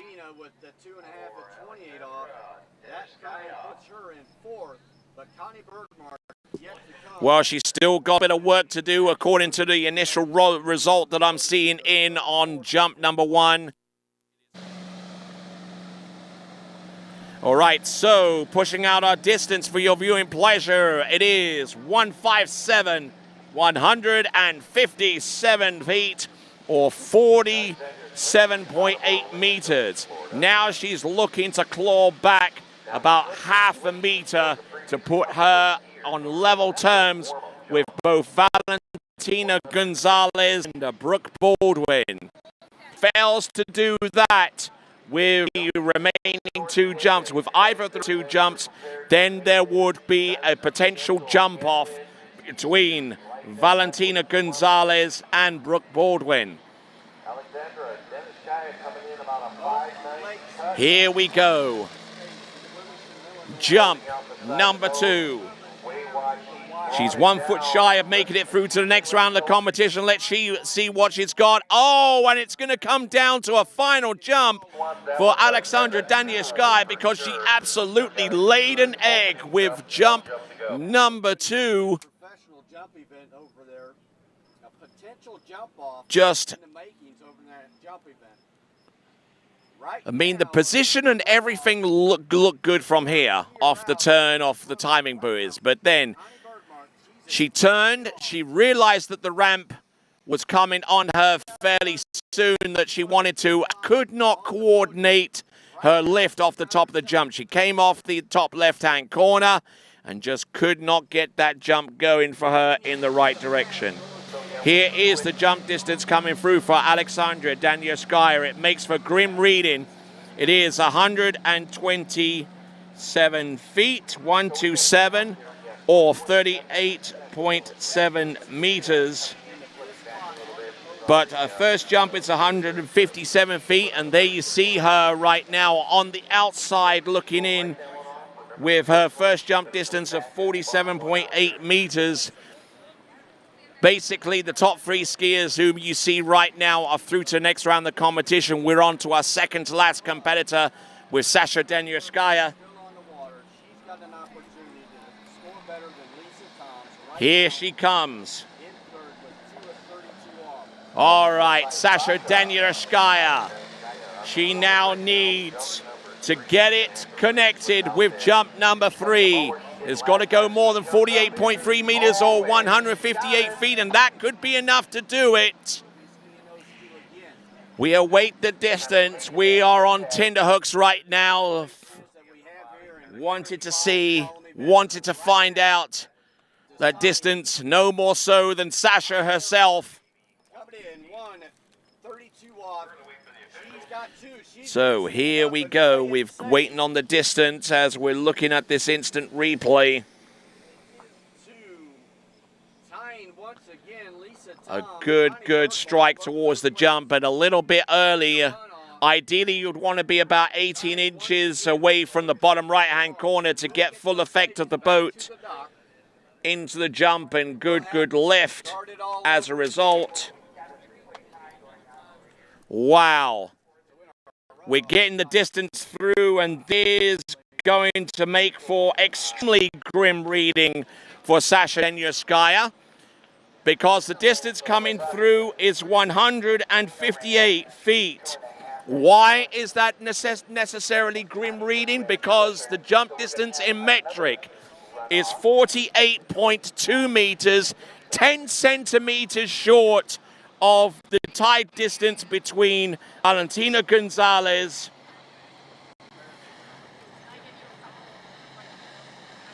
between our 2 tied competitors, Valentina Gonzalez and Brooke Baldwin. So So now we've got a recap of our leaderboard. Now we're sending 5 through to the next round of the competition, and because of that jump, that one jump from Sasha Denyaskaya, the possibility of a jump off is imminent. The only situation now that can preclude that jump off is if our last competitor taken to the water right now, Hannah Streltsova, fails to jump less than 48.3 meters or 158 feet.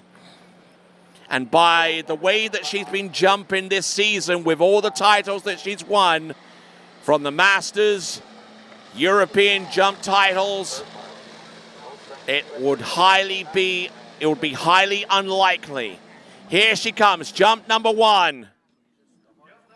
Jump number 1, and I think that jump off has been invoked. 158 feet is the distance she needed to exceed, or 48.3 meters. Training over at Bennett's Waterski and Wakeboard School in Zachary, Louisiana. That's improved her consistency. She's won King of Darkness, European jump titles, the Masters, and has come away with a distance on the first jump, which should be enough to send her through. She's not in the lead, however, but this jump distance coming through, if confirmed, will send her through to the next round.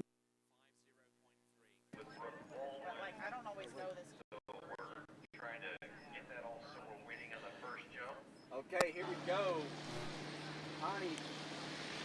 Pushing out the distance, she's through to the next round. 165 feet, 165, or just a shade over 50 meters.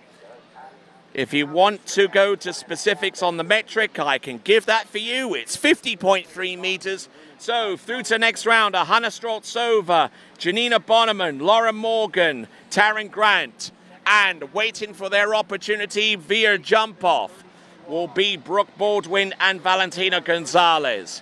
Here we go, Hannah Streltsova now wanting to drop the hammer down some more. She's in second place right now. That is not a familiar position for her to be in.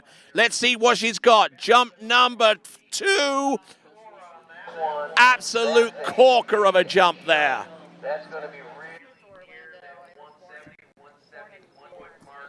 So, chasing down the distance of another European competitor in the form of Janina Bonneman with her jump of 174 feet. Belarus's Hannah Streltsova, originally out of Novopolotsk, where she spent several years training with the likes of Coach Janov, and is now residing in the United States of America, training under the tutelage of Jay Bennett. A beauty of a jump there on jump number 2. It should be enough to see her take the lead. Hark, however, 173 feet, 173. 173 feet. That currently keeps her in second place. But the significant thing about that jump is we go back to the school ruler again. Because if you take a school ruler and snap it into 3 equal pieces, each one of those pieces is 10 centimeters or 0.1 of a meter. The difference between Hannah Streltsova and Janina Bonneman is 2 of those pieces, 0.2 of a meter separating. So, Janina Bonneman is still in the lead with a 174.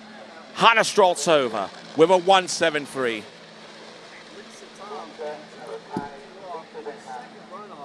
So here we go, coming in on jump number 3. Oh, look at this, barreling in with with more speed, more distance.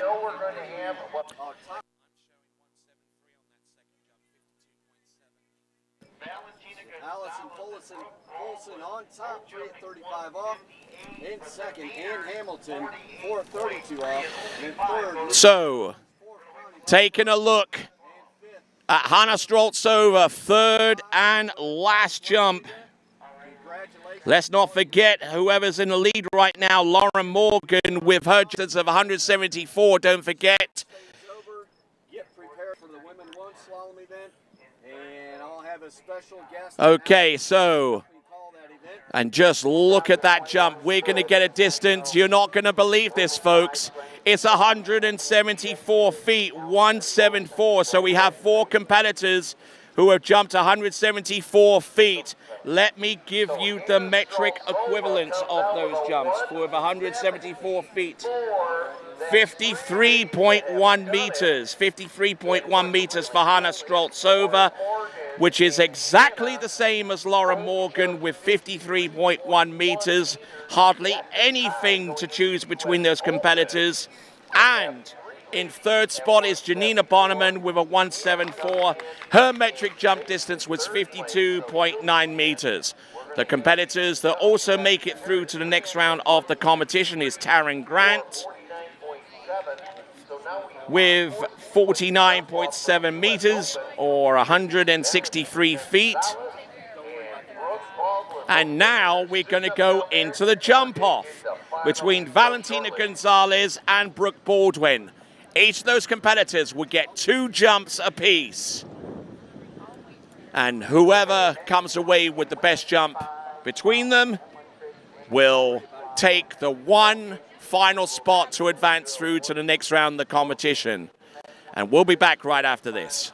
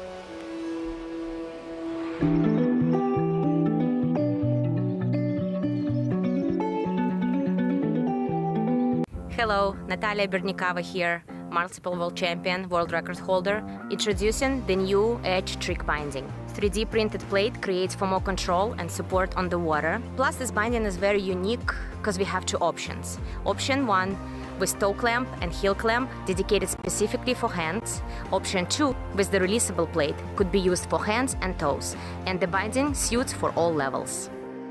For the upcoming season, it's time to get on edge.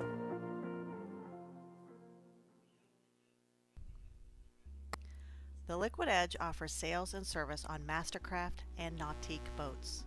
We are located on our own private 35-acre ski lake in Farmer City, Illinois. Our fully stocked pro shop accommodates the needs of every 3, 2, or single event skier. We carry a wide variety of ski brands including HO, Syndicate, D3, Radar, and Connolly.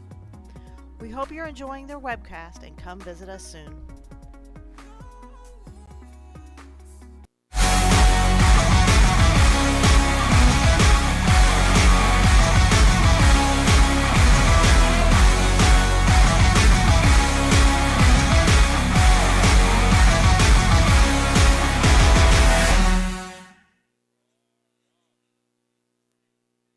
All right then, so situation right now. There you see on the scoreboard, Lauren Morgan and Hannah Stroltsova both tying for the lead with 174 feet. Janina Bonneman in third place. Now, for those of you that are wondering, why is she necessarily in third place while Lauren Morgan and Hannah Stroltsova in tie for first? Well, it's something to do with the metric system, because both Lauren Morgan and Hannah Stroltsova tied for 174 feet. They also tied the metric system too with 53.1 meters. Janina Bonneman, 0.2 of a meter shy for 174 feet, is in third place with 52.9. In fourth place with 163 feet or 49.7 meters is Taryn Grant from Canada. And then we are wondering about Valentina Gonzalez and Brooke Baldwin. They both tie with 158 feet. Yes, indeed they do. And they also tie on the metric system as well. So that is why we're having the jump off. They both tied with 48.3 meters. So because we're only sending 3 through to the next round of the competition, we have to have a jump off. 2 jumps apiece for Brooke Baldwin and Valentina Gonzalez. And Brooke Baldwin will be our competitor to take to the water first.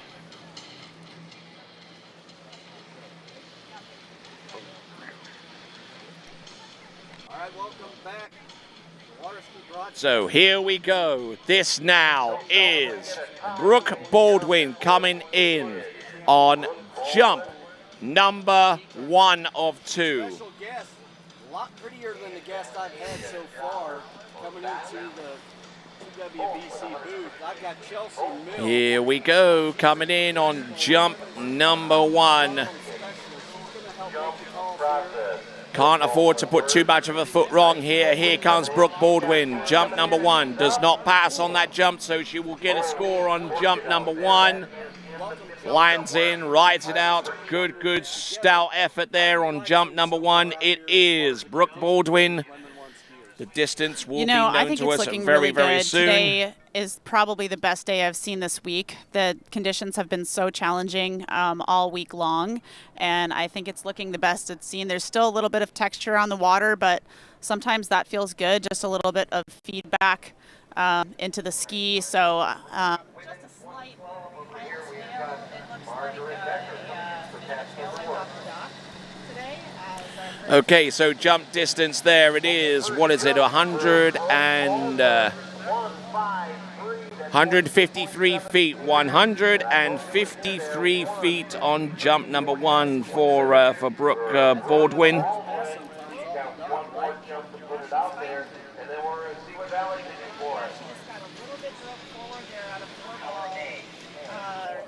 Shoulders got a little bit ahead of her. So, back on with Announcing Central on the Slalom Lake. We've got the latest of our ladies divisions out there.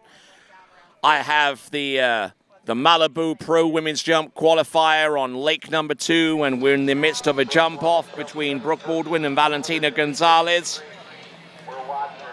Now, if there is any major improvement in Brooke Baldwin's jump distance, comparing this to 158 feet, it won't affect her ultimate result in respect to the Open Women's competition for Brooke Baldwin. Here she comes, jump number 2. Yes, keeping that handle very firmly placed next to her right knee, coming into the jump and just thrusting that handle even lower, coming off the surface. decent looking distance there, decent looking jump. We'll get the jump distance momentarily for Brooke Baldwin. So we're waiting on the ultimate jump distance for Brooke Baldwin as we wait on Valentina Gonzalez to leave the dock behind that same Malibu towboat, the Malibu TI with the MDI engine. Distance coming through. It is going to be a 156-footer, 156. So.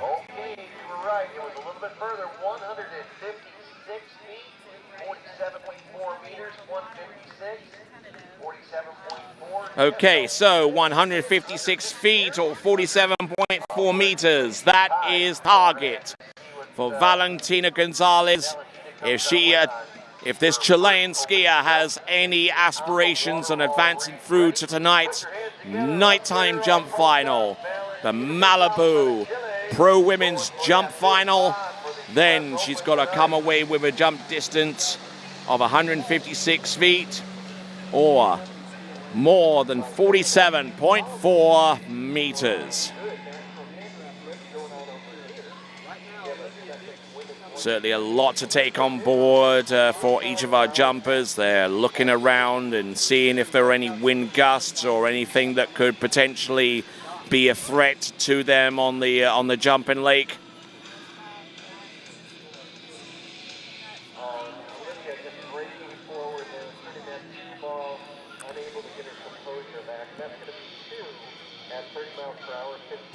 All right, so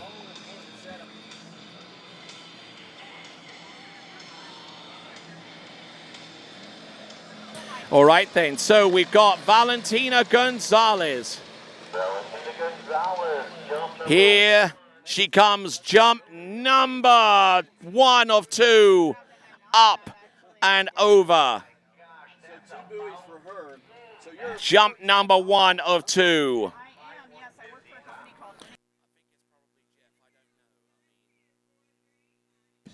Okay, so Valentina Gonzalez on jump number 1. That jump distance, I think, will be into the 150-foot range, but whether that's... All right, so here we go. Jump number 1. We get the distance for her through any moment now. If it's more than 47.4 meters, it is a done deal. She can actively come into the dock. It's less, then she's going to be reliant upon this second and final jump to see if she can...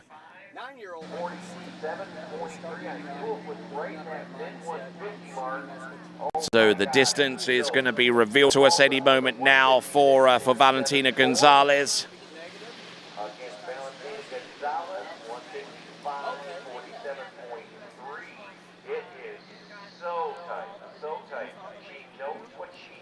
Okay, so the...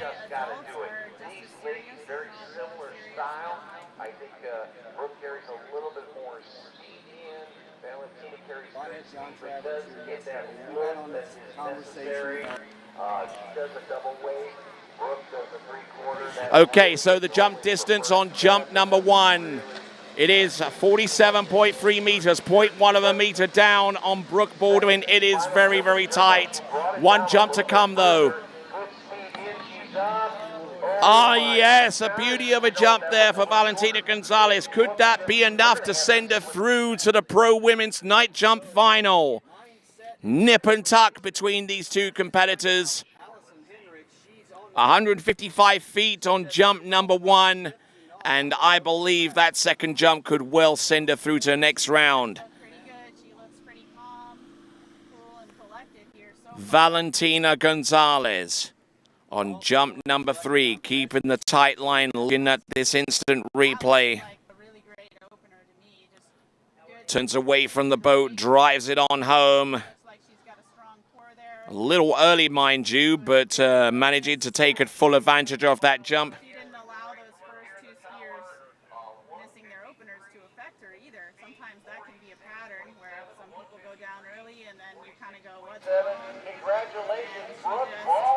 All right, so that last jump, unfortunately not yielding the distance she wanted. It's a 153. So 46.7 meters I'm hearing via our communication here. 46.7 meters on that last jump at 47.3 meters. That is how much difference was. 0.1 of a meter from determining whether Brooke Baldwin advances, which she does, and Valentina Gonzalez on the outside looks sixth place with a jump distance of 47.3. 0.1 of a meter separating those two competitors. So, your leaderboard. We're going to throw that up right now. Brooke Baldwin will actually advance through to the next round of the competition with her jump distance of 156 feet on that jump off. And that will put her behind Taryn Grant, Gina Bonneman, and your tie for the right now with a 174 Laura. So, Brooke Baldwin advances. Valentina Gonzalez is on the outside looking in. And she'll be joined by Taryn Grant, Lauren Morgan, Janina Bonneman, and Straltsova. So, that was the pro women's jump event. We're going to go in pro men shortly. We could take a little bit of a timeout on the other lake. We've still got slalom skiing going on with Troy Zollner being joined by Chelsea Mills for continuing action on the slalom lake. And we will throw to a break and we'll return very, very soon. This is the qualification round of the Morley US Open of water skiing.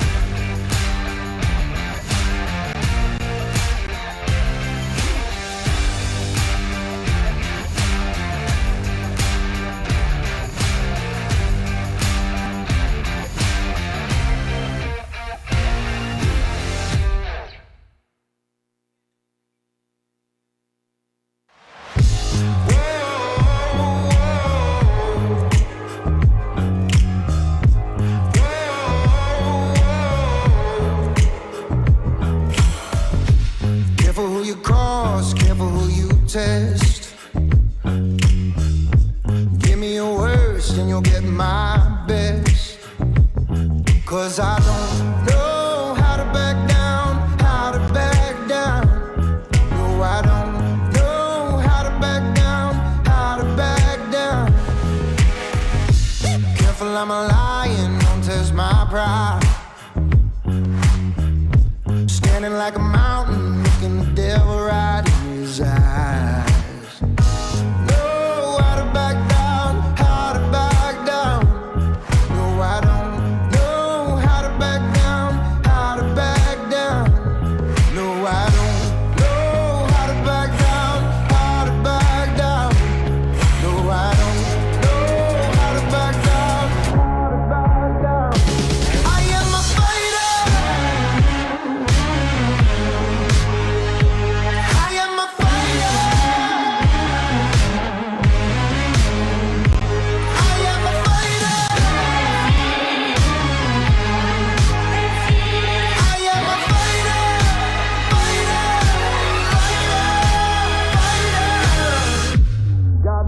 limit. I got no.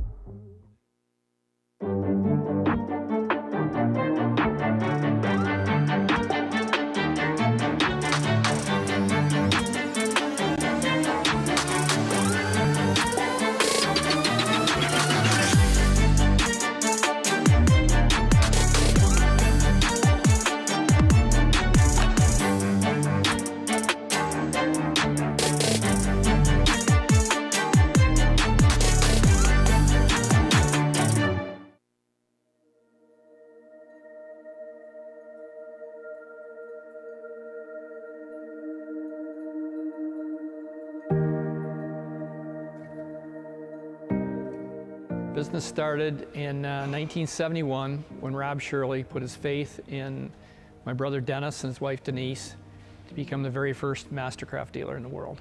50 years, kind of crazy. We became the very first Mastercraft dealer, and we're the #1 selling Mastercraft dealer in the world over that time, making families grow and enjoy their time on the water. The boat behind us is a 1976 Stars and Stripes, and it was the first year of the Stars and Stripes. And when we think of iconic Mastercraft, we think of Stars and Stripes and all the memories that have been created from 1976 on with that boat. We were trying to decide what to do to celebrate 50 years and what we could do that would be unique and what we could do to give back somehow. And literally, I got out of the shower one morning and told Mary, we're gonna buy a ProStar and give it away and give it to some good organization that can do some good. When we looked for someone that we could partner with to celebrate our 50 years in business with Mastercraft, we wanted one that embodied family support. St. Jude's Children's Research Center is a worldwide leader in research, prevention, and treatment of catastrophic children's diseases. So they share our mission. Where we're bringing families together, they're trying to keep families together. That's why we chose St. Jude's. We're just so grateful for all of our charity partners. We're all in this fight together against childhood cancer, and partnerships like this ultimately help us save lives. We're just so truly grateful for the opportunity to partner together, to have some fun, to auction off an amazing boat, and of course, save lives. It made sense for us to tie this together to bring in a new ProStar to give away.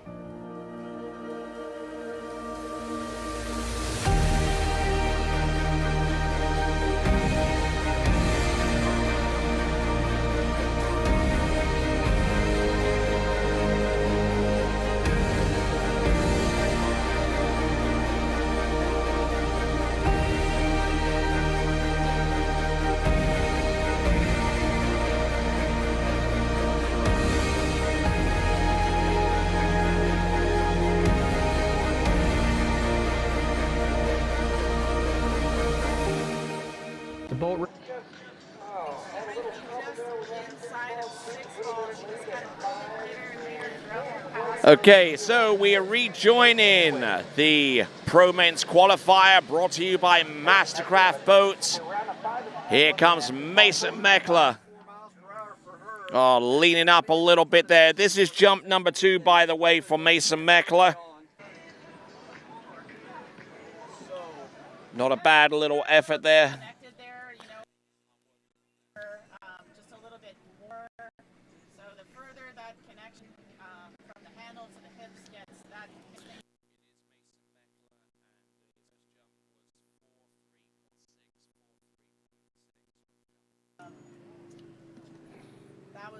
Okay, so Mason Meckler on. We're going to give you the distances that we've recorded so far. Okay, so here your distances for Mason Meckler. 143 foot on jump number 1 and 139 on jump number 2. 43.6 and 42.4 respectively.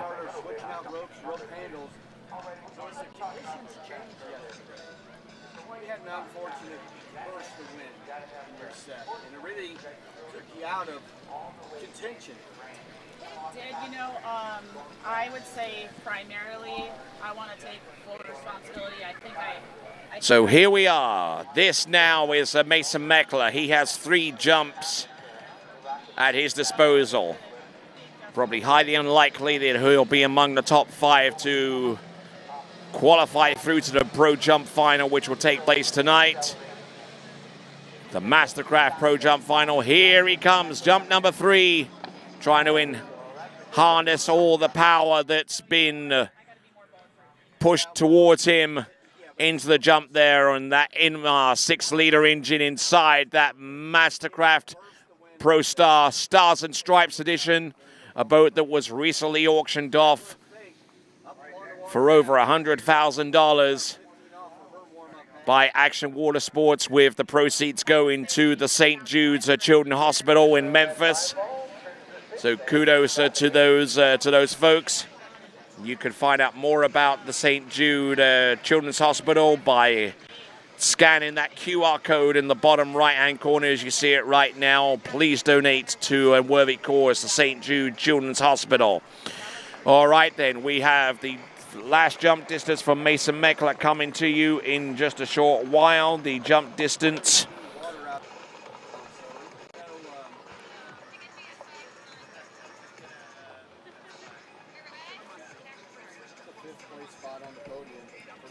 So working on the jump distance for Mason Meckler, our next competitor, on the getting ready to go. So 44.7 meters or 147 feet.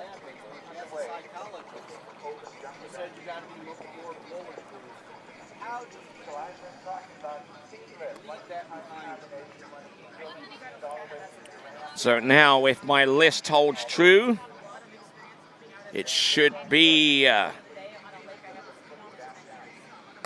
figure of Terry Winter coming off the dock right now. He is not one of our tallest jumpers, but he's certainly a very, very capable athlete on the jumping lake.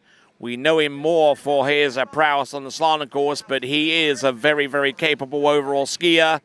Terry Winter, coming to us out of the Western region.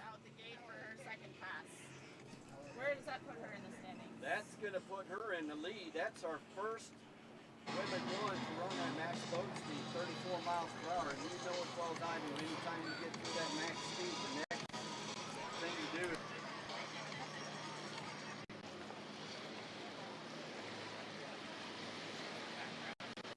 So turning round the South Island, and behind that Mastercraft Pro Star. Got a beefed up engine powered by Inmar. And now accelerating up to the speed of 57 kilometers now, the max speed for our jumpers. Here we go. First jump for Terry Winter. Now turns away, sets and drives it in on jump number 1. Feel the power, feel the rage across the wakes into the bottom of that ramp. Terry Winter, who's averaging around 171 feet on average. 22 off, Jacqueline Fake, your new leader, adding to her score. This is her third pass in the set. Little high handle there, didn't really ride. The distance will be coming through any moment now for our jumper on the water, whom we believe to be Terry Winter.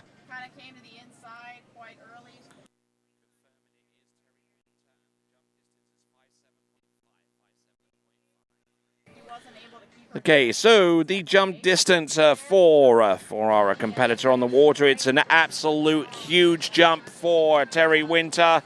It's 57.5, 57.5. It's 189 feet. Currently in the lead. So now we've got a small indication of what Terry Winter is truly capable of out there. 189 feet. Not only will we qualify the top 5 competitors from this round in the Pro Jump Final, the Mastercraft Pro Jump Final, but we'll also crown the top 5 podium finishers among our U.S. men in the U.S. National Open Men's Jump title. Yes, taking in a lot more speed, and the lift was there and thereabouts too. Terry Winter, who actually took a little bit of time away from the jumping scene a while back to concentrate more upon his slalom. Now he's well and truly back in the overall picture. I saw him trick yesterday. It looked pretty decent. And not only using this jump to achieve distance in respect to the Open Men's National Jump title, but also combining that with his scores in slalom and in tricks for the overall titles as well. So that is Terry Winter.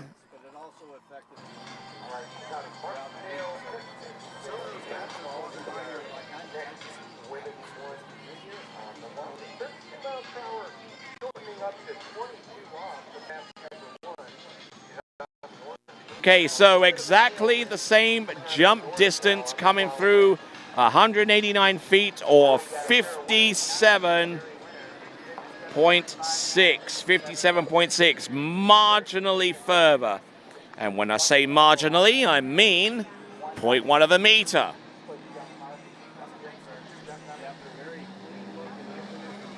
So here we go once again. Terry Winter, one final crack at this ramp. And I'm not too sure whether he got anywhere close to his previous jump distance with that attempt. But it was an impressive display of jumping, courtesy of our skier out of the Western region and a skier who helped to cultivate the whole compressed slaloming trend a while back, with the likes of Marcus Brown and also Mike Siderhoud.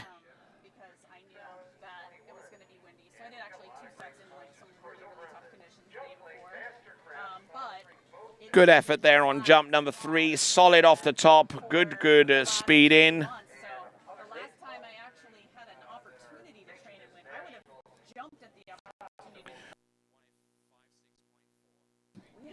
Well, it's been nice here. I'm from Illinois.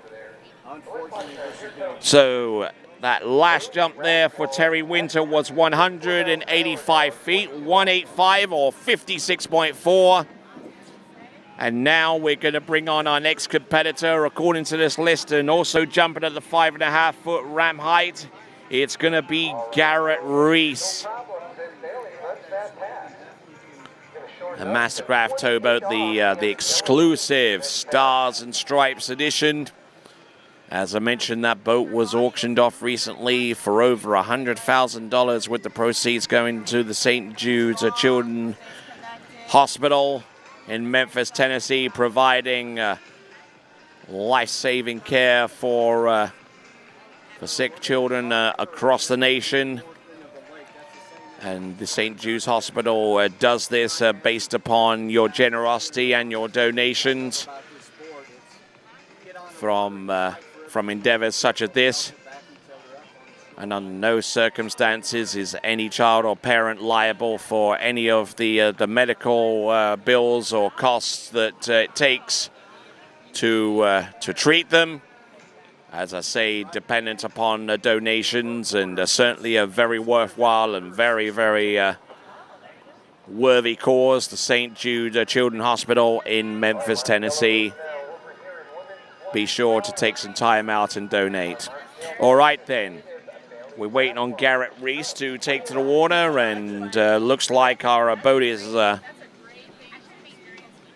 just waiting on something. I think it might have something to do with the jump ramp.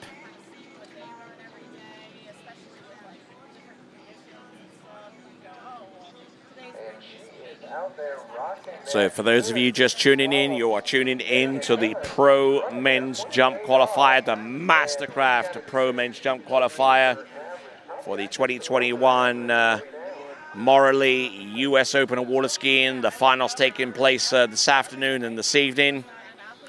The slalom event will take place this afternoon, and the tricks and the jump will follow on a little bit later on in the evening under the under the lights.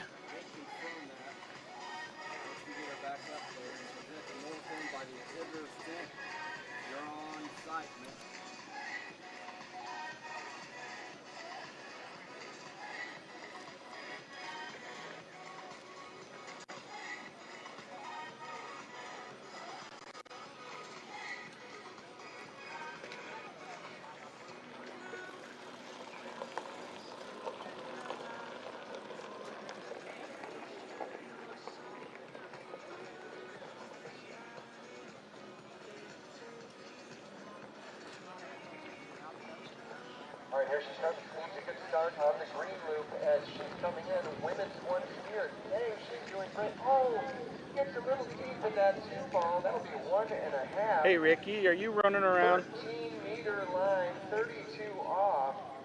And we're getting it going here in the women's one slalom. Ricky, are you running around?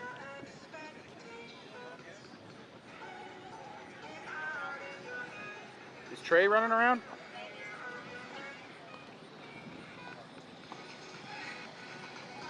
Alrighty, folks.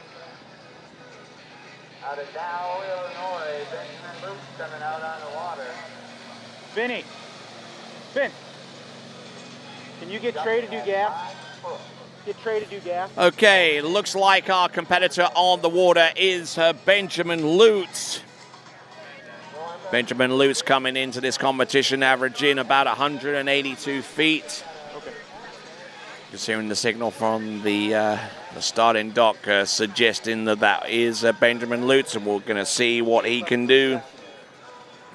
Not only in respect to the Goode Waterski National Championship in the open men's jump division, but also the possibility of him qualifying in the top 5 competitors in the men's competition. Here comes Benjamin Lutz on jump number 1. Turns in, drives it in home, and passing up on jump number 1. Took a look at that jump and unfortunately didn't like the look of what he saw, so the boat coming round will pick him up. That is Benjamin Lutz, and we'll see him back in just a moment.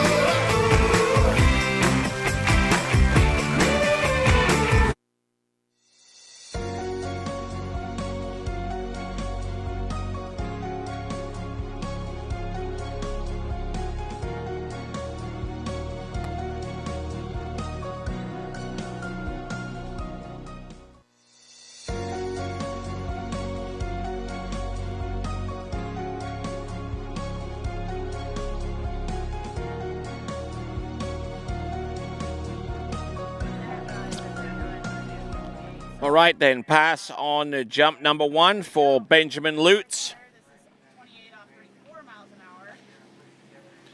Okay, here we go. We got Benjamin Lutz.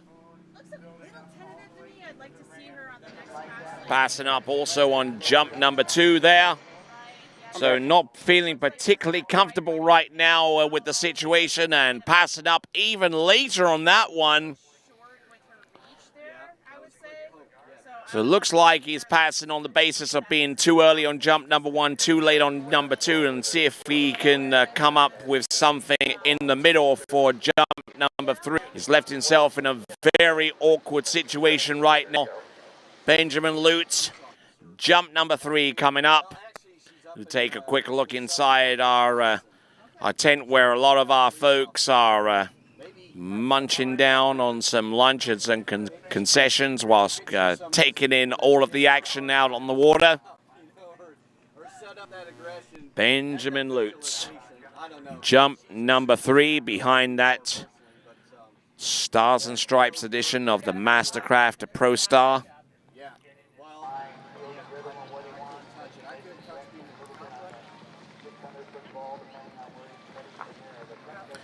Okay, and be sure to check out the St. Jude Children's Hospital. Hit that link, that QR code, and donate wherever possible. Here we go, right here, right now. There is Vincent Stadelbaugh with the 1s and 2s controlling the webcast here. Here we go with Benjamin Lutz. Jump number 3 has not registered a distance yet. 2 refusals so far. Now it's all down to one final crack at this jump. Oh, it's very, very late now. It's going to struggle to get on up and over. That's more like it. He lands, he rides it out, but is that going to be more than Terry Winter's best jump of 189 feet? For his sake, we certainly hope so.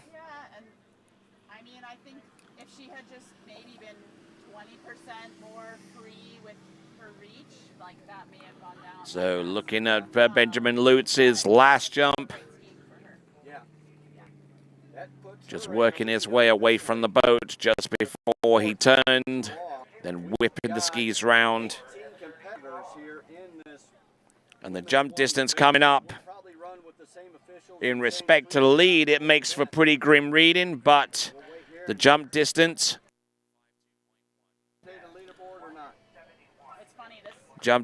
coming through any moment now for Benjamin Lutz. It's not enough to put him in the lead or anywhere close. It's 171 feet, 171, or 52.1 meters. We'll rejoin the competition in just a couple of moments here as part of the Mastercraft Pro Men Jumping Qualifier.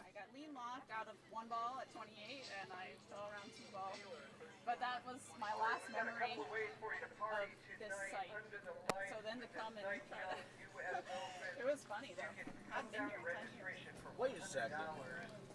You're telling me, what age did you start You're on the jump lake, right? Mm-hmm. A couple things. So the Start bows, skiing at the bows 26. ready.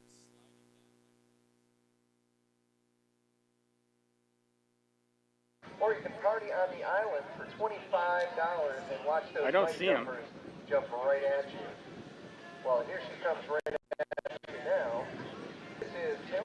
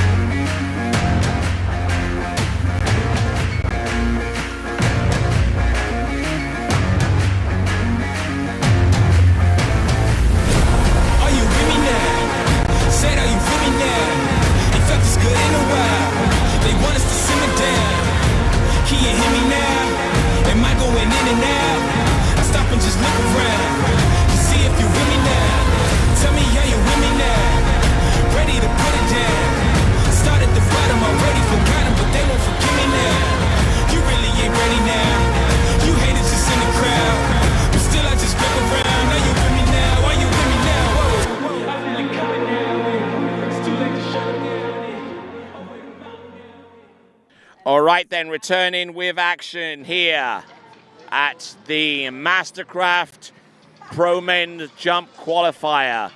This is Garrett Reese, and skiing behind that that Mastercraft Stars and Stripes Special Edition with the Ilmor engine. The Ilmor engine of over 6 liters. It's actually the 25,000 edition version of that engine, marinized for this use by Ilmor. Over 25,000 of those engines produced by that engine manufacturer, race-inspired engine in that towboat. Here comes Garrett Reese up. Beautifully executed jump, a little bit behind with his hips coming into the base of the jump, but he harnessed the power of that Mastercraft Pro Star exceptionally well, getting pulled towards the bottom right, but not getting this full extension, I would see, from that instant replay. Garrett Reese on jump number 1 will get the distance relayed to us very, very soon.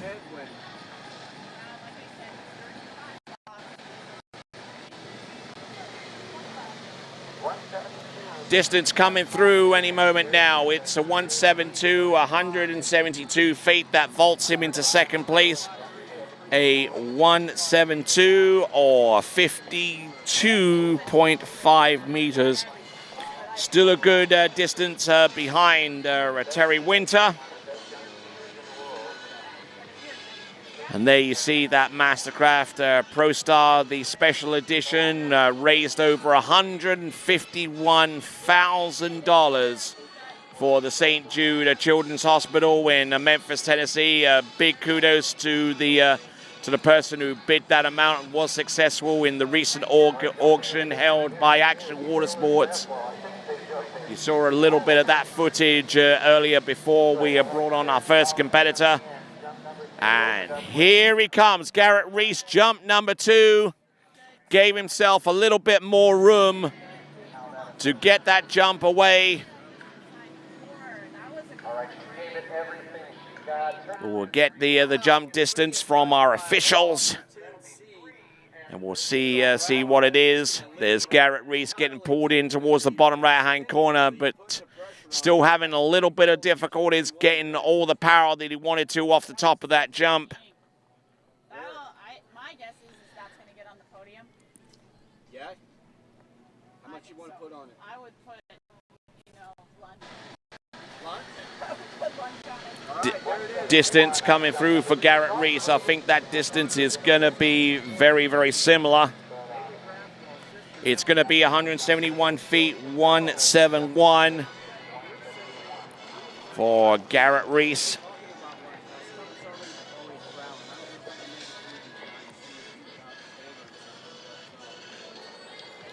So here we go, jump number 3.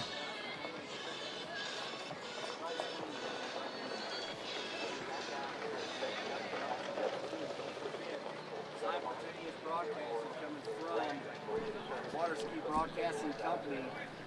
We've got 4 nationalities as part of the crew bringing the coverage. All right, here we go, right here, right now. Garrett Reese on jump number 3. What can he do to claw the gap between himself and Terry Winter, who currently leads with a 189? And I don't think he would have clawed it all the way back with a jump number 3. He appears to be quite agitated coming into the shore. That is Garrett Reese in the open men's jumping competition. Can run 35 off or have done it in practice. That would look like a pretty confident opener to me. She didn't have He got a little bit more lift on that one, but I don't think he had enough speed to carry that one fully towards the distance that he would have liked. That's going to put that 35 off as a headwind. Smart, right? Right. So that for you that aren't real familiar with water skiing, that headwind as you're coming into the course, the headwind will help you. So the jump distance.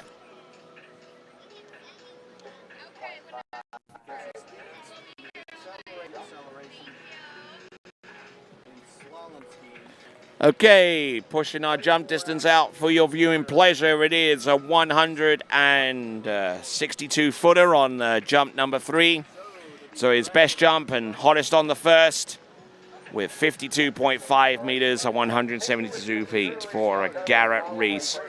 Still in the lead with a 189 with 57.5 meters is Terry Winter. Next competitor up in the open men's jumping competition, it is Brett Stackpole. I'm Tony Lightfoot. There is Troy Zollner, and being joined by Chelsea Mills, announcing through the slalom event that's taking place on Lake number 1 right now. That event 2 being pulled by the Mastercraft Pro Star. And Brett Stackpole on the water right now, getting ready to hit that ramp 3 times to see if he can chance his luck on getting a medal in the open men's jumping competition as part of the Goode Waterski National Championships. But how much dare he risk? How much is he motivated to get among the top 5 jumpers to possibly qualify into the Mastercraft Pro Men's Jump Final, which will take place under the lights tonight?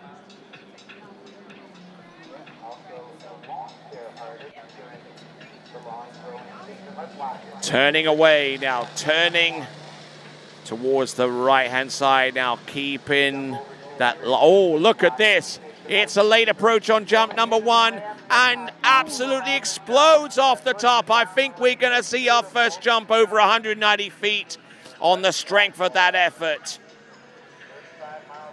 Just absolutely uncorks the beauty of a jump there. The timing was right.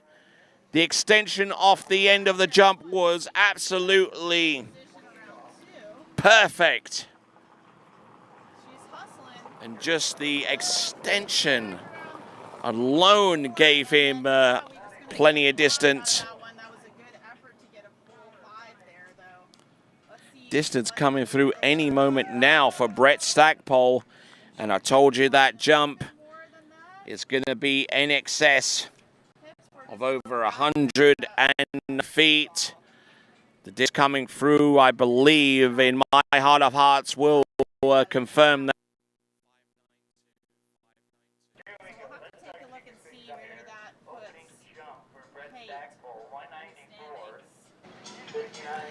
Okay, so pushing out our distance, yes, indeed it is. It's a 194, 194 feet. 2 attempts remaining, though. We'll see what he can do with them. We're on skier number 5 of 18 skiers on this list. Here he comes, Brett Stackpole. Driving on home on jump number 2. I don't think he'll have gotten much out of that jump in comparison to jump number 1. With that solid score, 3 at 35 off. So a decent effort there on jump number 2, but I think came into this ramp a little bit earlier than he would have wanted to. All it is about a foot or 2 earlier there on jump number 2 and just slipped out and just couldn't get his full extension.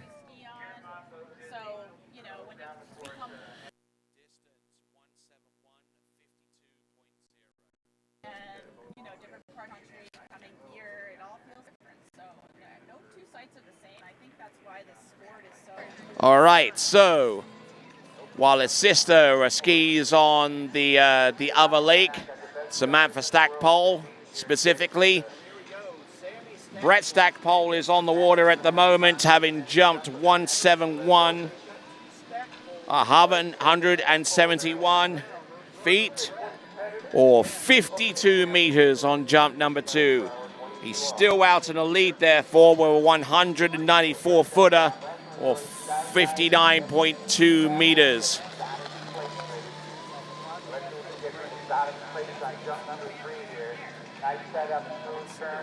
Here he comes. Oh, look at that. Look at that jump there for Brett Stackpole. Pushing it out there even further. Connected all the way there with jump number 2. Behind that Mastercraft Pro Star with the 6-liter Ilmor engine. The 25th, 1000th edition of the Ilmor Marine engine produced for that engine builder that has been building engines for IndyCar and NASCAR. So race-inspired stuff there from Ilmor under that motor box. Up and over. Beauty of a jump. The jump itself was real, but what was the distance?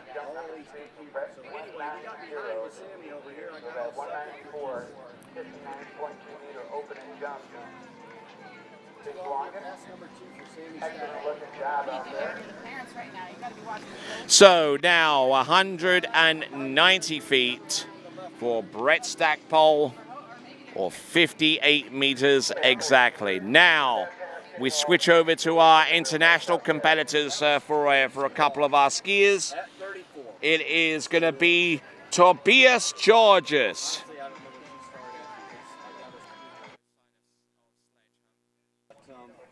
Nevertheless, we know that was 22. So we know it's 22. Yep, she'll be coming back at 28. That was looking good there. Leaning over a little bit with her shoulder.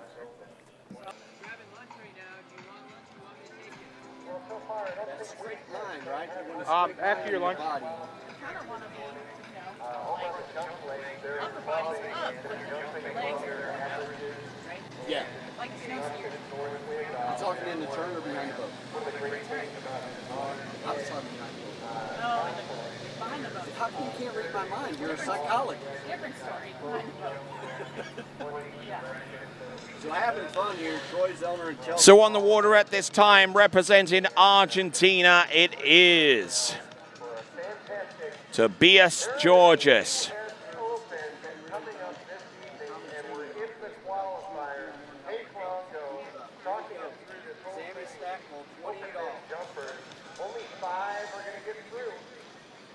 So coming through.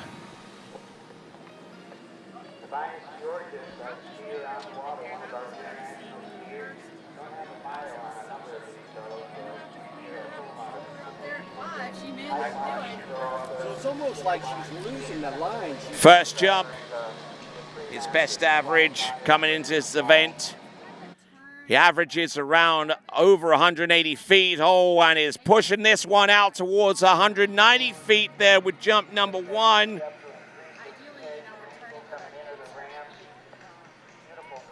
He ain't playing around, our skier from Argentina, who has been has become a rising star in Latin American skiing. Certainly taken over the mantle as the top Argentine skier away from Javier Julio, the former world overall champion from 2009. And just look at him go on jump number 1. A tremendous effort there from Tobias Georges. So that was 28 off. The distance looks long enough to be an 190-foot range.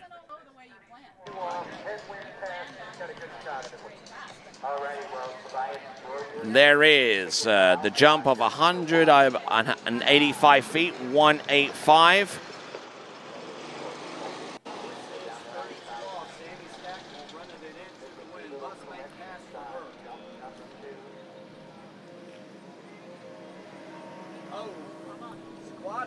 So jumping into the 180-foot range, here comes Tobias Georges. 185 feet specifically.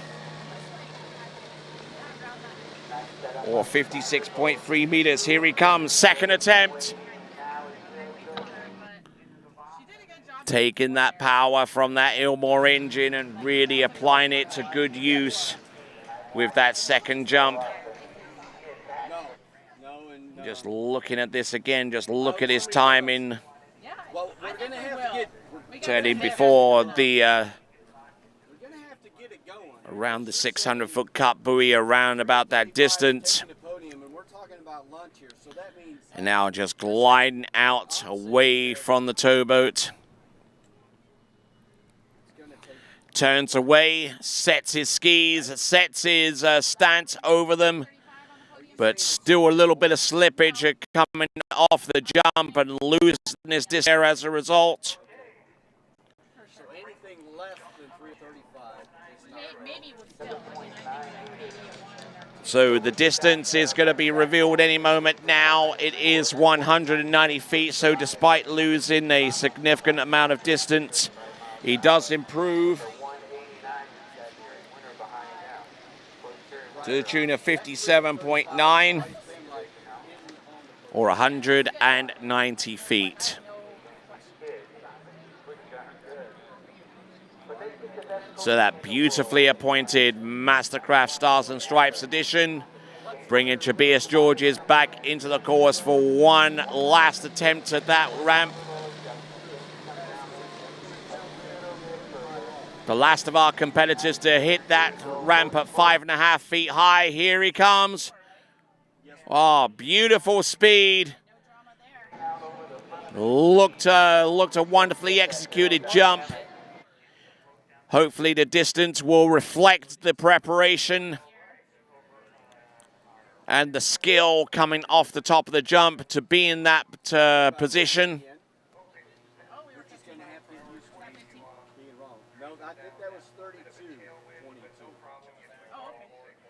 Yep, there we go. Confirmation on the radio there. 32.22 off the dock, so she'll be coming back at 34.22.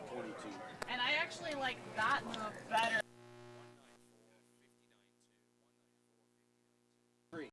Yeah. My kids would fight about that at the beginning of the year, and I was just the opposite. Yeah. Because they're, in Illinois, we don't get an early start, and we end up. All right then, folks, we're getting the jump distance in for Tobias Georges. And if those ties in the previous category of jump were a little bit scary, well, how about this? Currently in the lead are both Brett Stackpole and Tobias Georges. Both of them jumping 59.2 meters. So 194 feet metric tie between those two competitors, and we will return after this.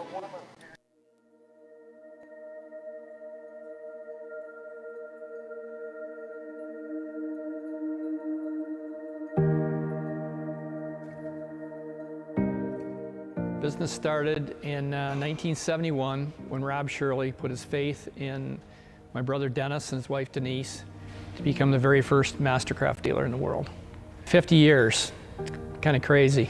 We became the very first Mastercraft dealer, and we're the #1 selling Mastercraft dealer in the world over that time, making families grow and enjoy their time on the water. The boat behind us is a 1976 Stars and Stripes, and it was the first year of the Stars and Stripes. And when we think of iconic Mastercraft, we think of Stars and Stripes and all the memories that have been created from 1976 on with that boat.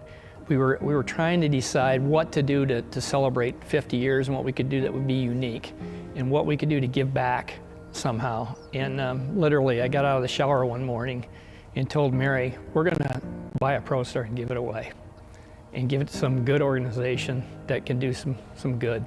When we looked for someone that we could partner with to celebrate our 50 years in business with Mastercraft, we wanted one that embodied family support. St. Jude's Children's Research Center is a worldwide leader in research, prevention, and treatment of catastrophic children's diseases. So they share our mission. Where we're bringing families together, they're trying to keep families together. That's why we chose St. Jude's. We're just so grateful for all of our charity partners. We're all in this fight together against childhood cancer, and partnerships like this ultimately help us save lives. We're just so truly grateful for the opportunity to partner together, to have some fun, to auction off an amazing boat, and of course, save lives. It made sense for us to tie this together to bring in a new Pro Star to give away.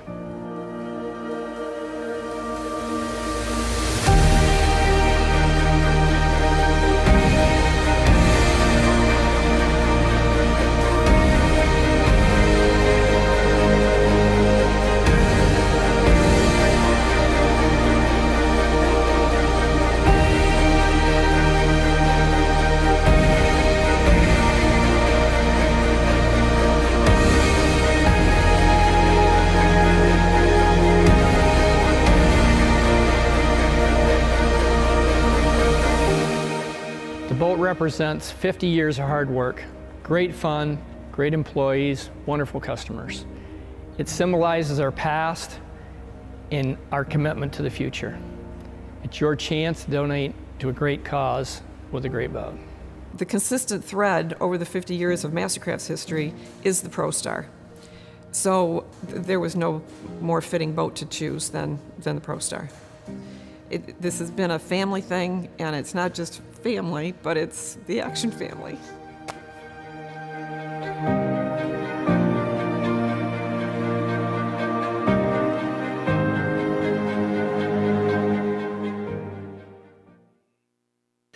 All right, then, returning to action on the water. We should have Jonathan Lutz on the water right now, getting ready for the 6-foot ramp height.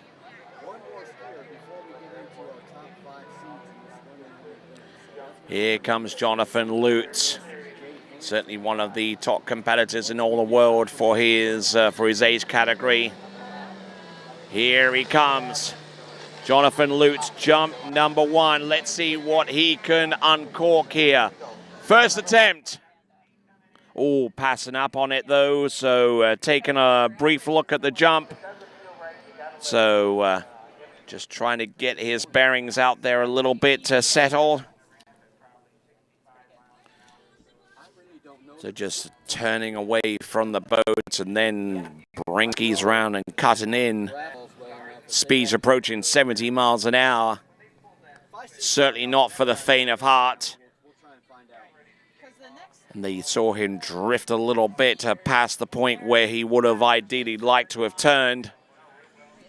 And then passing up on that particular effort, the first attempt.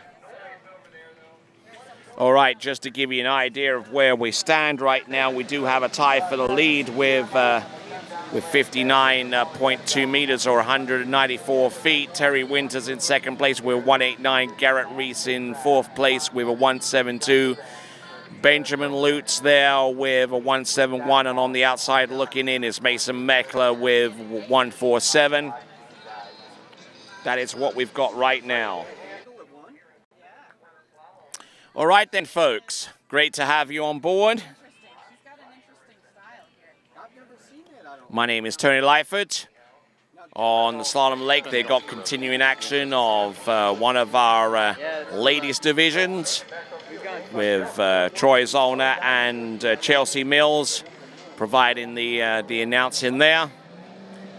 And here I am with the jump event in the Mastercraft Pro Men's Jump Qualifier for the US Open of water skiing. Oh, I'm passing up on jump number 2. So now his back is most firmly up against the wall here. He's had 2 shots at that jump. Neither of them have yielded a jump distance, and he's down to his first attempt.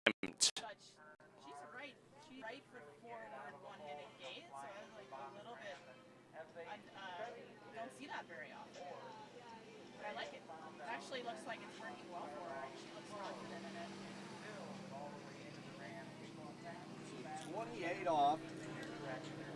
One of the easiest looking 28 offs that we've seen so far in this Women 1 event. That's Jade Hansen. And there we go with that jump of Jonathan Lutz passing up on the bottom left-hand corner, and now being picked up by a Mastercraft Special Edition Stars and Stripes edition that was recently auctioned off by Action Water Sports as part of their 50th anniversary celebrations. celebrating the fact that they were the first ever Mastercraft dealership in the world way back in 1971. But Ricky? They recently auctioned off that boat and raised over $151,000 for the St. Jude Children's Research Center in Memphis, Tennessee. A world-class medical center that And you won't have to go down helps children until he makes of all ages. Okay. So you get a nice, long, easy. Here we go, Jonathan Lutz. Jump number 3. It's all or nothing now. Up, oh, look at that. Whoa, and pushing that one. Never mind 190 feet. What about 200 feet? Wow. Certainly likes the drama, doesn't he? Oh my, deep out of 4.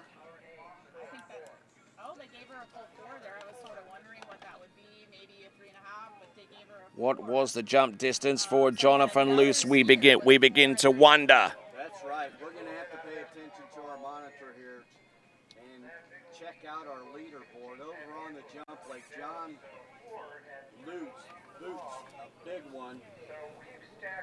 You know, there's a possibility we could have like a... Looking at that jump distance again.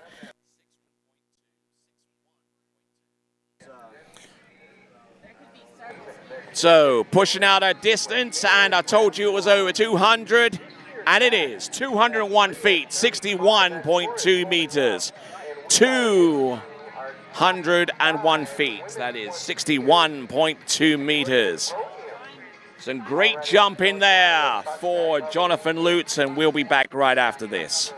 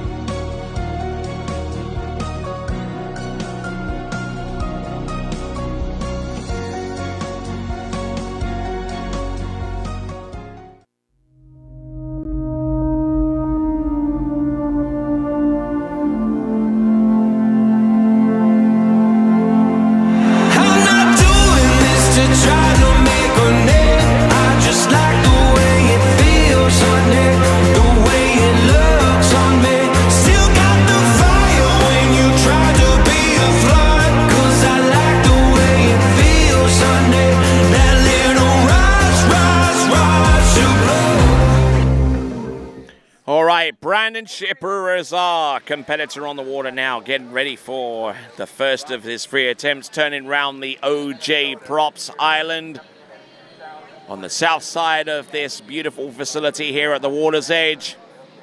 This is the Mastercraft Pro Men's Jump Qualifier for the 2021 Morley US Open of Water Skiing. The finals taking place later on this evening under the lights. Will it be among the 5 competitors that qualify? Look at that. Jump number 1. Opening up his skis to try and get maximum float towards the end of that jump. But it would certainly help if he got some distance behind that. Brandon Shipper, whose average is about 201.5 feet.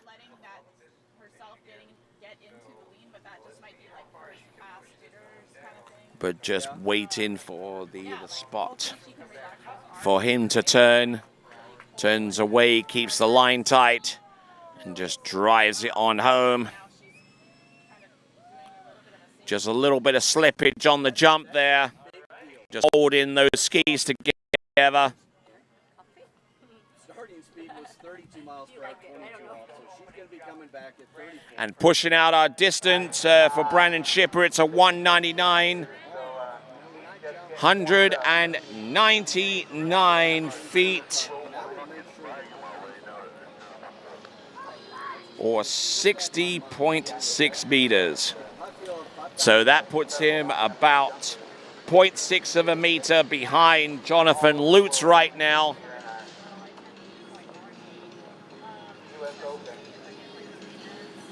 He's got one jump under his belt. Let's see what he can do with jump number 2.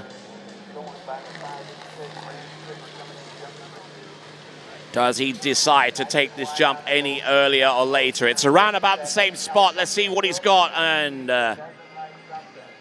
brought that jump just a little bit earlier.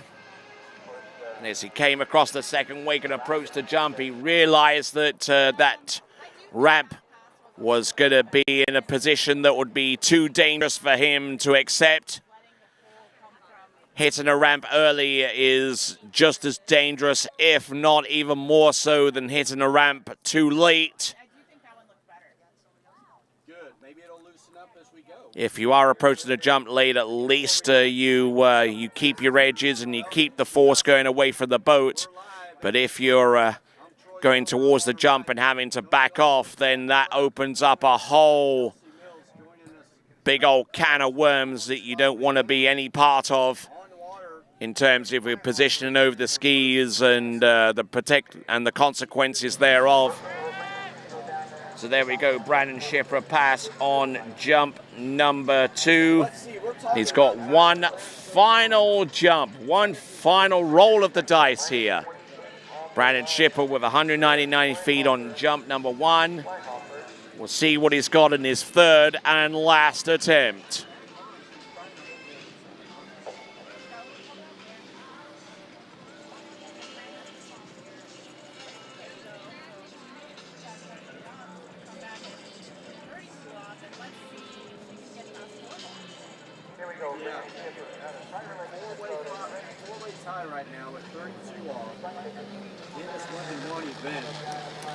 All right, here we go. Brandon Schipper, one last attempt.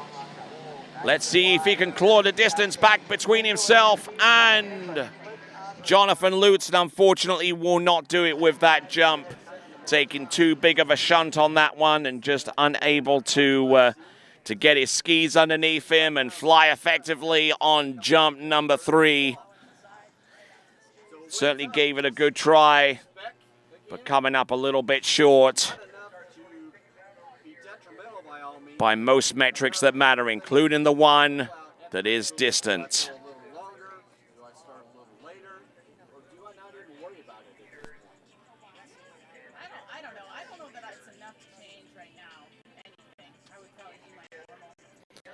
So waiting on the jump distance to reveal itself for our competitor.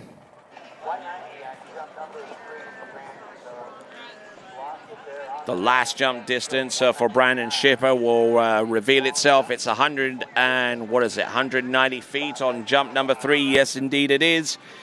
It's the equivalent of 57.9, 190 feet. Now, there is your leaderboard as it stands right now. Lutz, Schipper, Stackpole, Georges, Winter in the top 5, and on the outside looking in, Reese, Benjamin Lutz, and Mason Meckler. All right then, so we continue to go right along. Next competitor to go is the current world overall men's champion and recently crowned European men's trick and overall champion. It is Martin Coleman. Not only that, but he's also qualified through to the tricking finals later on in the Morley US Open of water skiing. And we're going to see quite a lot of Martin Coleman over the in the remaining weeks of the season towards October, with several chances for him to ski some major tournaments in the United States. So, Martin Coleman from the Czech Republic, the current world overall men's champion, and eager to show that he is more than just the overall, one of the best overall skiers out there, but he's also got a jump capability that can put him in the frame for maybe skiing at night under the lights.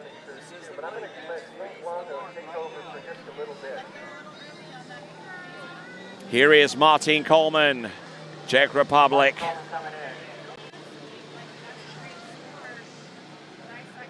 Let's see what he could do on jump number 1. Up and over, and the form off the jump, very, very good indeed. Very, very conducive to long distance jumping from Martine Coleman.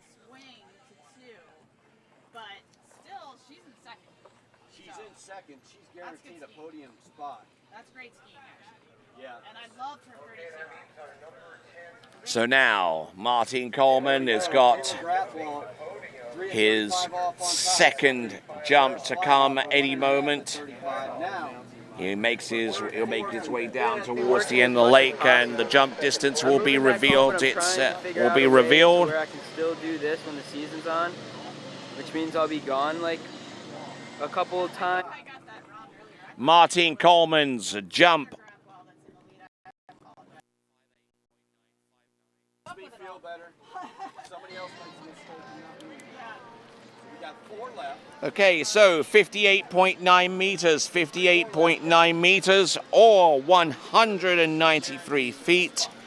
193 feet there for Martine Coleman. He's still got a lot of distance to pick up and claw back.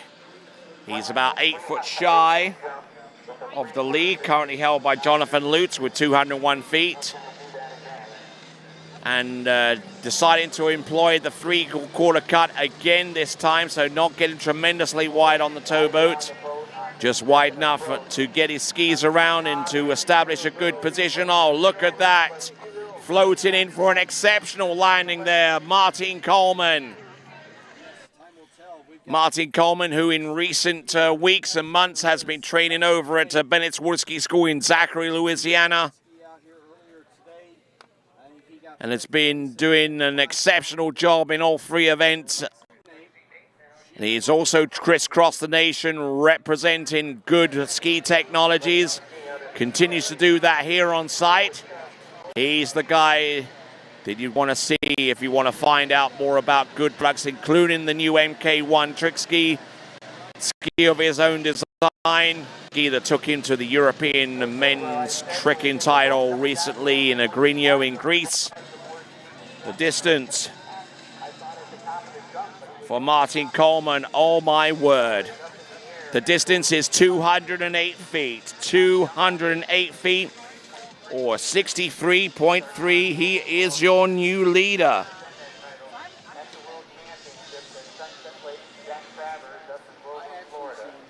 .208 feet, or 63.3 meters, for the pride of the Czech Republic, Martine Coleman.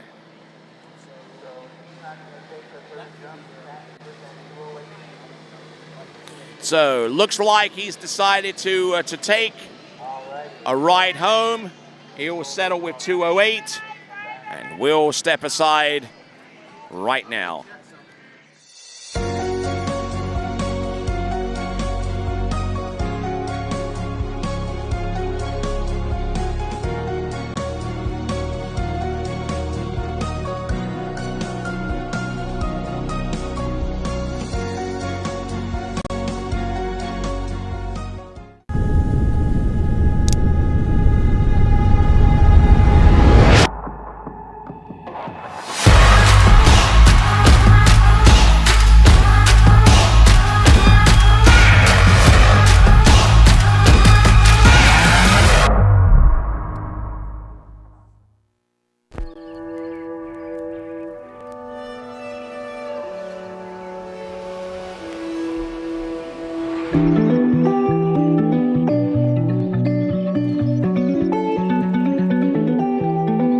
Hello, Natalia Bernikava here, multiple world champion, world record holder, introducing the new Edge trick binding. 3D printed plate creates for more control and support on the water. Plus, this binding is very unique because we have 2 options. Option 1 with toe clamp and heel clamp dedicated specifically for hands. Option 2 with the releasable plate could be used for hands and toes, and the binding suits for all levels. For the upcoming season, it's time to get on edge.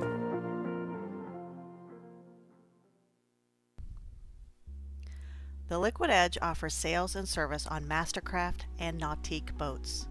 We are located on our own private 35-acre ski lake in Farmer City, Illinois. Our fully stocked pro shop accommodates the needs of every 3, 2, or single event skier.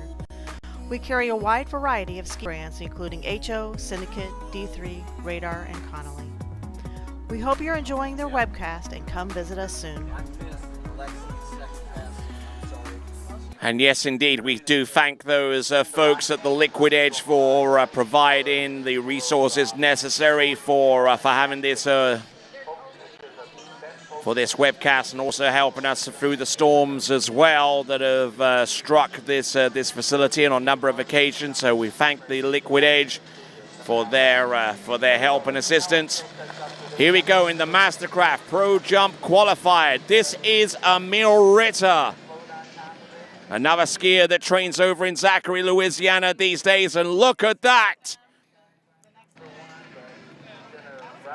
Beautiful looking jump there, one of Chile's top water ski jumping athletes, and looking to absolutely uncork a huge attempt there. The current lead, currently by Martin Coleman, 208 feet or 63.3 meters. And he looks like he got extremely close to that on jump number 1.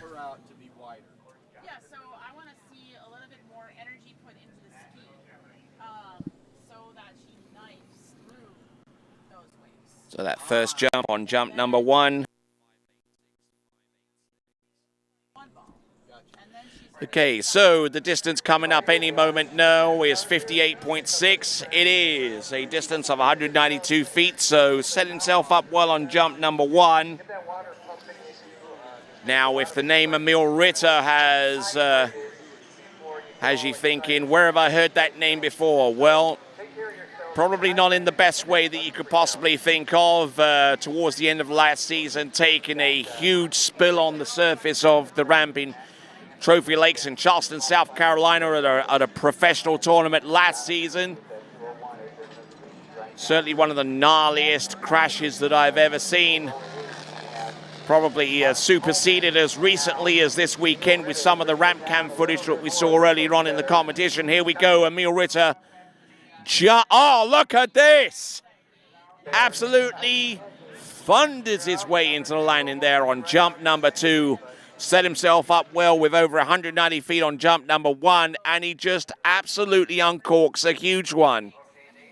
Has been training all season in Zachary, Louisiana at Bennett. Interspersed in that time, he celebrated the birth of a young child. And coming in on jump number 2, just look at him go off the top of the jump. Just got the skis directly underneath him. Positioning over the top was wonderful.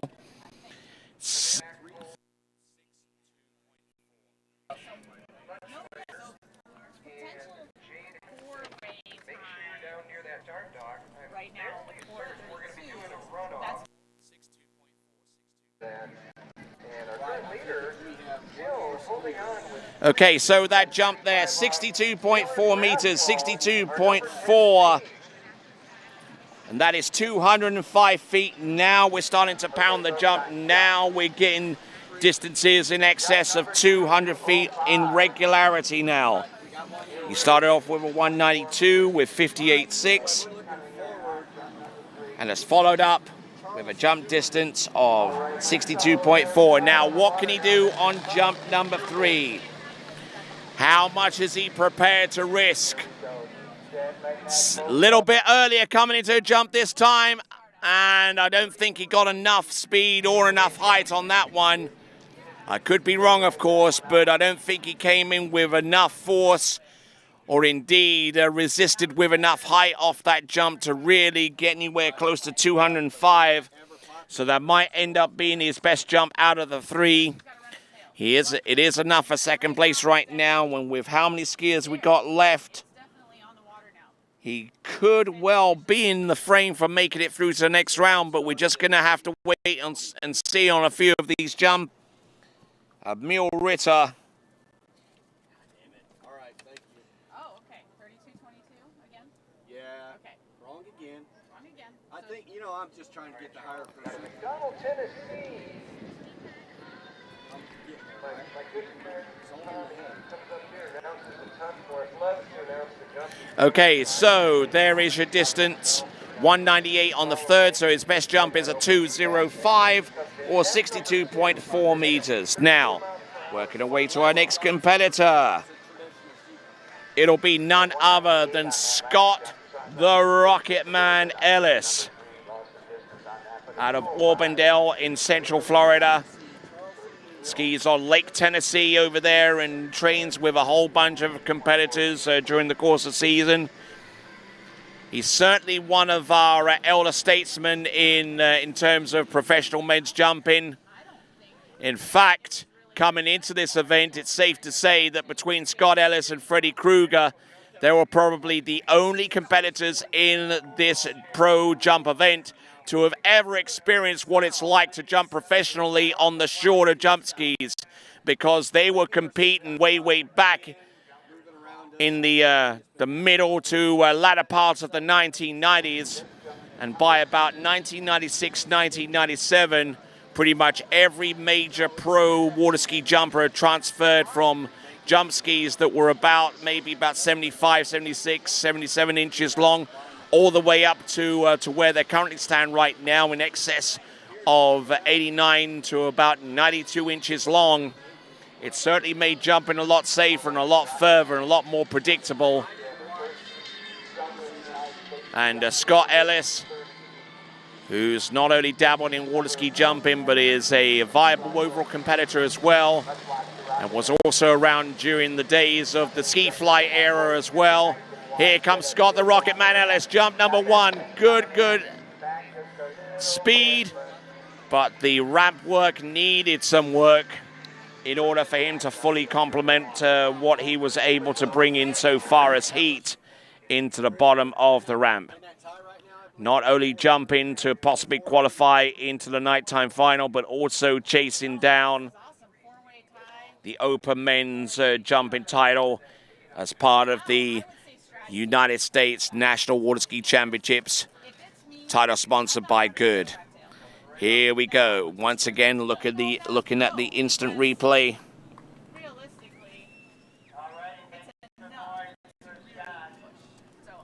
Decent looking opening jump, but the distance coming through will not be particularly cheerful to him. Distance on jump number one, it's going to be a skosh over 190 feet. Maybe that is the distance. 190 feet. But the metric distance is going to be 57.8. We appreciate the hard work you do. Love you. Thank you, Ricky. 57.8 meters for Scott the Rocket Man Ellis.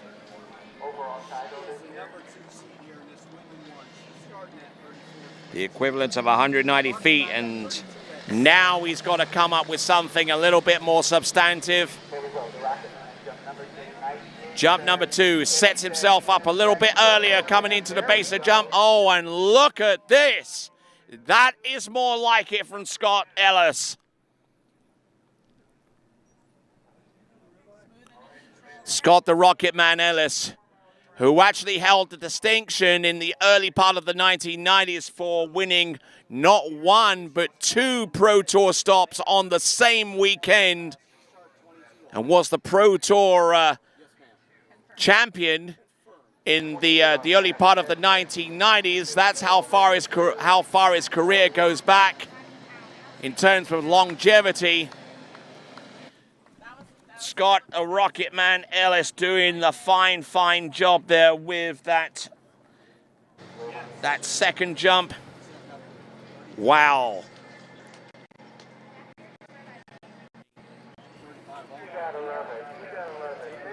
Distance coming through, 62.8 or 206 feet. 206, it still puts him behind Martin Coleman, but it is enough for second place right now. And so far as it relates to the United States Nationals, you're looking at someone who is in form and could quite possibly take away the United States National Men's title. But I think it's safe to say he's fairly and squarely on the top 5 podium for the Goode Waterski National Open Men's Jump title. so far as among our skiers that could qualify for the nighttime finals. Let's see what he can do. Ah, look at that beautiful float there towards the end of that jump. That is going to be one of his better attempts. Just imagine the type of career that Scott the Rocketman Ellis has had since the early part of the 1990s. A career that spanned over 30 years at this level. And look at Scott Ellis. Scott Ellis, look at this.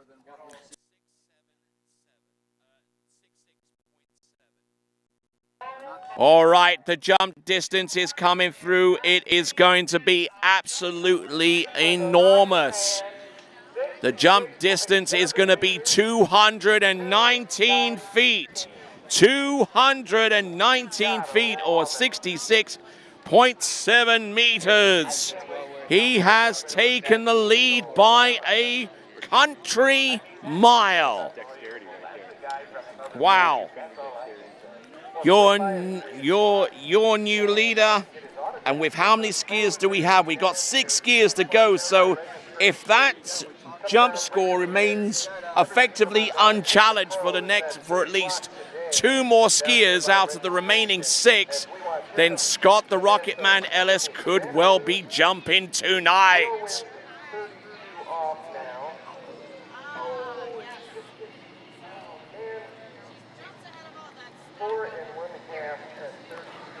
So now on the water, has been skiing the international circuit for quite a few years. One of the Chilean Air Force. He's won a Pro Tour title last season and is ranked consistently among the top competitors as we see the leaderboard. Scott Ellis with 219, Martin Coleman 208, Emil Ritter 205, and there you see the remainder of the scores. You'll find them available at waterskiresults.com as well. And also check in with US Open and Waterskiing for more information. All right. The skier to whom I'm referring to on the water right now is Rodrigo Totti Miranda. Here he comes on jump number 1. What will he do with this opening attempt? You don't even see the boat at this point until he turns and sets itself towards the jump. Oh, shunts the ramp big time. Taking a huge risk on that attempt. Scores his first jump.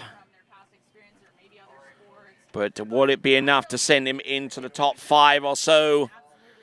We've yet to find out. So Scott the Rocketman Ellis is still in the lead.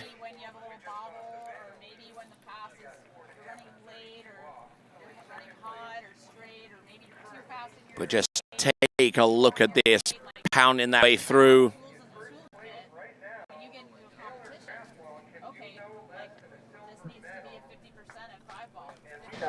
And even though he did get everything together, he still jumped over 190 feet. It is 60.5 meters, 60.5 meters for Rodrigo Miranda, 60.5.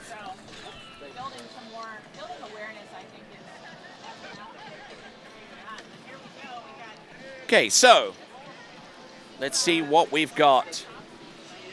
Jump number 2 of 3 coming into the jump course behind that Mastercraft Special Edition Stars and Stripes, recently auctioned off for over $151,000, with the proceeds being donated to the St. Jude Children's Research Center in Memphis, Tennessee. Here we go. This is Rodrigo Miranda, jump number 2. Look at him go. Bam!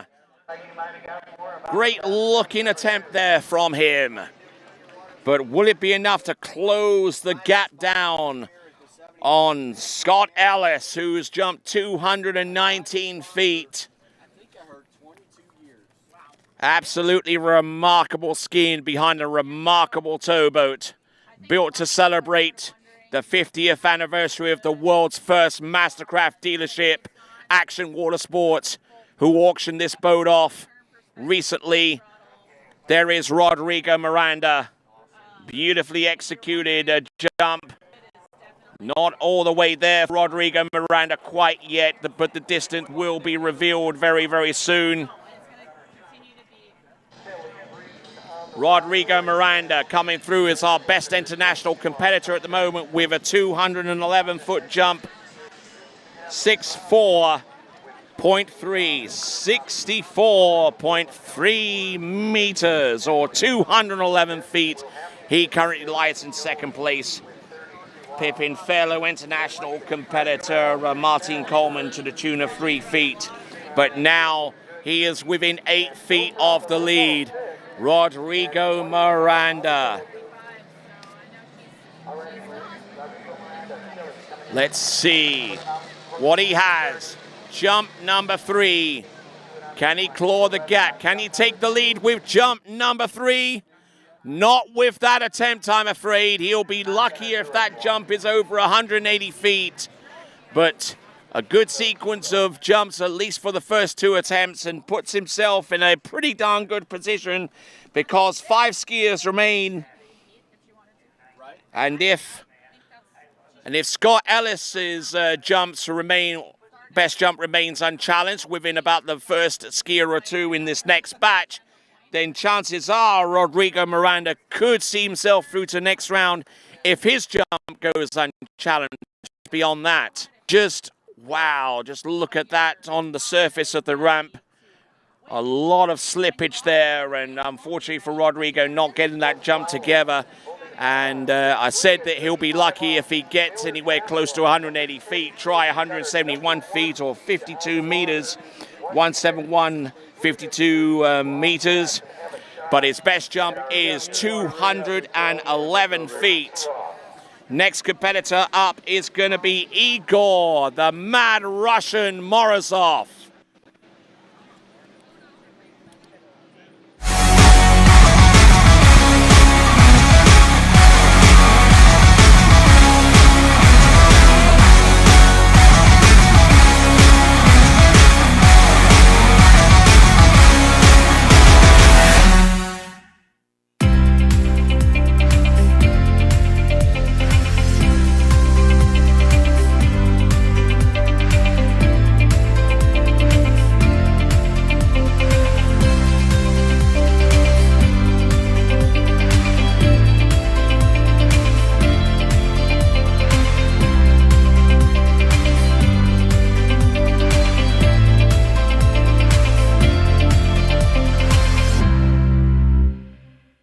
All right then, so we've just seen Rodrigo Miranda, and now we're going to bring to you and the breakfast sandwich at Hog Wild's pretty good. The Mad Russian that is Igor Morozov.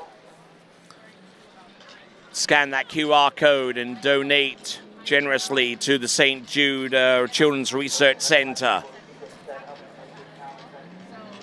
All right, here we go. Here comes Igor Morozov. Jump number 1. Sets himself up. Nice looking first jump, floating in for an exceptional landing there. Igor Morozov, who has been among our top jumpers for quite some time now, has jumped well in the day, has jumped well at night. Let's see if he can make it to the nighttime jump final. He's got to go over 218 feet, 219 feet to do that. So chewing his nails along the sideline is Scott the Rocket Man Ellis. And a person who trains with him is on the water right now, Igor Morozov, launching off the top of the ramp.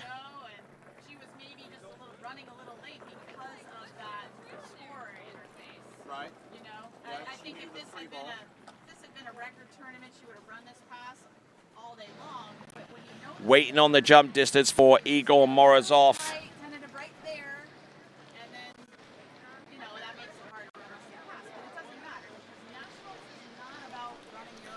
right, so looks like he's going to get a rewrite on jump number 1. It's a mandatory rewrite for being too fast. That jump, if recorded officially, would have been 199 feet. So we'll put an asterisk against that, 199 feet or 60.7 meters. Now, here's the deal with this. If he exceeds that jump distance with the remaining 2 jumps, which I sincerely hope he does, then he will not get a rewrite based upon jump number 1. But if that jump distance is not exceeded with either of the remaining 2 jumps, then he would get a mandatory rewrite with the full extent of that jump, with the highest extent of that jump being 60.7 meters or 199 feet. So here we go. This is Igor Morozov behind that towboat, the Mastercraft ProStar with the 6.2 liter Ilmor engine. Here he comes, jump number 2. Better looking jump position wise, but will that be enough in terms of distance?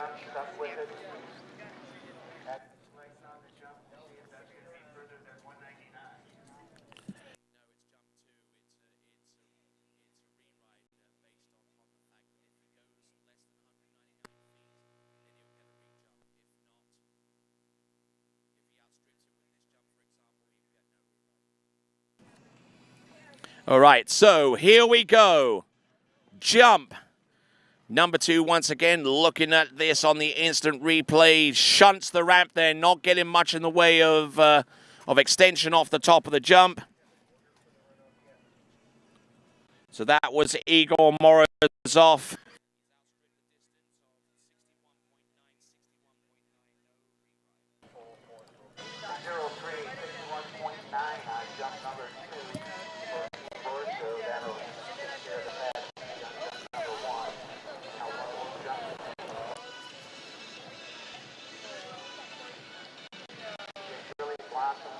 All right then, so the jump distance will be revealed to you. Forget about the 199-foot jump. He's exceeded it with a 2:03, but here he comes on 3rd and last attempt. This is Igor Morozov. He's out wide at the towboat. Let's see what he's got. Coming in, one final attempt. And it's safe to say that on the strength of that jump, Scott Ellis has made it through into the nighttime jump final, because as Igor Morozov was the 5th competitor from last to go, when he was unable to obtain the lead above Scott the Rocket Man Ellis on this jump, then Scott Ellis will be jumping at night.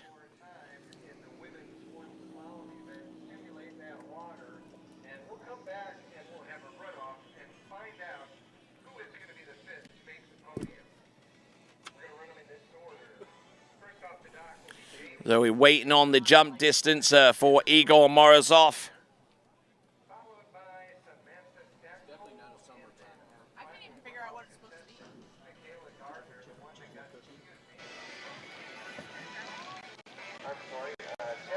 So being dropped in the water there. And, I think 1 or 2 oxums are being explained there to him. I think that will be on the basis of his 3rd jump rather than the 1st.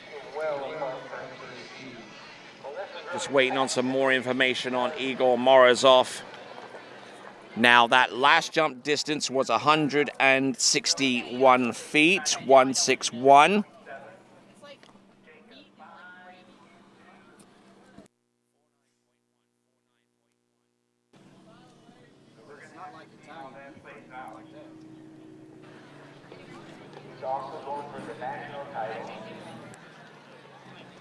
So that was Igor Morozov. And we'll return right after this. Introducing the IWWF license, a new initiative starting January 4th, 2021 to make the IWWF World Titled events more affordable for organizers and increase bidding for best venues for athletes to perform. An annual fee of just $25 or a single tournament fee of $7 will go towards improving the experience for athletes. The IWWF thanks you for your support in continuing to try and improve World Titled events. This new mandatory license can be purchased quickly and easily on the IWWF website.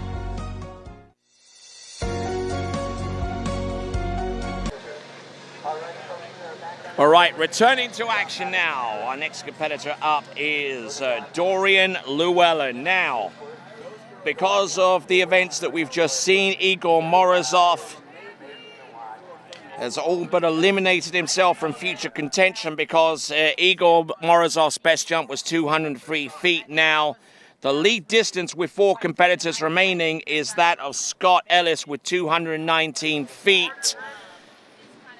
So he's through to the nighttime jump final. Now, what is the second best distance beyond that? Well, that is the distance of Toti Miranda, who jumped 211 feet, 64.3 meters. If he jumps beyond that, Dorian Llewellyn will advance through to the nighttime final. Let's see what he can do.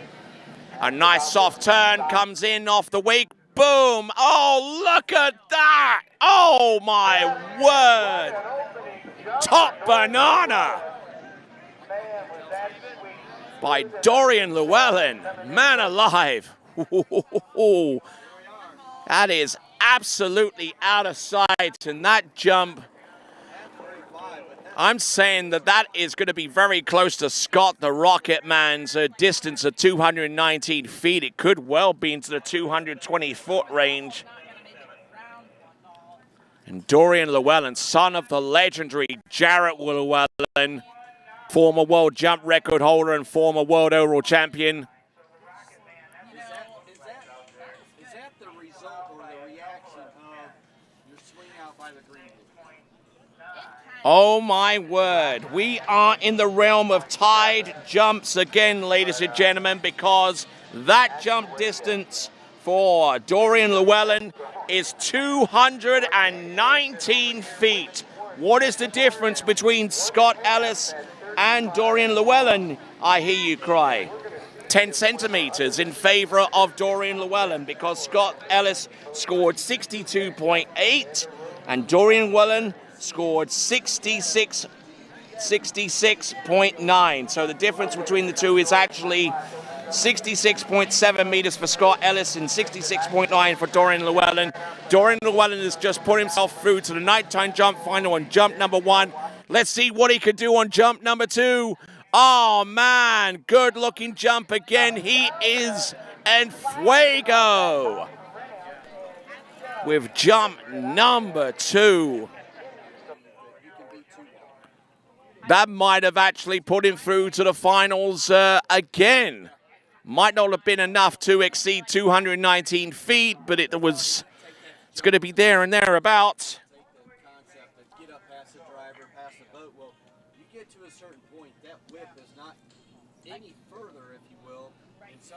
Just looking at Dorian Llewellyn once again, just boom. Getting some great lift there. Just using his legs like pistons coming off the end of that ramp. Wow.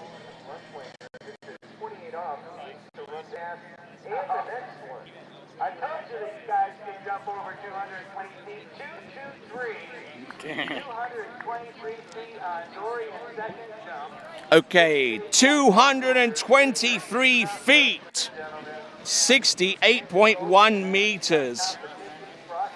If he weren't already in the lead, he certainly is now by a good measure, by 4 feet ahead of Scott Ellis.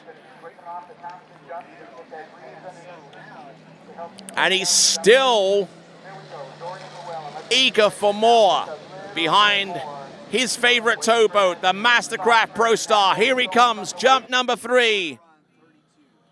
Oh, look at that. Flying in for a good distance. I'm not even too sure if that one is anywhere close to 219, let alone 223. But I tell you what, we are in the midst of a jump fest out here behind that Mastercraft Stars and Stripes towboat with the 6-liter Ilmore engine, the 25,000th edition of the Ilmore Marinized Marine engine. 25,000 of those engines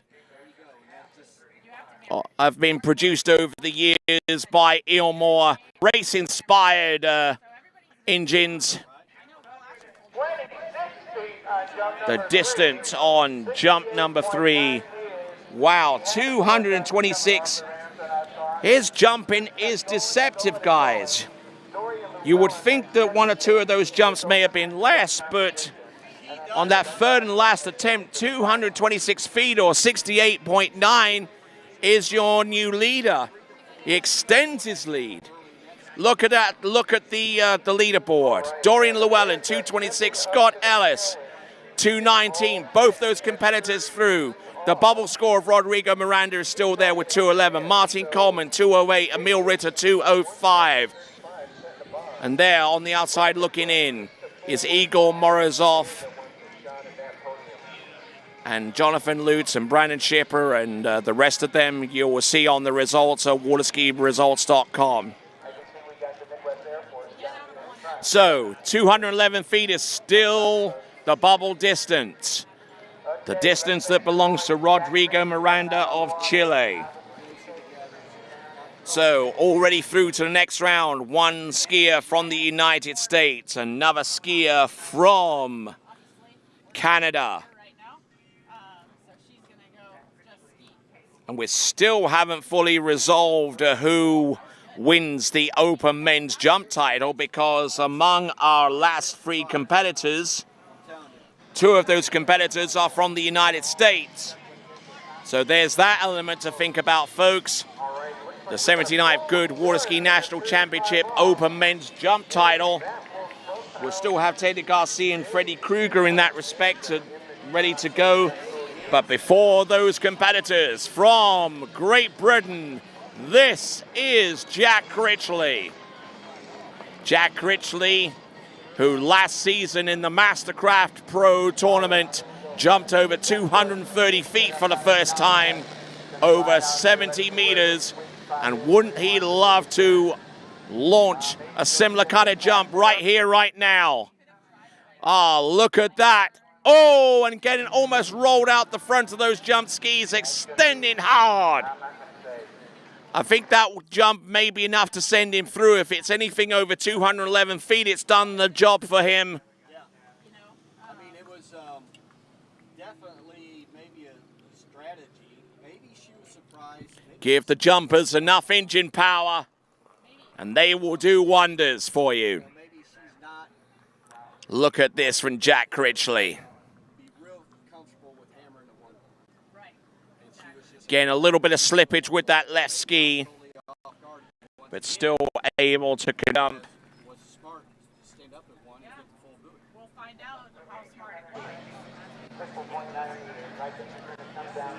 Jump distance on jump number 1, 200 feet exactly. That's 60.9, 60.9.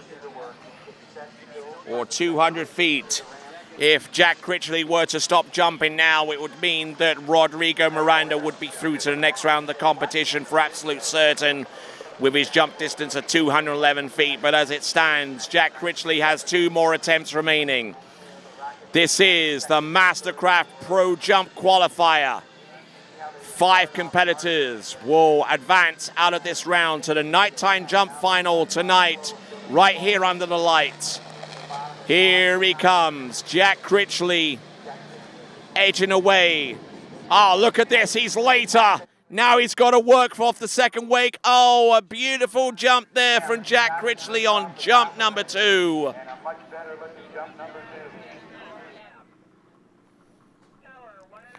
Good impact. I suspect that jump is going to be further. The question is, will it be far enough as far as he's concerned? Oh, it just came up there a little early behind the boat. Yeah, it looks like it. Yeah. Maybe she wasn't used to such a good turn there. And Jack Critchley, jump number 2. Gargantuan effort there from him.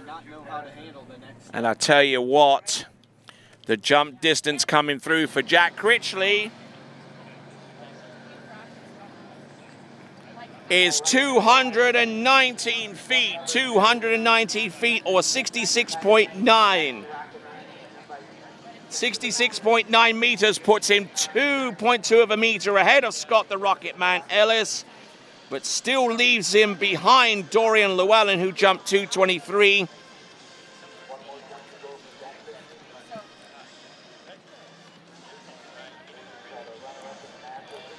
Okay, so Jack Critchley, because he's jumped over 211 feet, he punched his ticket through to the next round of the jump competition. Now, how far dare he risk it?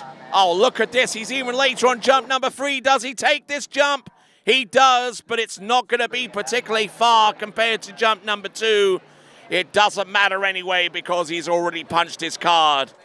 And Jack Critchley from Great Britain. You're not totally dumbfounded with what to do or to handle that pressure. Beautifully executed jumps, including the second one, 219 feet. Your practice to be more like a competition. So like set a score, put some pressure on yourself. Like if I don't run this fast, I'm swimming in. So here we go, Michaela Garner. So Jack Critchley's last jump, just in case you're wondering, 185 feet or 56.3, but the job is done so far as Jack Critchley is concerned. He is through to the next round on the strength was 219 or 66.9 meters. Now we come down to our final 2 competitors, and both of these competitors will not only be trying to qualify as the top 5 through to the nighttime jump final tonight in the Mastercraft Pro Men's Jump Competition, but also they'll be battling for top honors in the Goode Waterski National Championships Open Men's Jump title, crowning the best jumper in the United States. This is Taylor Garcia. All right, while we wait for our next speaker over in this Corralini U.S. Open qualifier over here, real quick, here's how we stack things up. Amanda Rose-Fletchlander just won that runoff for 5th place. Have to take a breath here, folks, because it has been absolutely exciting here. Just throwing absolute bombs out there with these jumps. Scott Ellis with 219 feet, rolling back the years. Dorian Llewellyn with 223 feet. Your leader, also Jack Critchley, marginally further than Scott Ellis with his jump at 219 feet. Some great, great skiing on tap, and we still got 6 more jumps to come. And our remaining 2 jumpers, members of Team Mastercraft, so they're skiing behind the boat of their choice. The Stars and Stripes that celebrates 50 years in business for Action Water Sports, the very first Mastercraft dealer in the world, way back in 1971. Here we go, Taylor Garcia, jump number 1, pummels that jump, lands and rides that attempt. If that is more than 211 feet or 64.3 meters, he will advance. Just looking at this approach, coming into the turn, passing up on the towboat, extending his left arm, extending upon that line, turns in, gets set in position, just holds it through, just absolutely pummels that jump. The distance coming to you for Taylor Garcia. We'll get that distance for you any moment now. We're tabulating the numbers here. Distance coming through 206, 206 feet. That puts him a little bit behind the 8 ball here. It is the equivalent of 62.7. So he needs more than 211 feet to advance through to the next round of the competition. But right now it is 206. The metric distance that he's looking for is 64.3 in excess of. Of course, we could be in a situation where we could have tied distances from 2 of our competitors, Brooke Baldwin and Valentino Gonzalez, a little bit earlier, but let's put that on the back burner right now as we look at Taylor Garcia flying in and landed that jump. And ladies and gentlemen, it's amazing to think that you're seeing these jumps from Taylor Garcia, but he has been skiing without an ACL on his right knee, and that's the one that takes the most pounding, folks. It was revealed prior to the King of Darkness event a few weeks ago that Taylor Garcia had actually injured his knee in a previous practice and had been skiing without an anterior cruciate ligament, one of the major 3 ligaments that keep the knee together. But I tell you what, the distance coming through for Taylor Garcia.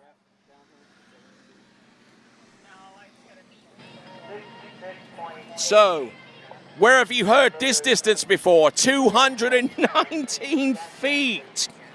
We're going absolutely stark raving bonkers here.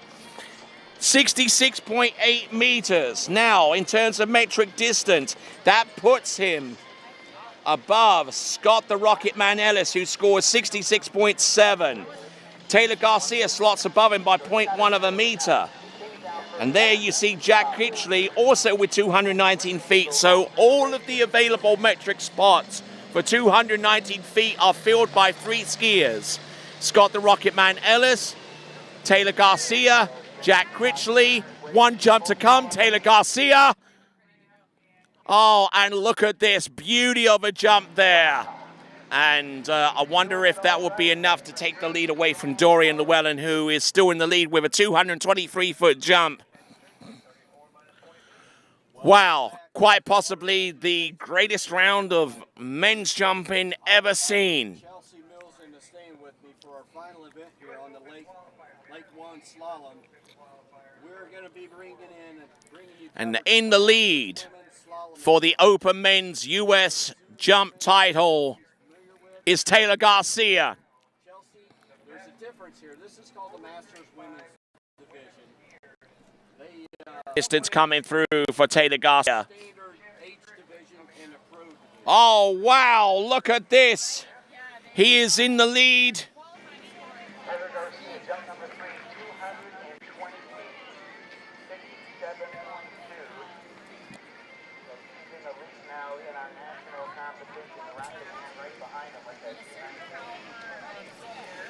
Okay, so with a jump at 67.2, Taylor Garcia edges marginally further.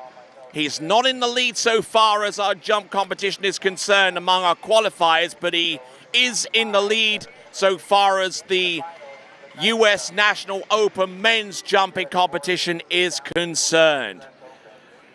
Who are you not entertained?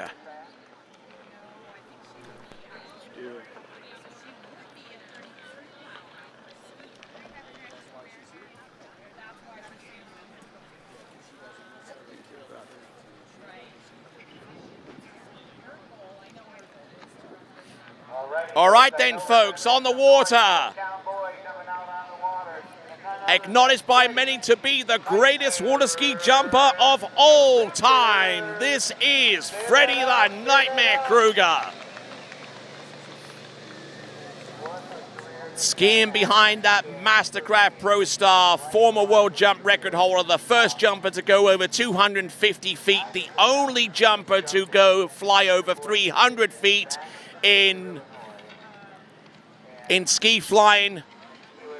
Recently won his 14th U.S. Masters men's jump title in Callaway Gardens in the latter part of May of this year. And skiing behind his boat of choice, the Mastercraft Pro Star with the 6-liter engine by Ilmor. Many of the developments within water ski jumping have rested on his shoulders. Jump skis, jumpsuits, the zero-off jumping system for cruise control. Look at him go, Freddy Krueger, jump number 1. Oh, look at this, and that is why he's the greatest of all time. Freddy Krueger, jump number 1. It comes down now to a slugfest between Freddy Krueger and Rodrigo Miranda. If that jump is over 211 feet, Rodrigo's gone. And Freddy Krueger moves on.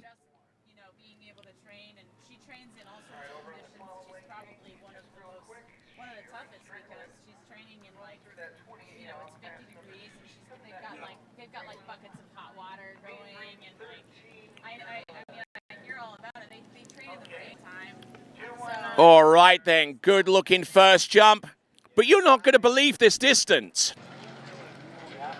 He's punched his ticket through, but look at this distance, 219 feet.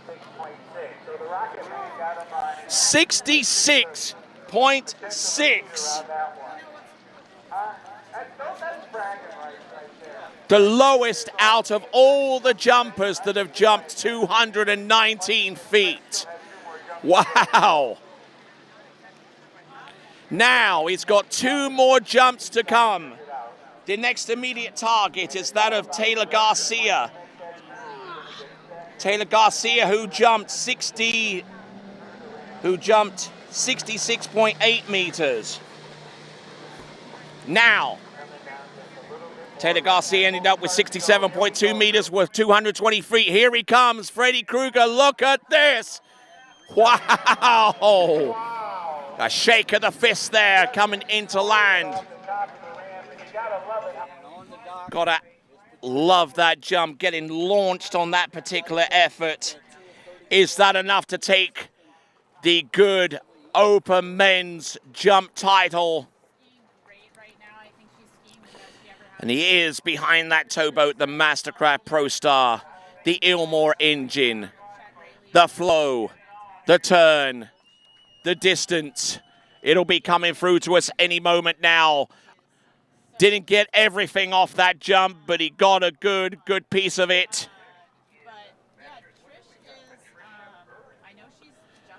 Distance coming through any moment. Looking at the leaderboard, looking at all the permutations.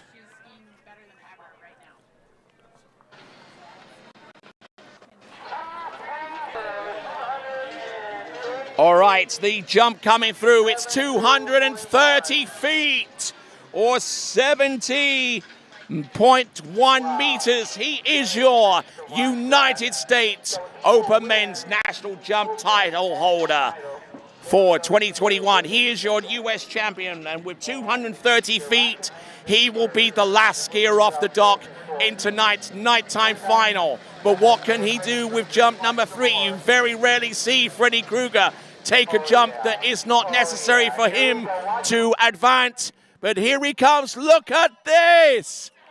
Oh! Wow. He just explodes. He comes in with such Wow. Ooh. Take a breath, folks. Freddy Krueger.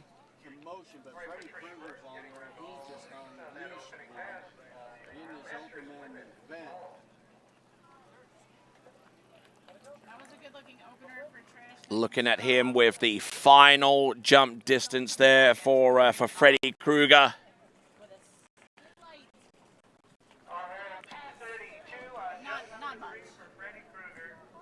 Right, the jump distance coming through.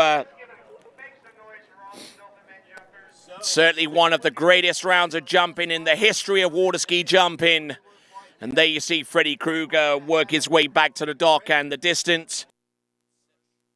Okay, here's the jump distance, 70.7 meters or 232 feet. He is your winner of the U.S. Open, of the U.S. National Open Men's Jump title. And he has punched his ticket through to the next round of the competition, where he'll be jumping at night against Dorian Llewellyn, Taylor Garcia, Jack Critchley, and Scott Ellis.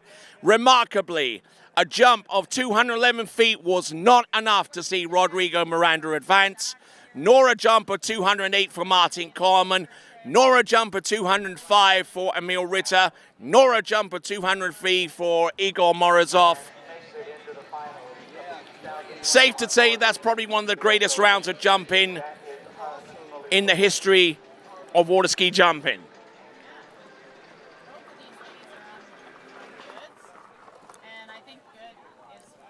All right then, so we'll step aside and we'll return with more action here at the Goode Waterski National Championships.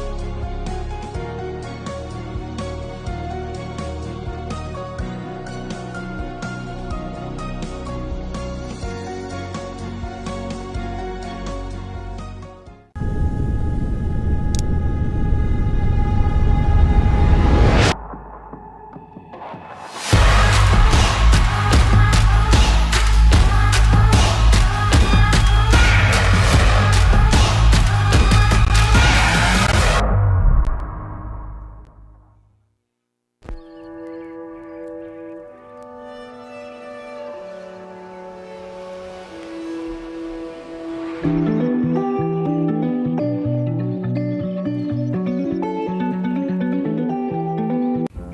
Natalia Bernikava here, multiple world champion, world record holder, introducing the new Edge trick binding. 3D printed plate creates for more control and support on the water. Plus, this binding is very unique because we have two options. Option 1 with toe clamp and heel clamp dedicated specifically for hands. Option 2 with the releasable plate could be used for hands and toes, and the binding suits for all levels. For the upcoming season, it's time to get on Edge.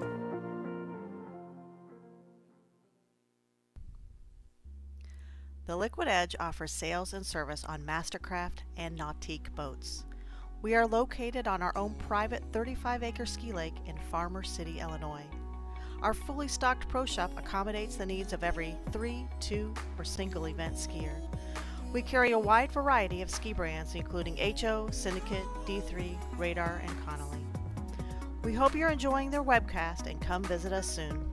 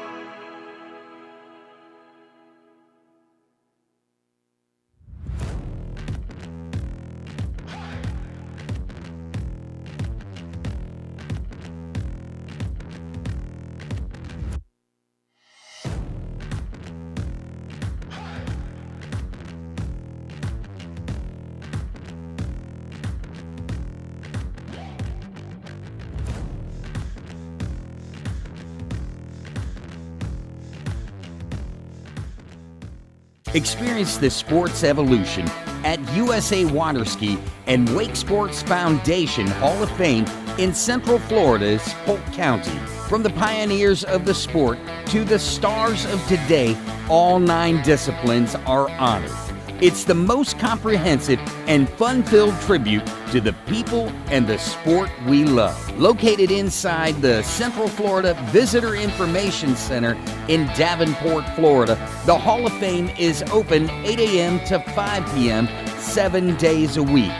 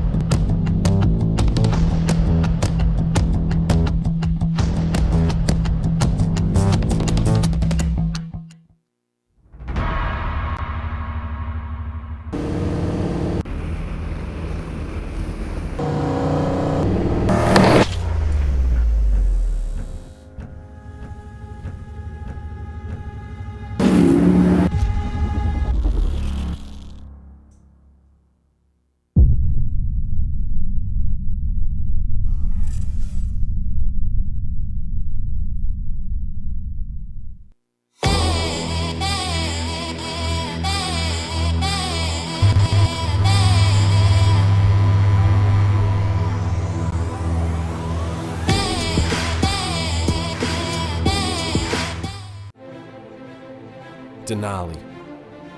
No hype, just science.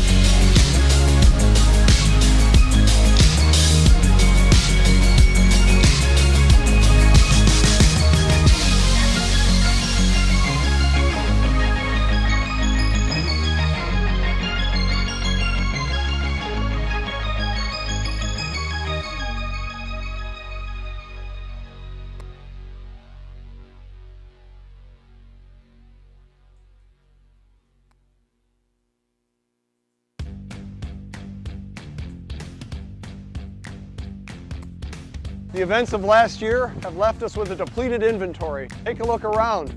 Where I'm standing, usually you'd see a jam-packed lot. And now? For the past 30 years, the Darcy difference has been putting our customers' wants and needs first. But this year, things are a little different. That's right. We are focusing on our wants and needs for a change. We want your vehicle. We want your vehicle, regardless of make or model, even if it's a 1930 Chevy. At Darcy, it's not usually about our wants and needs, but don't worry. You'll still experience the same Darcy difference you always have. Thank you. Please, come visit us today.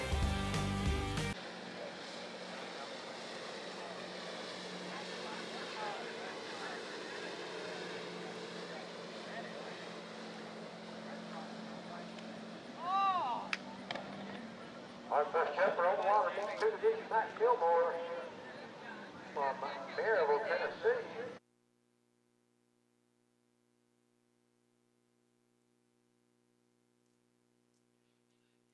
All right then, so we're rejoining the action. We've got men's 2 jumps.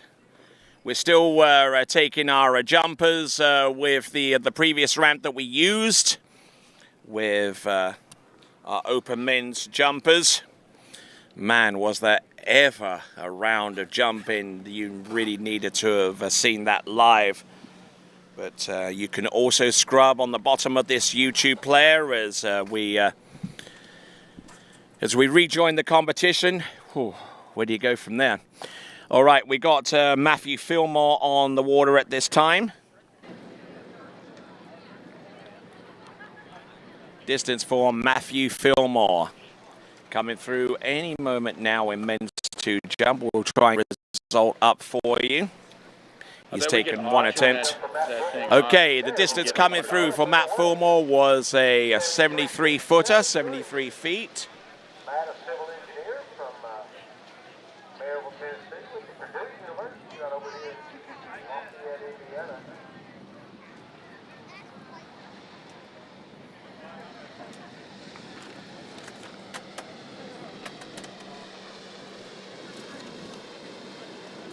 All right, open men and women. Open men and women. Jump and overall. We're going to give you a trophy when you come down here. Open men and women. And so on that jump, again into, I actually landed and skied that one away in men's 2 jumps, Matt Fillmore. We have 10 competitors in this particular division. So we're on skier number 1, Matt Fillmore.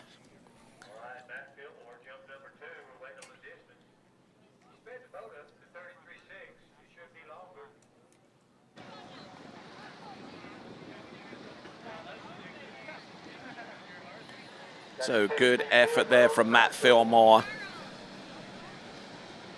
It's 83 feet on jump number 2. 85.2 meters. What I thought I heard him say, 85 on jump 2 was when it goes from Matt Fillmore. It started at 83 now.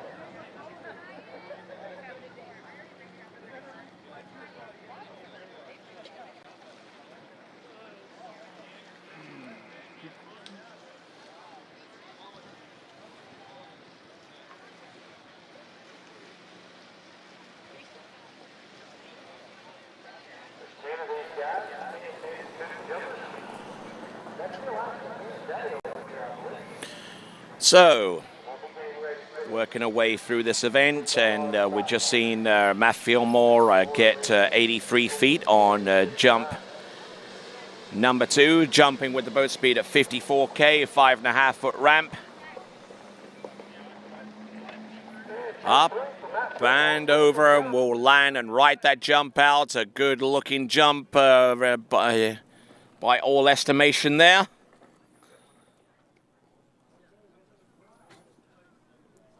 Ten skiers in this division. We're on skier number 1.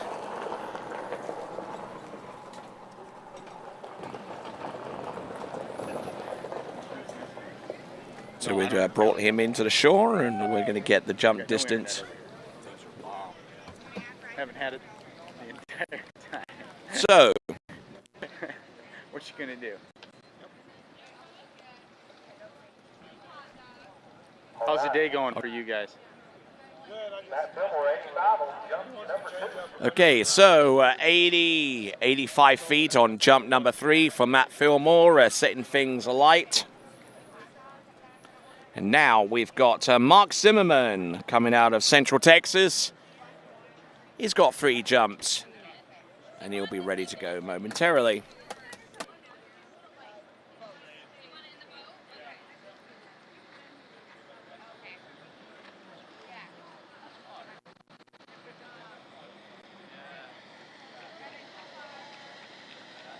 Our next steer on the water, Mark Zimmerman from Austin, Texas. Number 2 steer off the dock, and 2 jump in the 2021 National.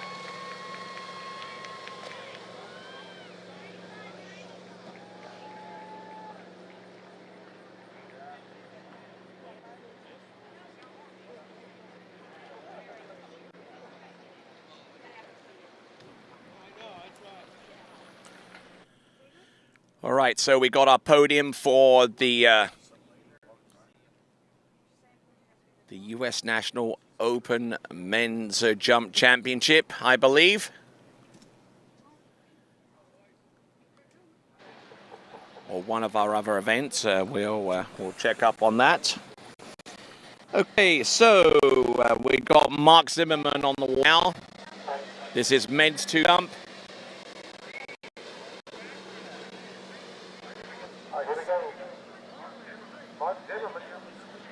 Jump number 1. Oh, a little wayward in the air there for Mark Zimmerman, but able to land and ride that one out effectively.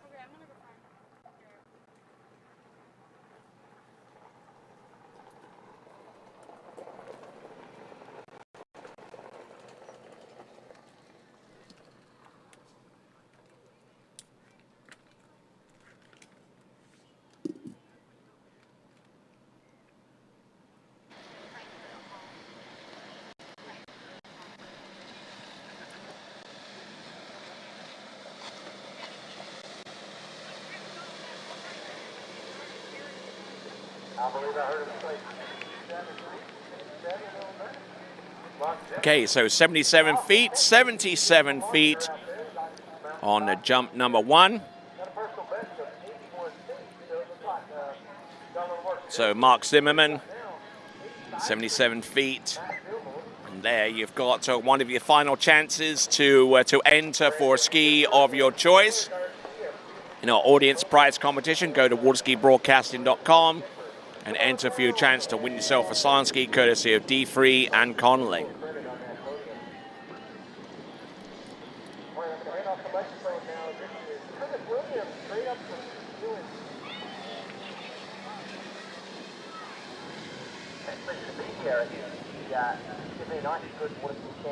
Here we go. This now is Mark Zimmerman up and over.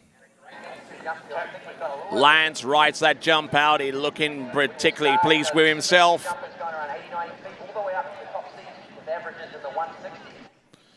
So Mark Zimmerman, 2 jumps under his belt so far.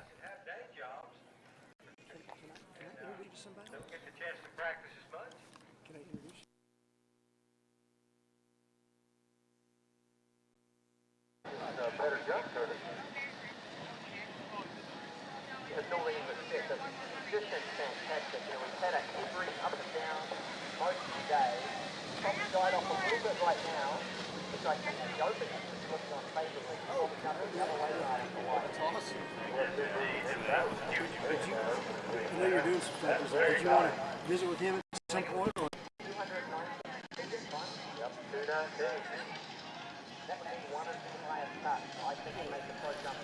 All right, so we're pushing out another distance. It is 77 feet on jump number 2. Looking very strong out there with the second jump.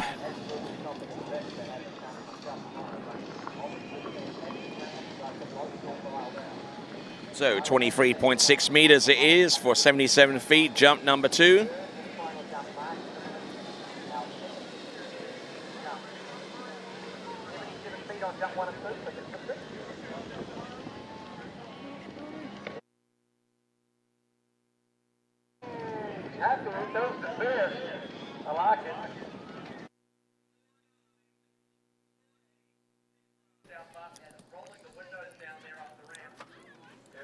So there we go. Good looking third and last jump, taking a little bit more effort into the bottom right-hand corner.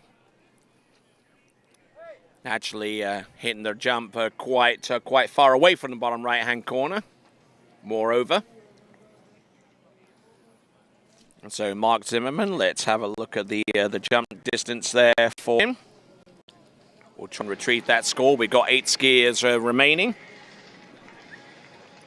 There it is, 77 feet, 77 feet. It's the equivalent to 23.4 meters, so his best jump is actually 23.6 meters. So all 3 jumps, 77 feet, so very consistent there. Michael Kennedy is a skier number 3, and he's on the water, about to take to the water anytime now.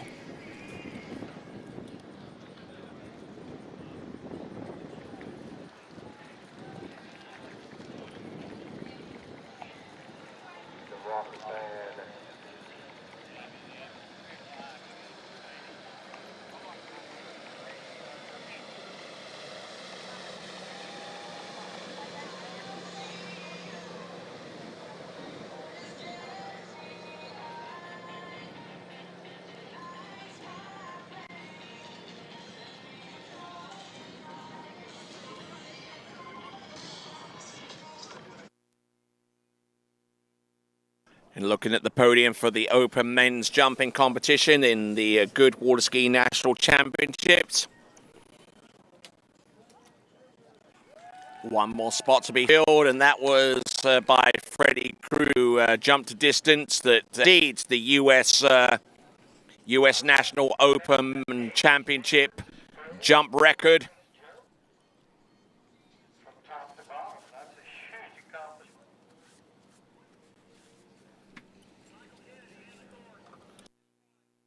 All right, then, on the water, here we go. We've got Michael Kennedy. Up and over, and does he land? Oh, doesn't quite ski it away.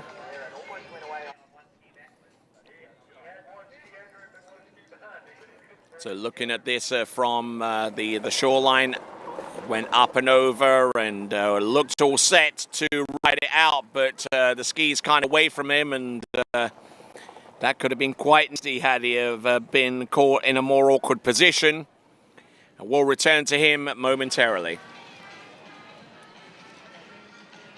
looks like Michael Kennedy just did a reride, or offered a reride on that because they had the boat on the wrong setting.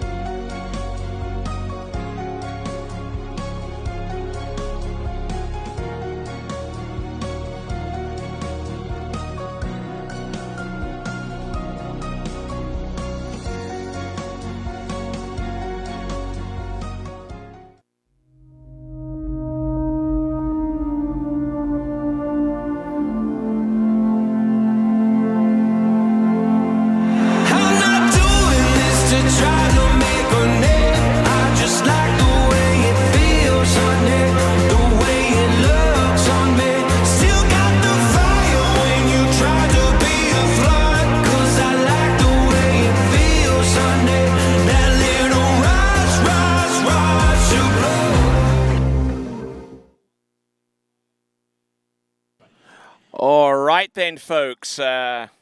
Well, we're going to try and conduct the interview to end all interviews. Not only will we have Freddy Krueger, but we'll also have Scott Ellis.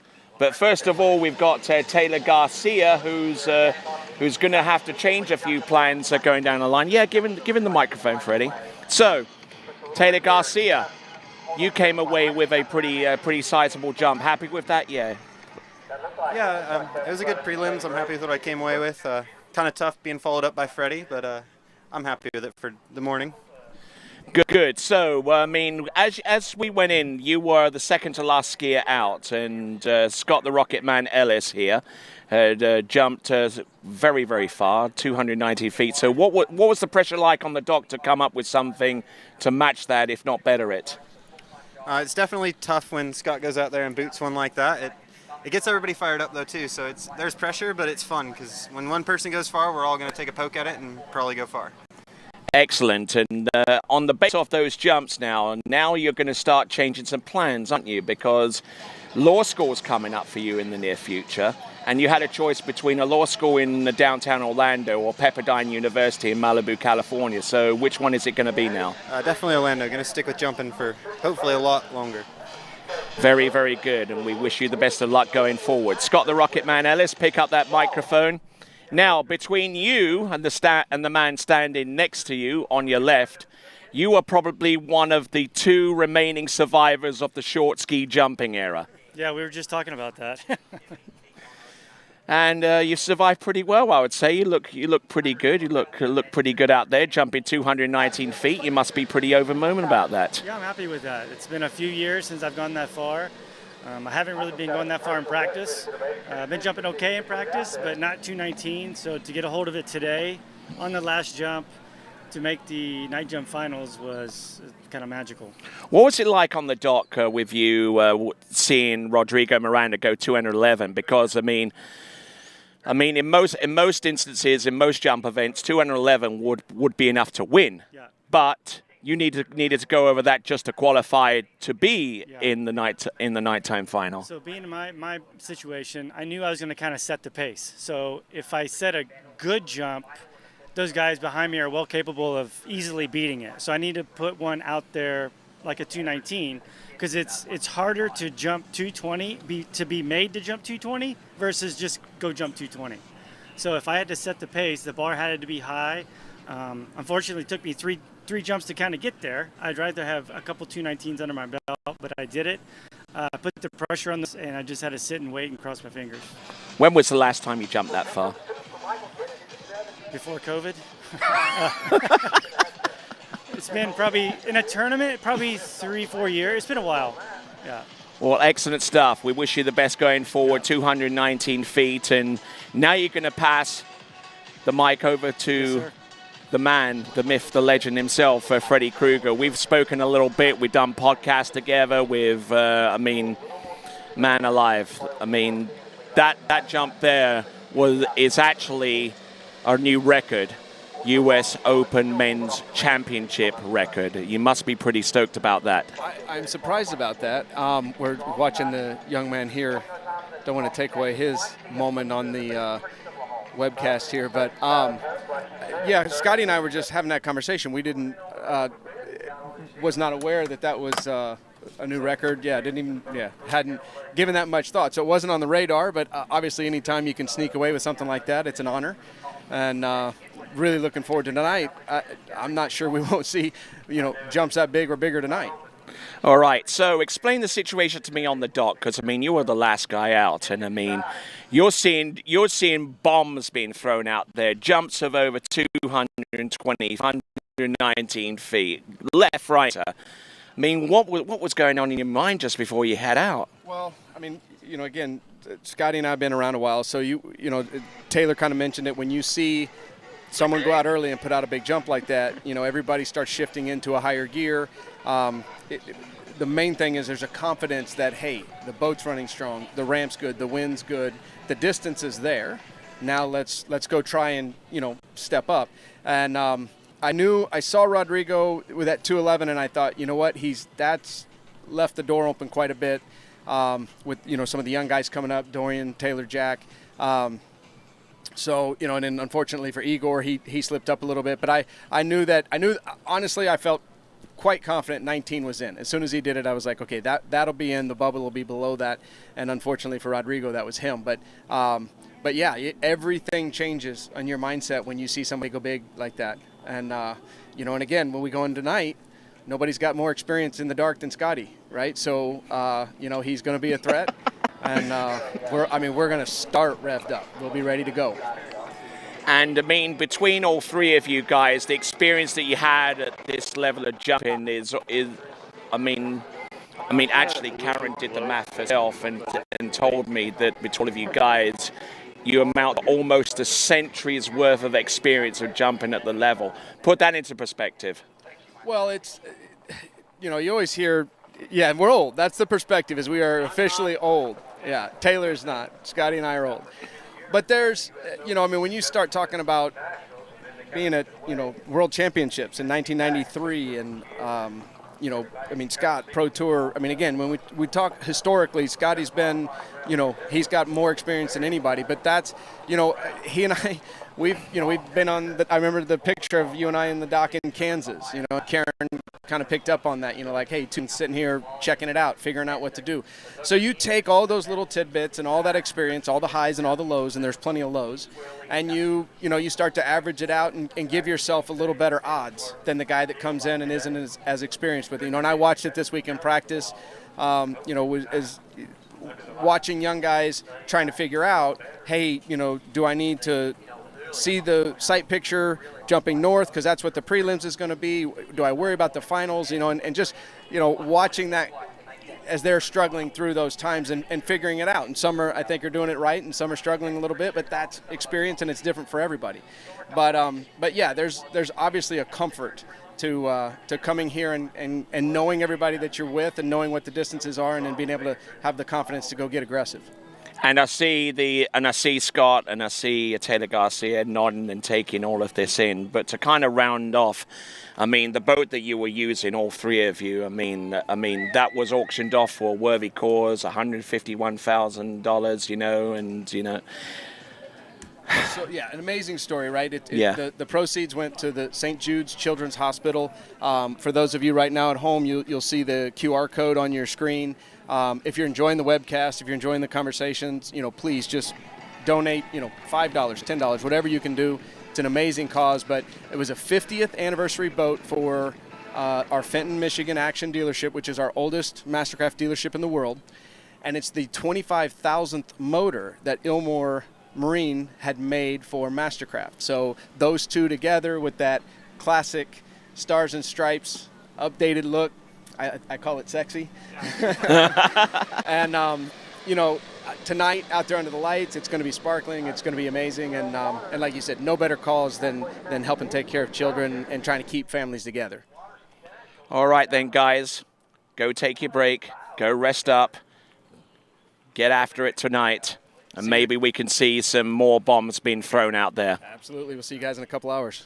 All right then. Whew. Like I said, the interview to end all interviews among our elite jumpers. My name is Tony Lightfoot. We've still got some great skiing on the water in men's too. I believe our skier on the water is Ty Vaio. We'll try and get you up to speed with our jumpers in amongst all of that. Kevin Danmeyer is our competitor on the water.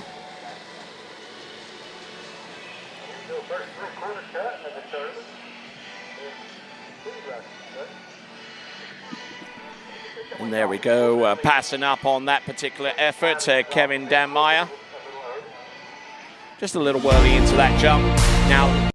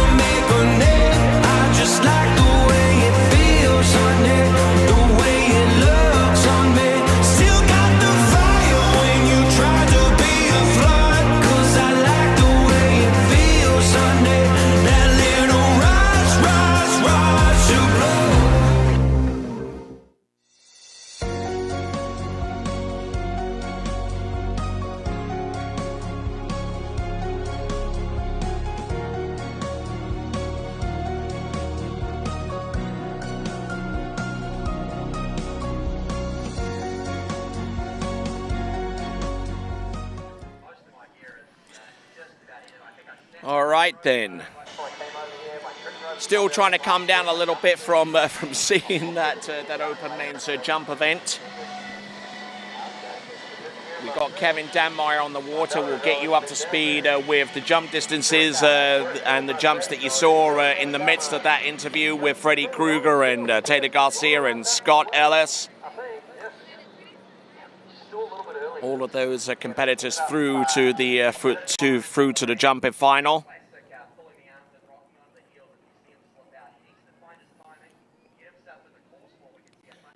But pushing just a little bit hard off the surface of the ramp.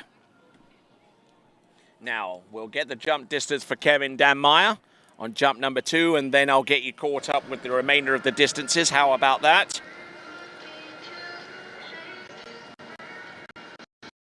It's a number, I believe. So.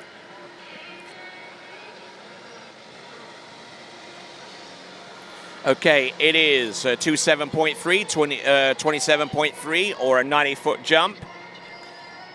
Now, so let me show you the leaderboard as it stands. 90 feet, Kevin Danmeyer's in the lead. Matt Fillmore in second place with 85 feet.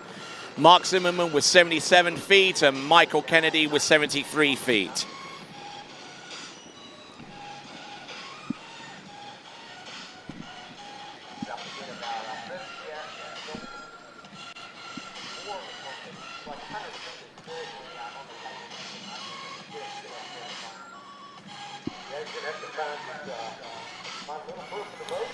So, right here and now with the jumping event.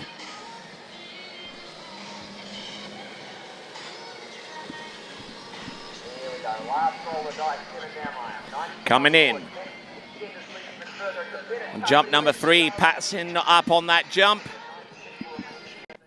And we'll return with next skier, Ty Vio, right after this.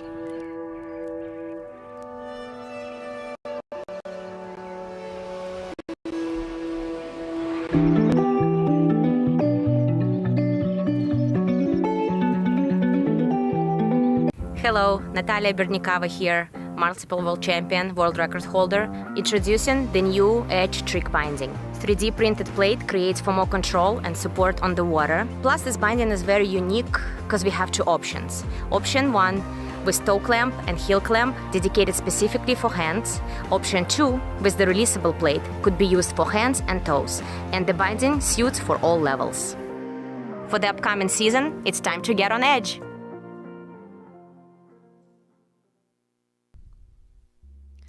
The Liquid Edge offers sales and service on Mastercraft and Nautique boats. We are located on our own private 35-acre ski lake in Farmer City, Illinois. Our fully stocked pro shop accommodates the needs of every 3, 2, or single event skier. We carry a wide variety of ski brands including HO, Syndicate, D3, Radar, and Connolly. We hope you're enjoying their webcast and come visit us soon.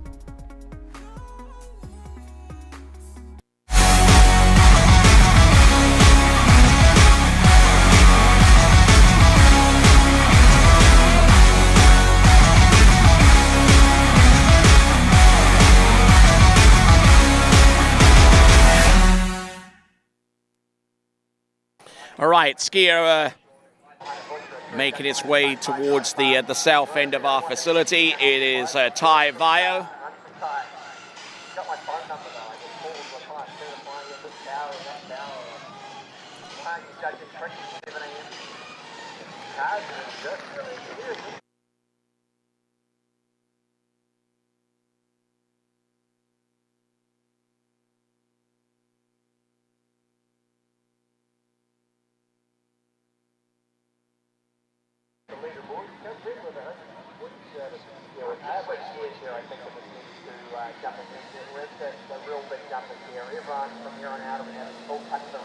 All right, here we go.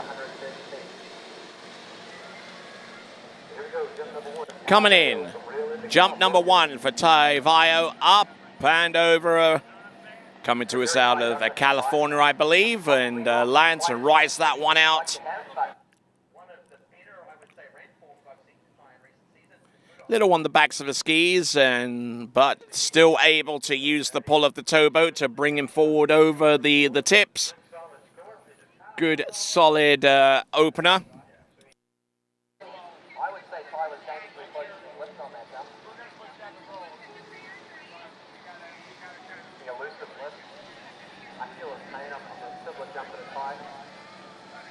Talk about it, but some of us have need to experience it. –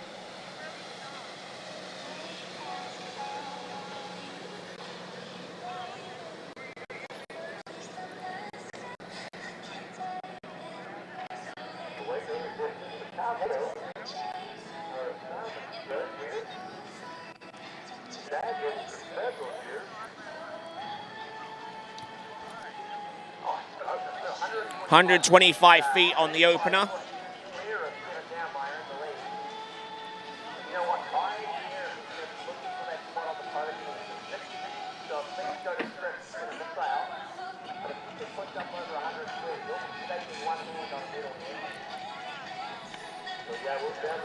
So looking at Ty coming in, his distance of, what is it, 125 feet is enough for him to take the lead at this point in the proceedings. Oh, beautiful looking jump there, taking a good 3/4 cut into the bottom of the ramp. And that one, I think, is going to be a skosh further.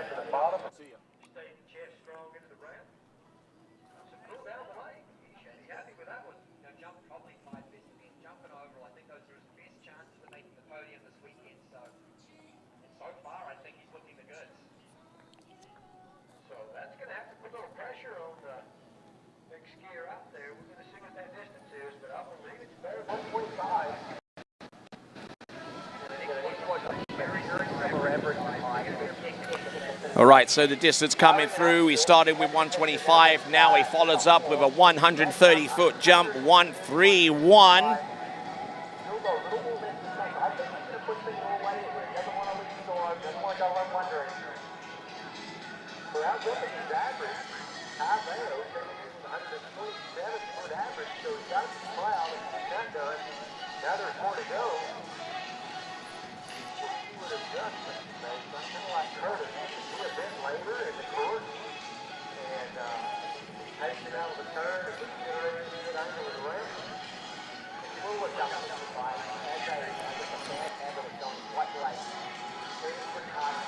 All right, so Ty Vio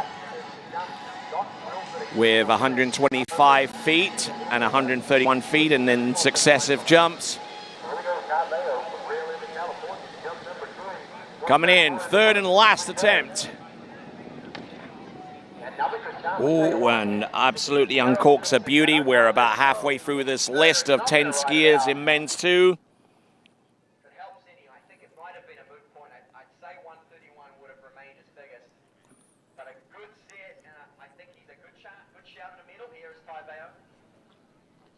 So looking fine, fine and dandy on jump number 3. Unfortunately, unable to ride it out, mind you, so we will not get the distance on the strength for third and last jump. But now we are going to go on to skier number 6, Scott Schmidt.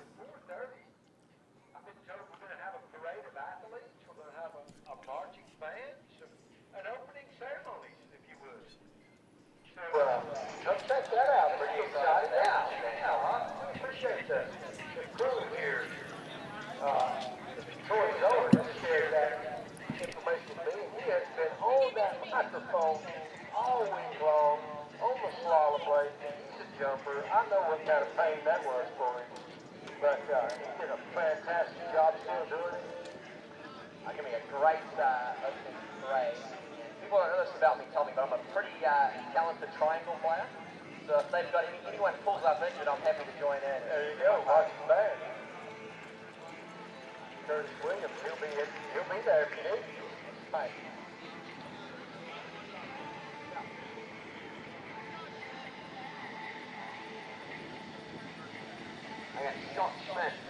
All right.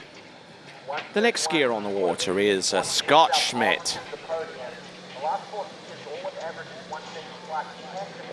has an average of about 129 feet. And we're looking to see what he can do with the free jumps that he has at his disposal.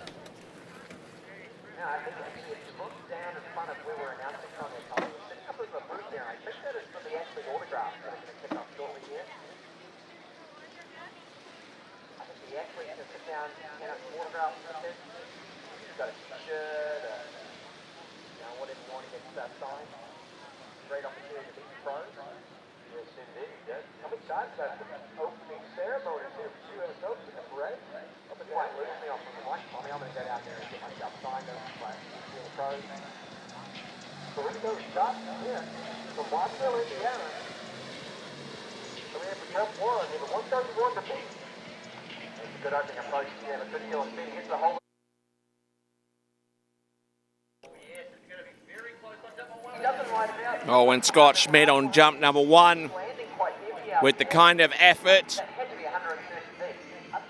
that would have taken him into the lead.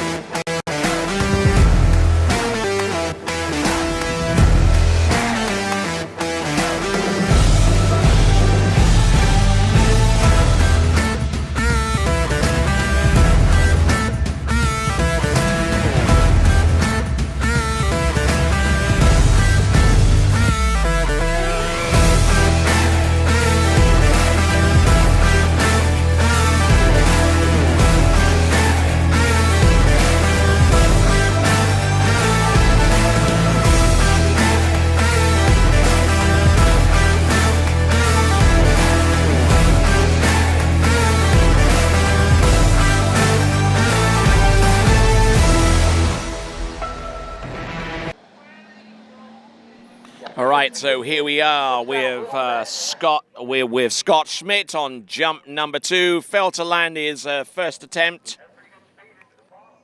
And jump number 1.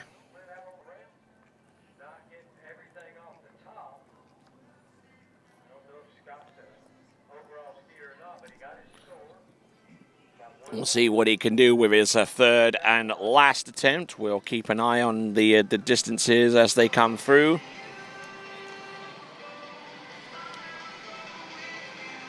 And I suspect that jump number 2 is probably going to be the best jump that we've seen out of our men's 2 competitors so far.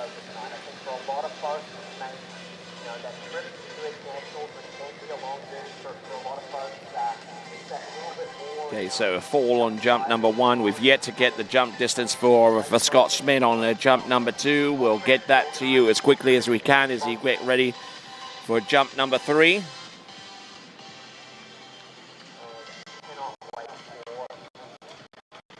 All right, so. All right, not quite the lead, but close. It is 39.6 or 130 feet. That puts him within half a meter of the lead currently held by Ty Veo. So, good effort. 3 competitors to go. 3 or 4 competitors to go, and We got Scott Schmidt on that third and last jump, and looked pretty good, but will it be good enough, I fancy? Just up and over and came into land. Doesn't quite get the full extension off the top, mind you, but however,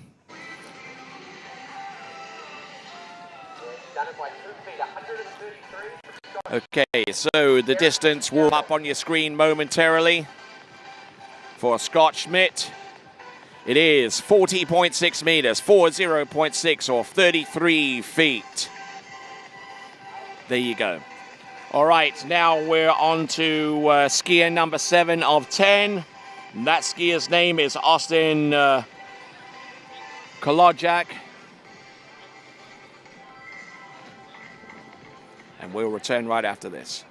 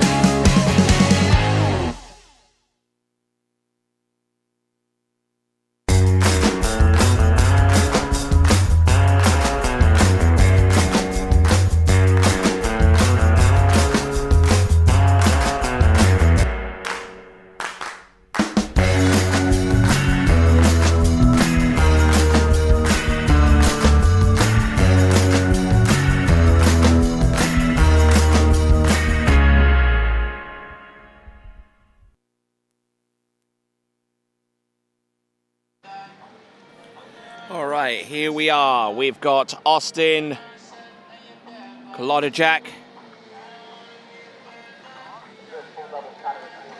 Now sets himself up well for jump number 1, the full double cut. Doesn't quite outrun the boat, but here he comes on jump number 1, taking this one a little bit early. Up, and Austin Kolodjak. Decent looking effort there on jump number 1.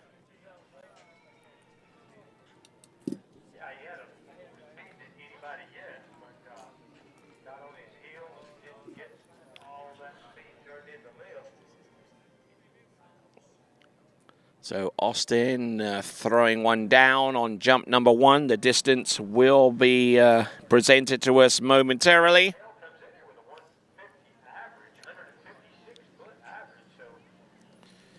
So certainly a jumper who's capable of taking the lead and then some.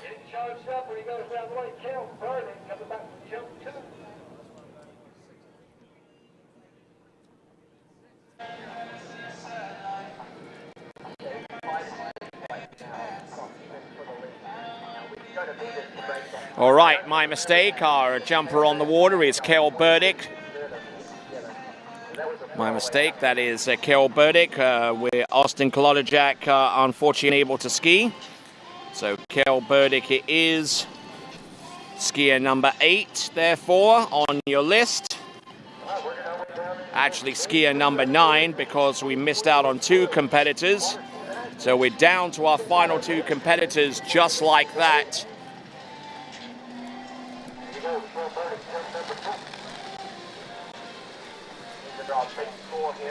Here comes Kel Burdick, showing himself to be a jumper as well as a high-performance slalomer as well.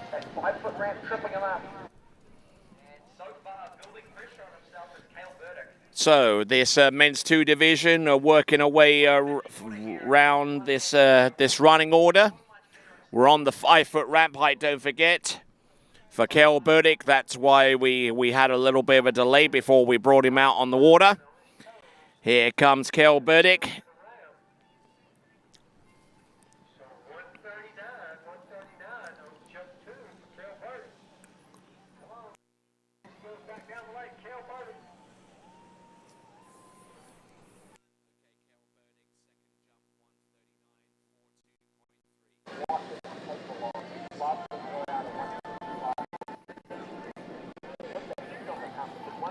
All right, so Burdick.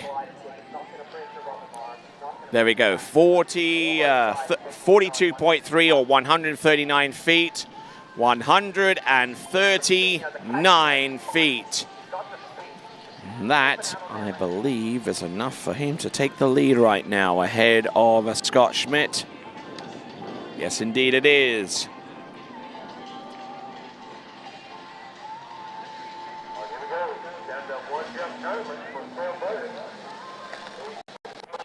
All right, here we go. See if he can come away with a better jump. Oh, look at that. Good extension off the top. Comes in for landing. Absolutely stomps that one. Men's 2 jump and continues. And that is Kel Burdick. I think that one might actually have been over 140 feet. We will soon see.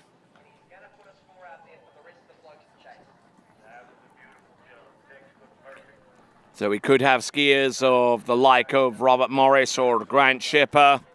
We await the word from the jockers to see if we'll continue beyond the Kel Burdick, attacking the 5-foot ramp height.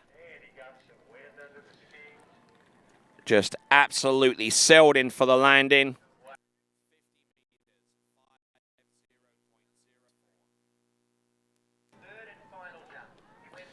All right, so here is your distance. It's an absolute corker of a jump there.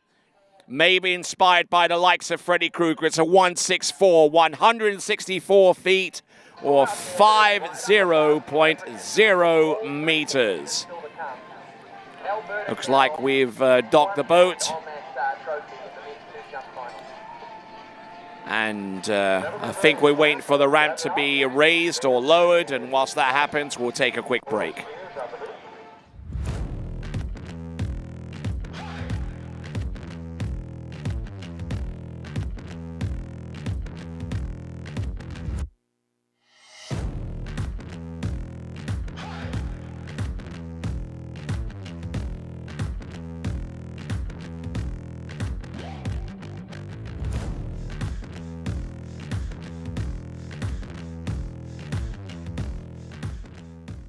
Experience the sports evolution at USA Waterski and Wake Sports Foundation Hall of Fame in Central Florida's Polk County. From the pioneers of the sport to the stars of today, all 9 disciplines are honored. It's the most comprehensive and fun-filled tribute to the people and the sport we love. Located inside the Central Florida Visitor Information Center in Davenport, Florida, the Hall of Fame is open 8 a.m. to 5 p.m. 7 days a week.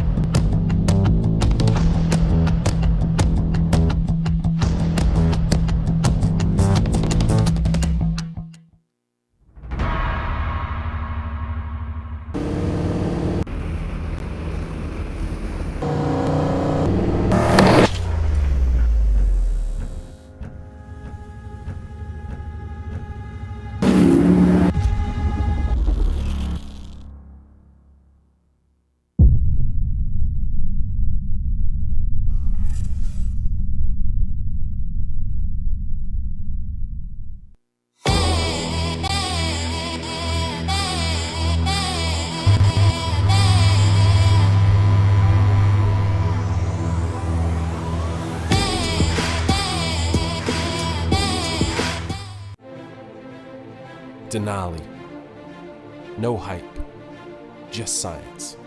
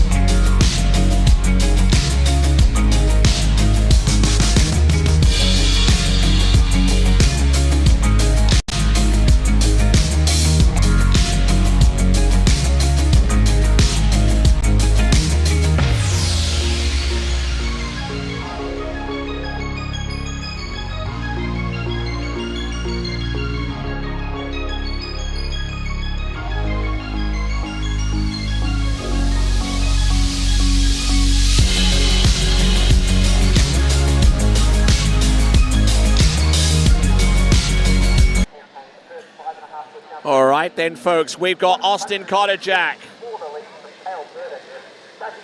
Because we're raising the ramp from 5 to 5.5, we go on to our first competitor who has selected that ramp height, and that is Austin Carter-Jack. Even though his seeding value is less than that of Kel Burdick.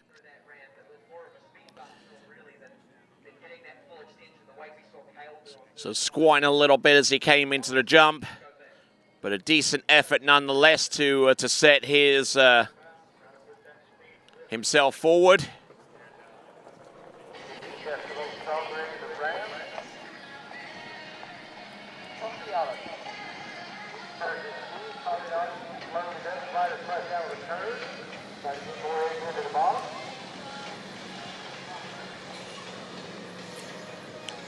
All right, that is Austin Carter-Jack. We've got the first jump distance coming through for him.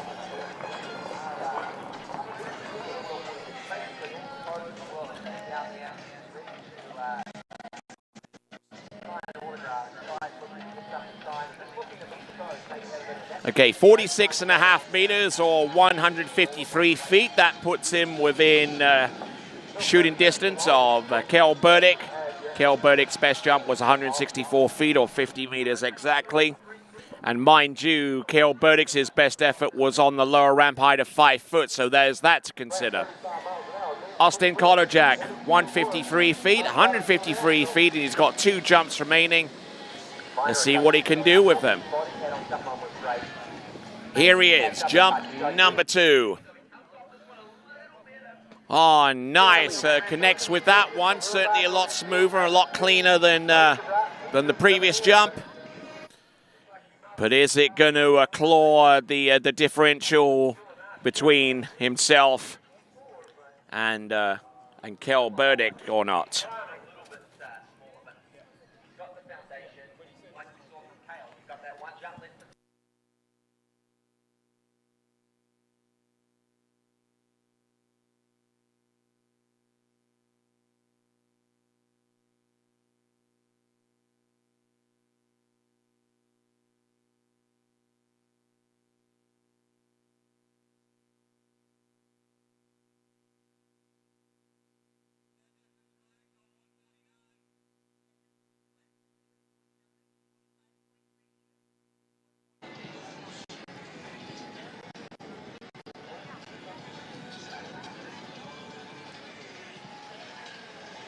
Okay, so the jump distance a little bit less with the second attempt.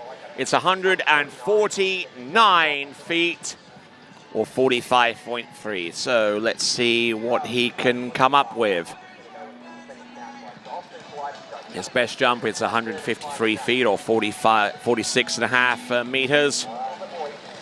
Taking the full double cut, gliding up alongside the towboat. Oh, this is another early approach there for him. Yeah, certainly gave himself a little bit more room to extend his legs off the top of the jump, but his timing could have done with a little bit more improvement so far as bringing that jump in a little bit later and forcing himself to edge more aggressively into the bottom of that 5.5 foot jump. Austin Carter-Jack.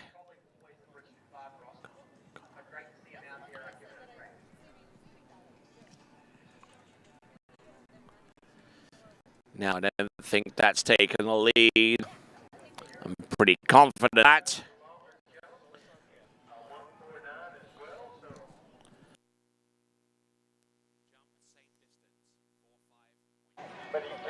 Okay, so the last jump distance exactly the same as the second jump distance, 149 feet or 45.3. His best jump was 46.5. And that put in Austin Carter-Jack in second place right now. We've got Kel Burdick still in the lead, jumping 164 feet off the 5 foot ramp height. We've got 2 competitors remaining, the first of which should be Robert Morris.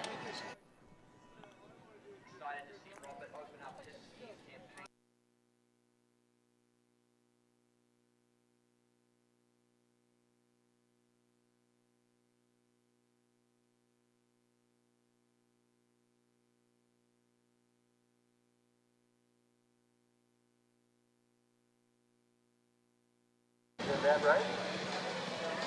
Albert, San Diego, California. One of those Aztecs from out there in San Diego, Texas. You got it in the real lane. Down there with you guys fishing back here.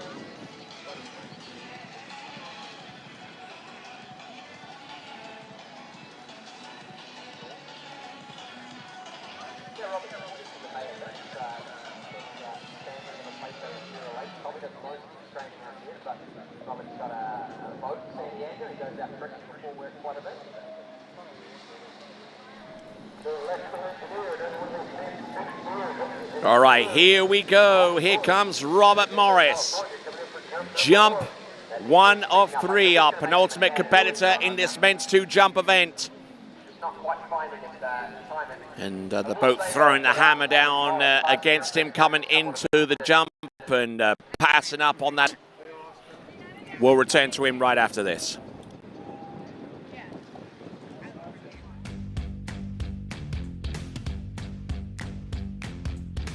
The events of last year have left us with a depleted inventory. Take a look around. Where I'm standing, usually you'd see a jam-packed lot. And now? For the past 30 years, the Darcy difference has been putting our customers' wants and needs first. But this year, things are a little different. That's right. We are focusing on our wants and needs for a change. We want your vehicle. We want your vehicle, regardless of make or model, even if it's a 1930 Chevy. At Darcy, it's not usually about our wants and needs, but don't worry. You'll still experience the same Darcy difference you always have. Thank you. Please, come visit us today.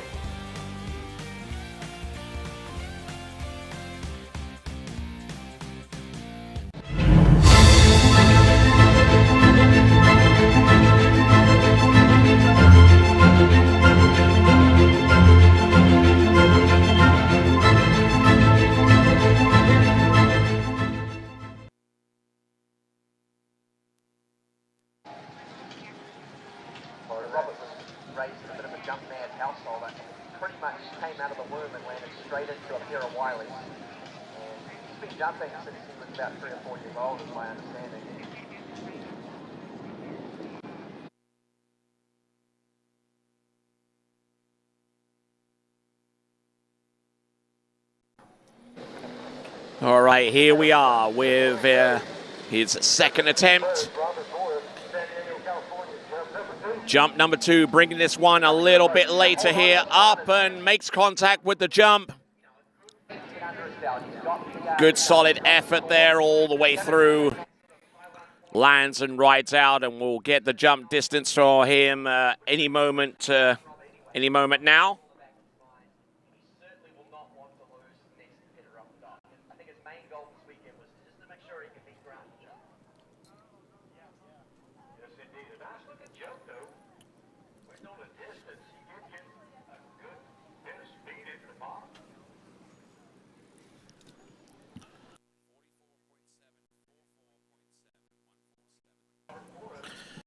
Right, waiting on the distance to be revealed, and the distance is 147 feet. 147 feet.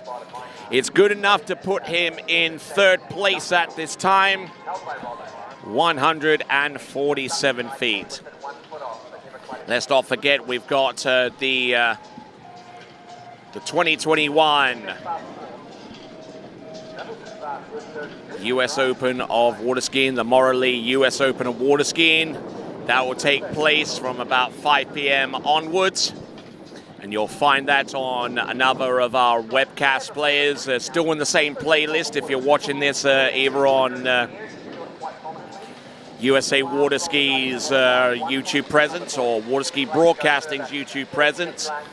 You'll be able to find that there. Here comes Robert Morris up and over. Whoa, getting some serious pull in the air. Just could not control much of that jump. So it looks like Robert Morris's best jump is going to be 147 feet or 44.7 meters.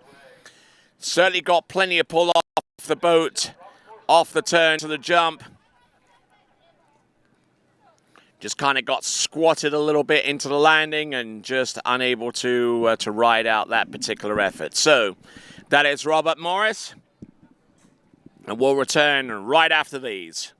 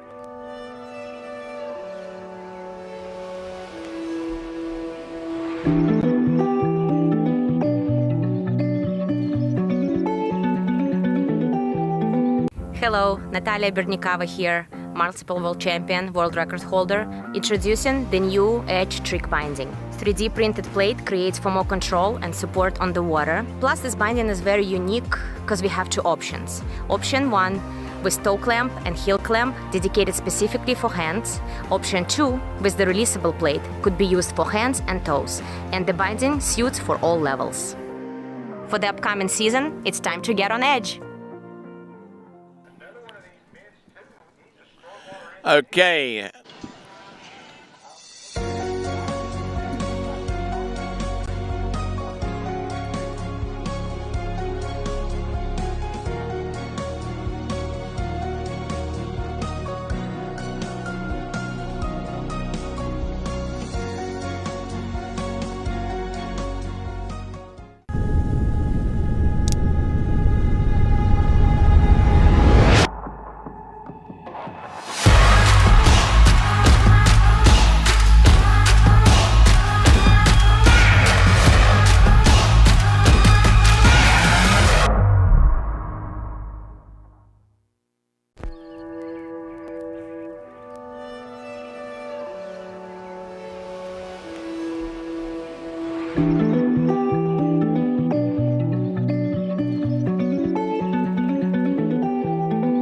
Hello, Natalia Bernikava here, multiple world champion, world record holder, introducing the new Edge trick binding. 3D printed plate creates for more control and support on the water. Plus, this binding is very unique because we have two options. Option 1 with toe clamp and heel clamp dedicated specifically for hands.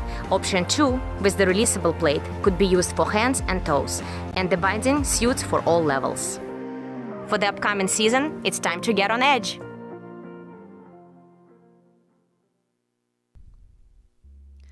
The Liquid Edge offers sales and service on Mastercraft and Nautique boats. We are located on our own private 35-acre ski lake in Farmer City, Illinois. Our fully stocked pro shop accommodates the needs of every 3, 2, or single event skier. We carry a wide variety of ski brands including HO, Syndicate, D3, Radar, and Connolly. We hope you're enjoying their webcast and come visit us soon.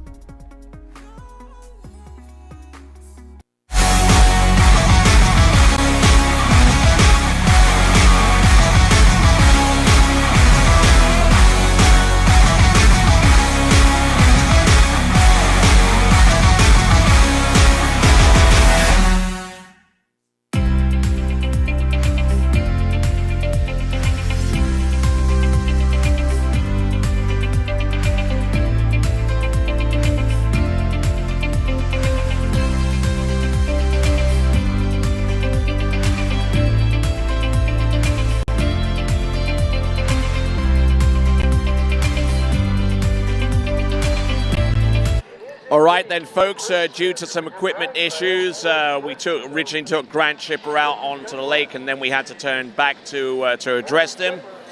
Now we're on the water, and here comes Grant Shipper, whose average jump has been over 160 feet in the men's 2 competition. Oh, good effort off the top of the jump, but unfortunately rolling forwards.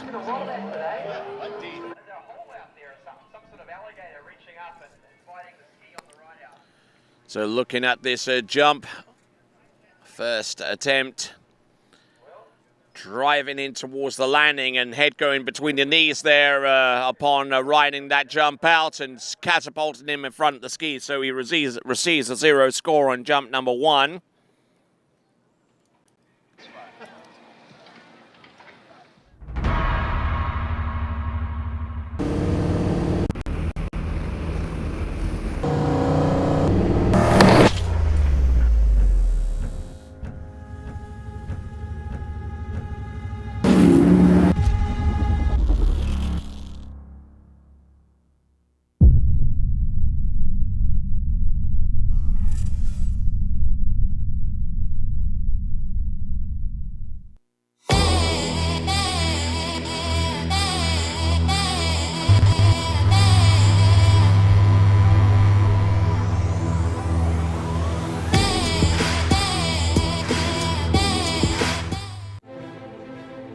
Denali.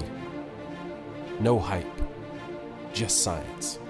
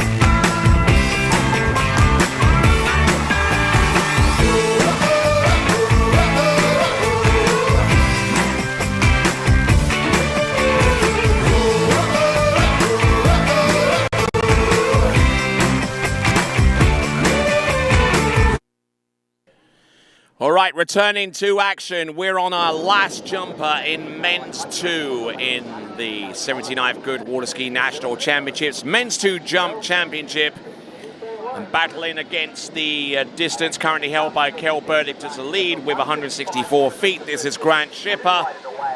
Let's see what he's got with jump number 2. Failed to land jump number 1, taking a late approach here off that quick 3/4 cut. Will land and will just about ride that leap out. And Kel Burdick, having landed the jump 164 feet off the 5-foot jump, is our current leader. The ramp height is now 5.5 feet, and some of our competitors are having a real hard time chasing down Kel Burdick. The distance should be revealed any moment now, and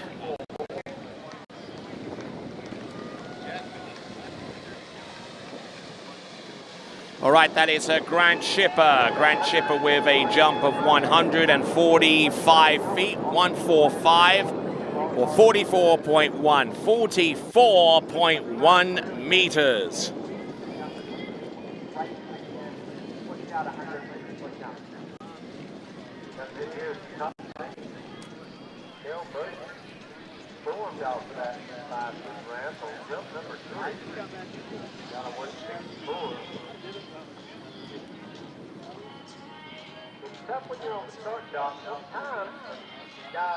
All right then, here we go. Grant Schipper. One last attempt in men's 2 jump. This will determine where the championship goes. Let's see what he's got. Jump number 3. Oh, nicely done, and a beautifully landed jump there. That's more in the way of distance, that much I know.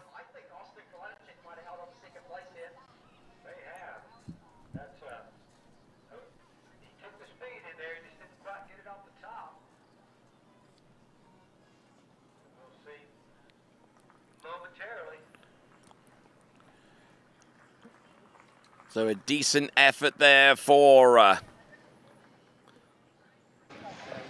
For a jumper on the water, that is Grant Shipper. He rides out that jump, and the distance is up on your screen right now. It is 150 feet, which puts him within 3 feet of Austin Kolodjak. And just a correction on Kel Burdick's best attempt. It was 130 foot jump. So good effort there, and there is Kel Burdick, your winner. Austin Kolodjak with 153, Grant Shipper in third. And that concludes men's 2 jump.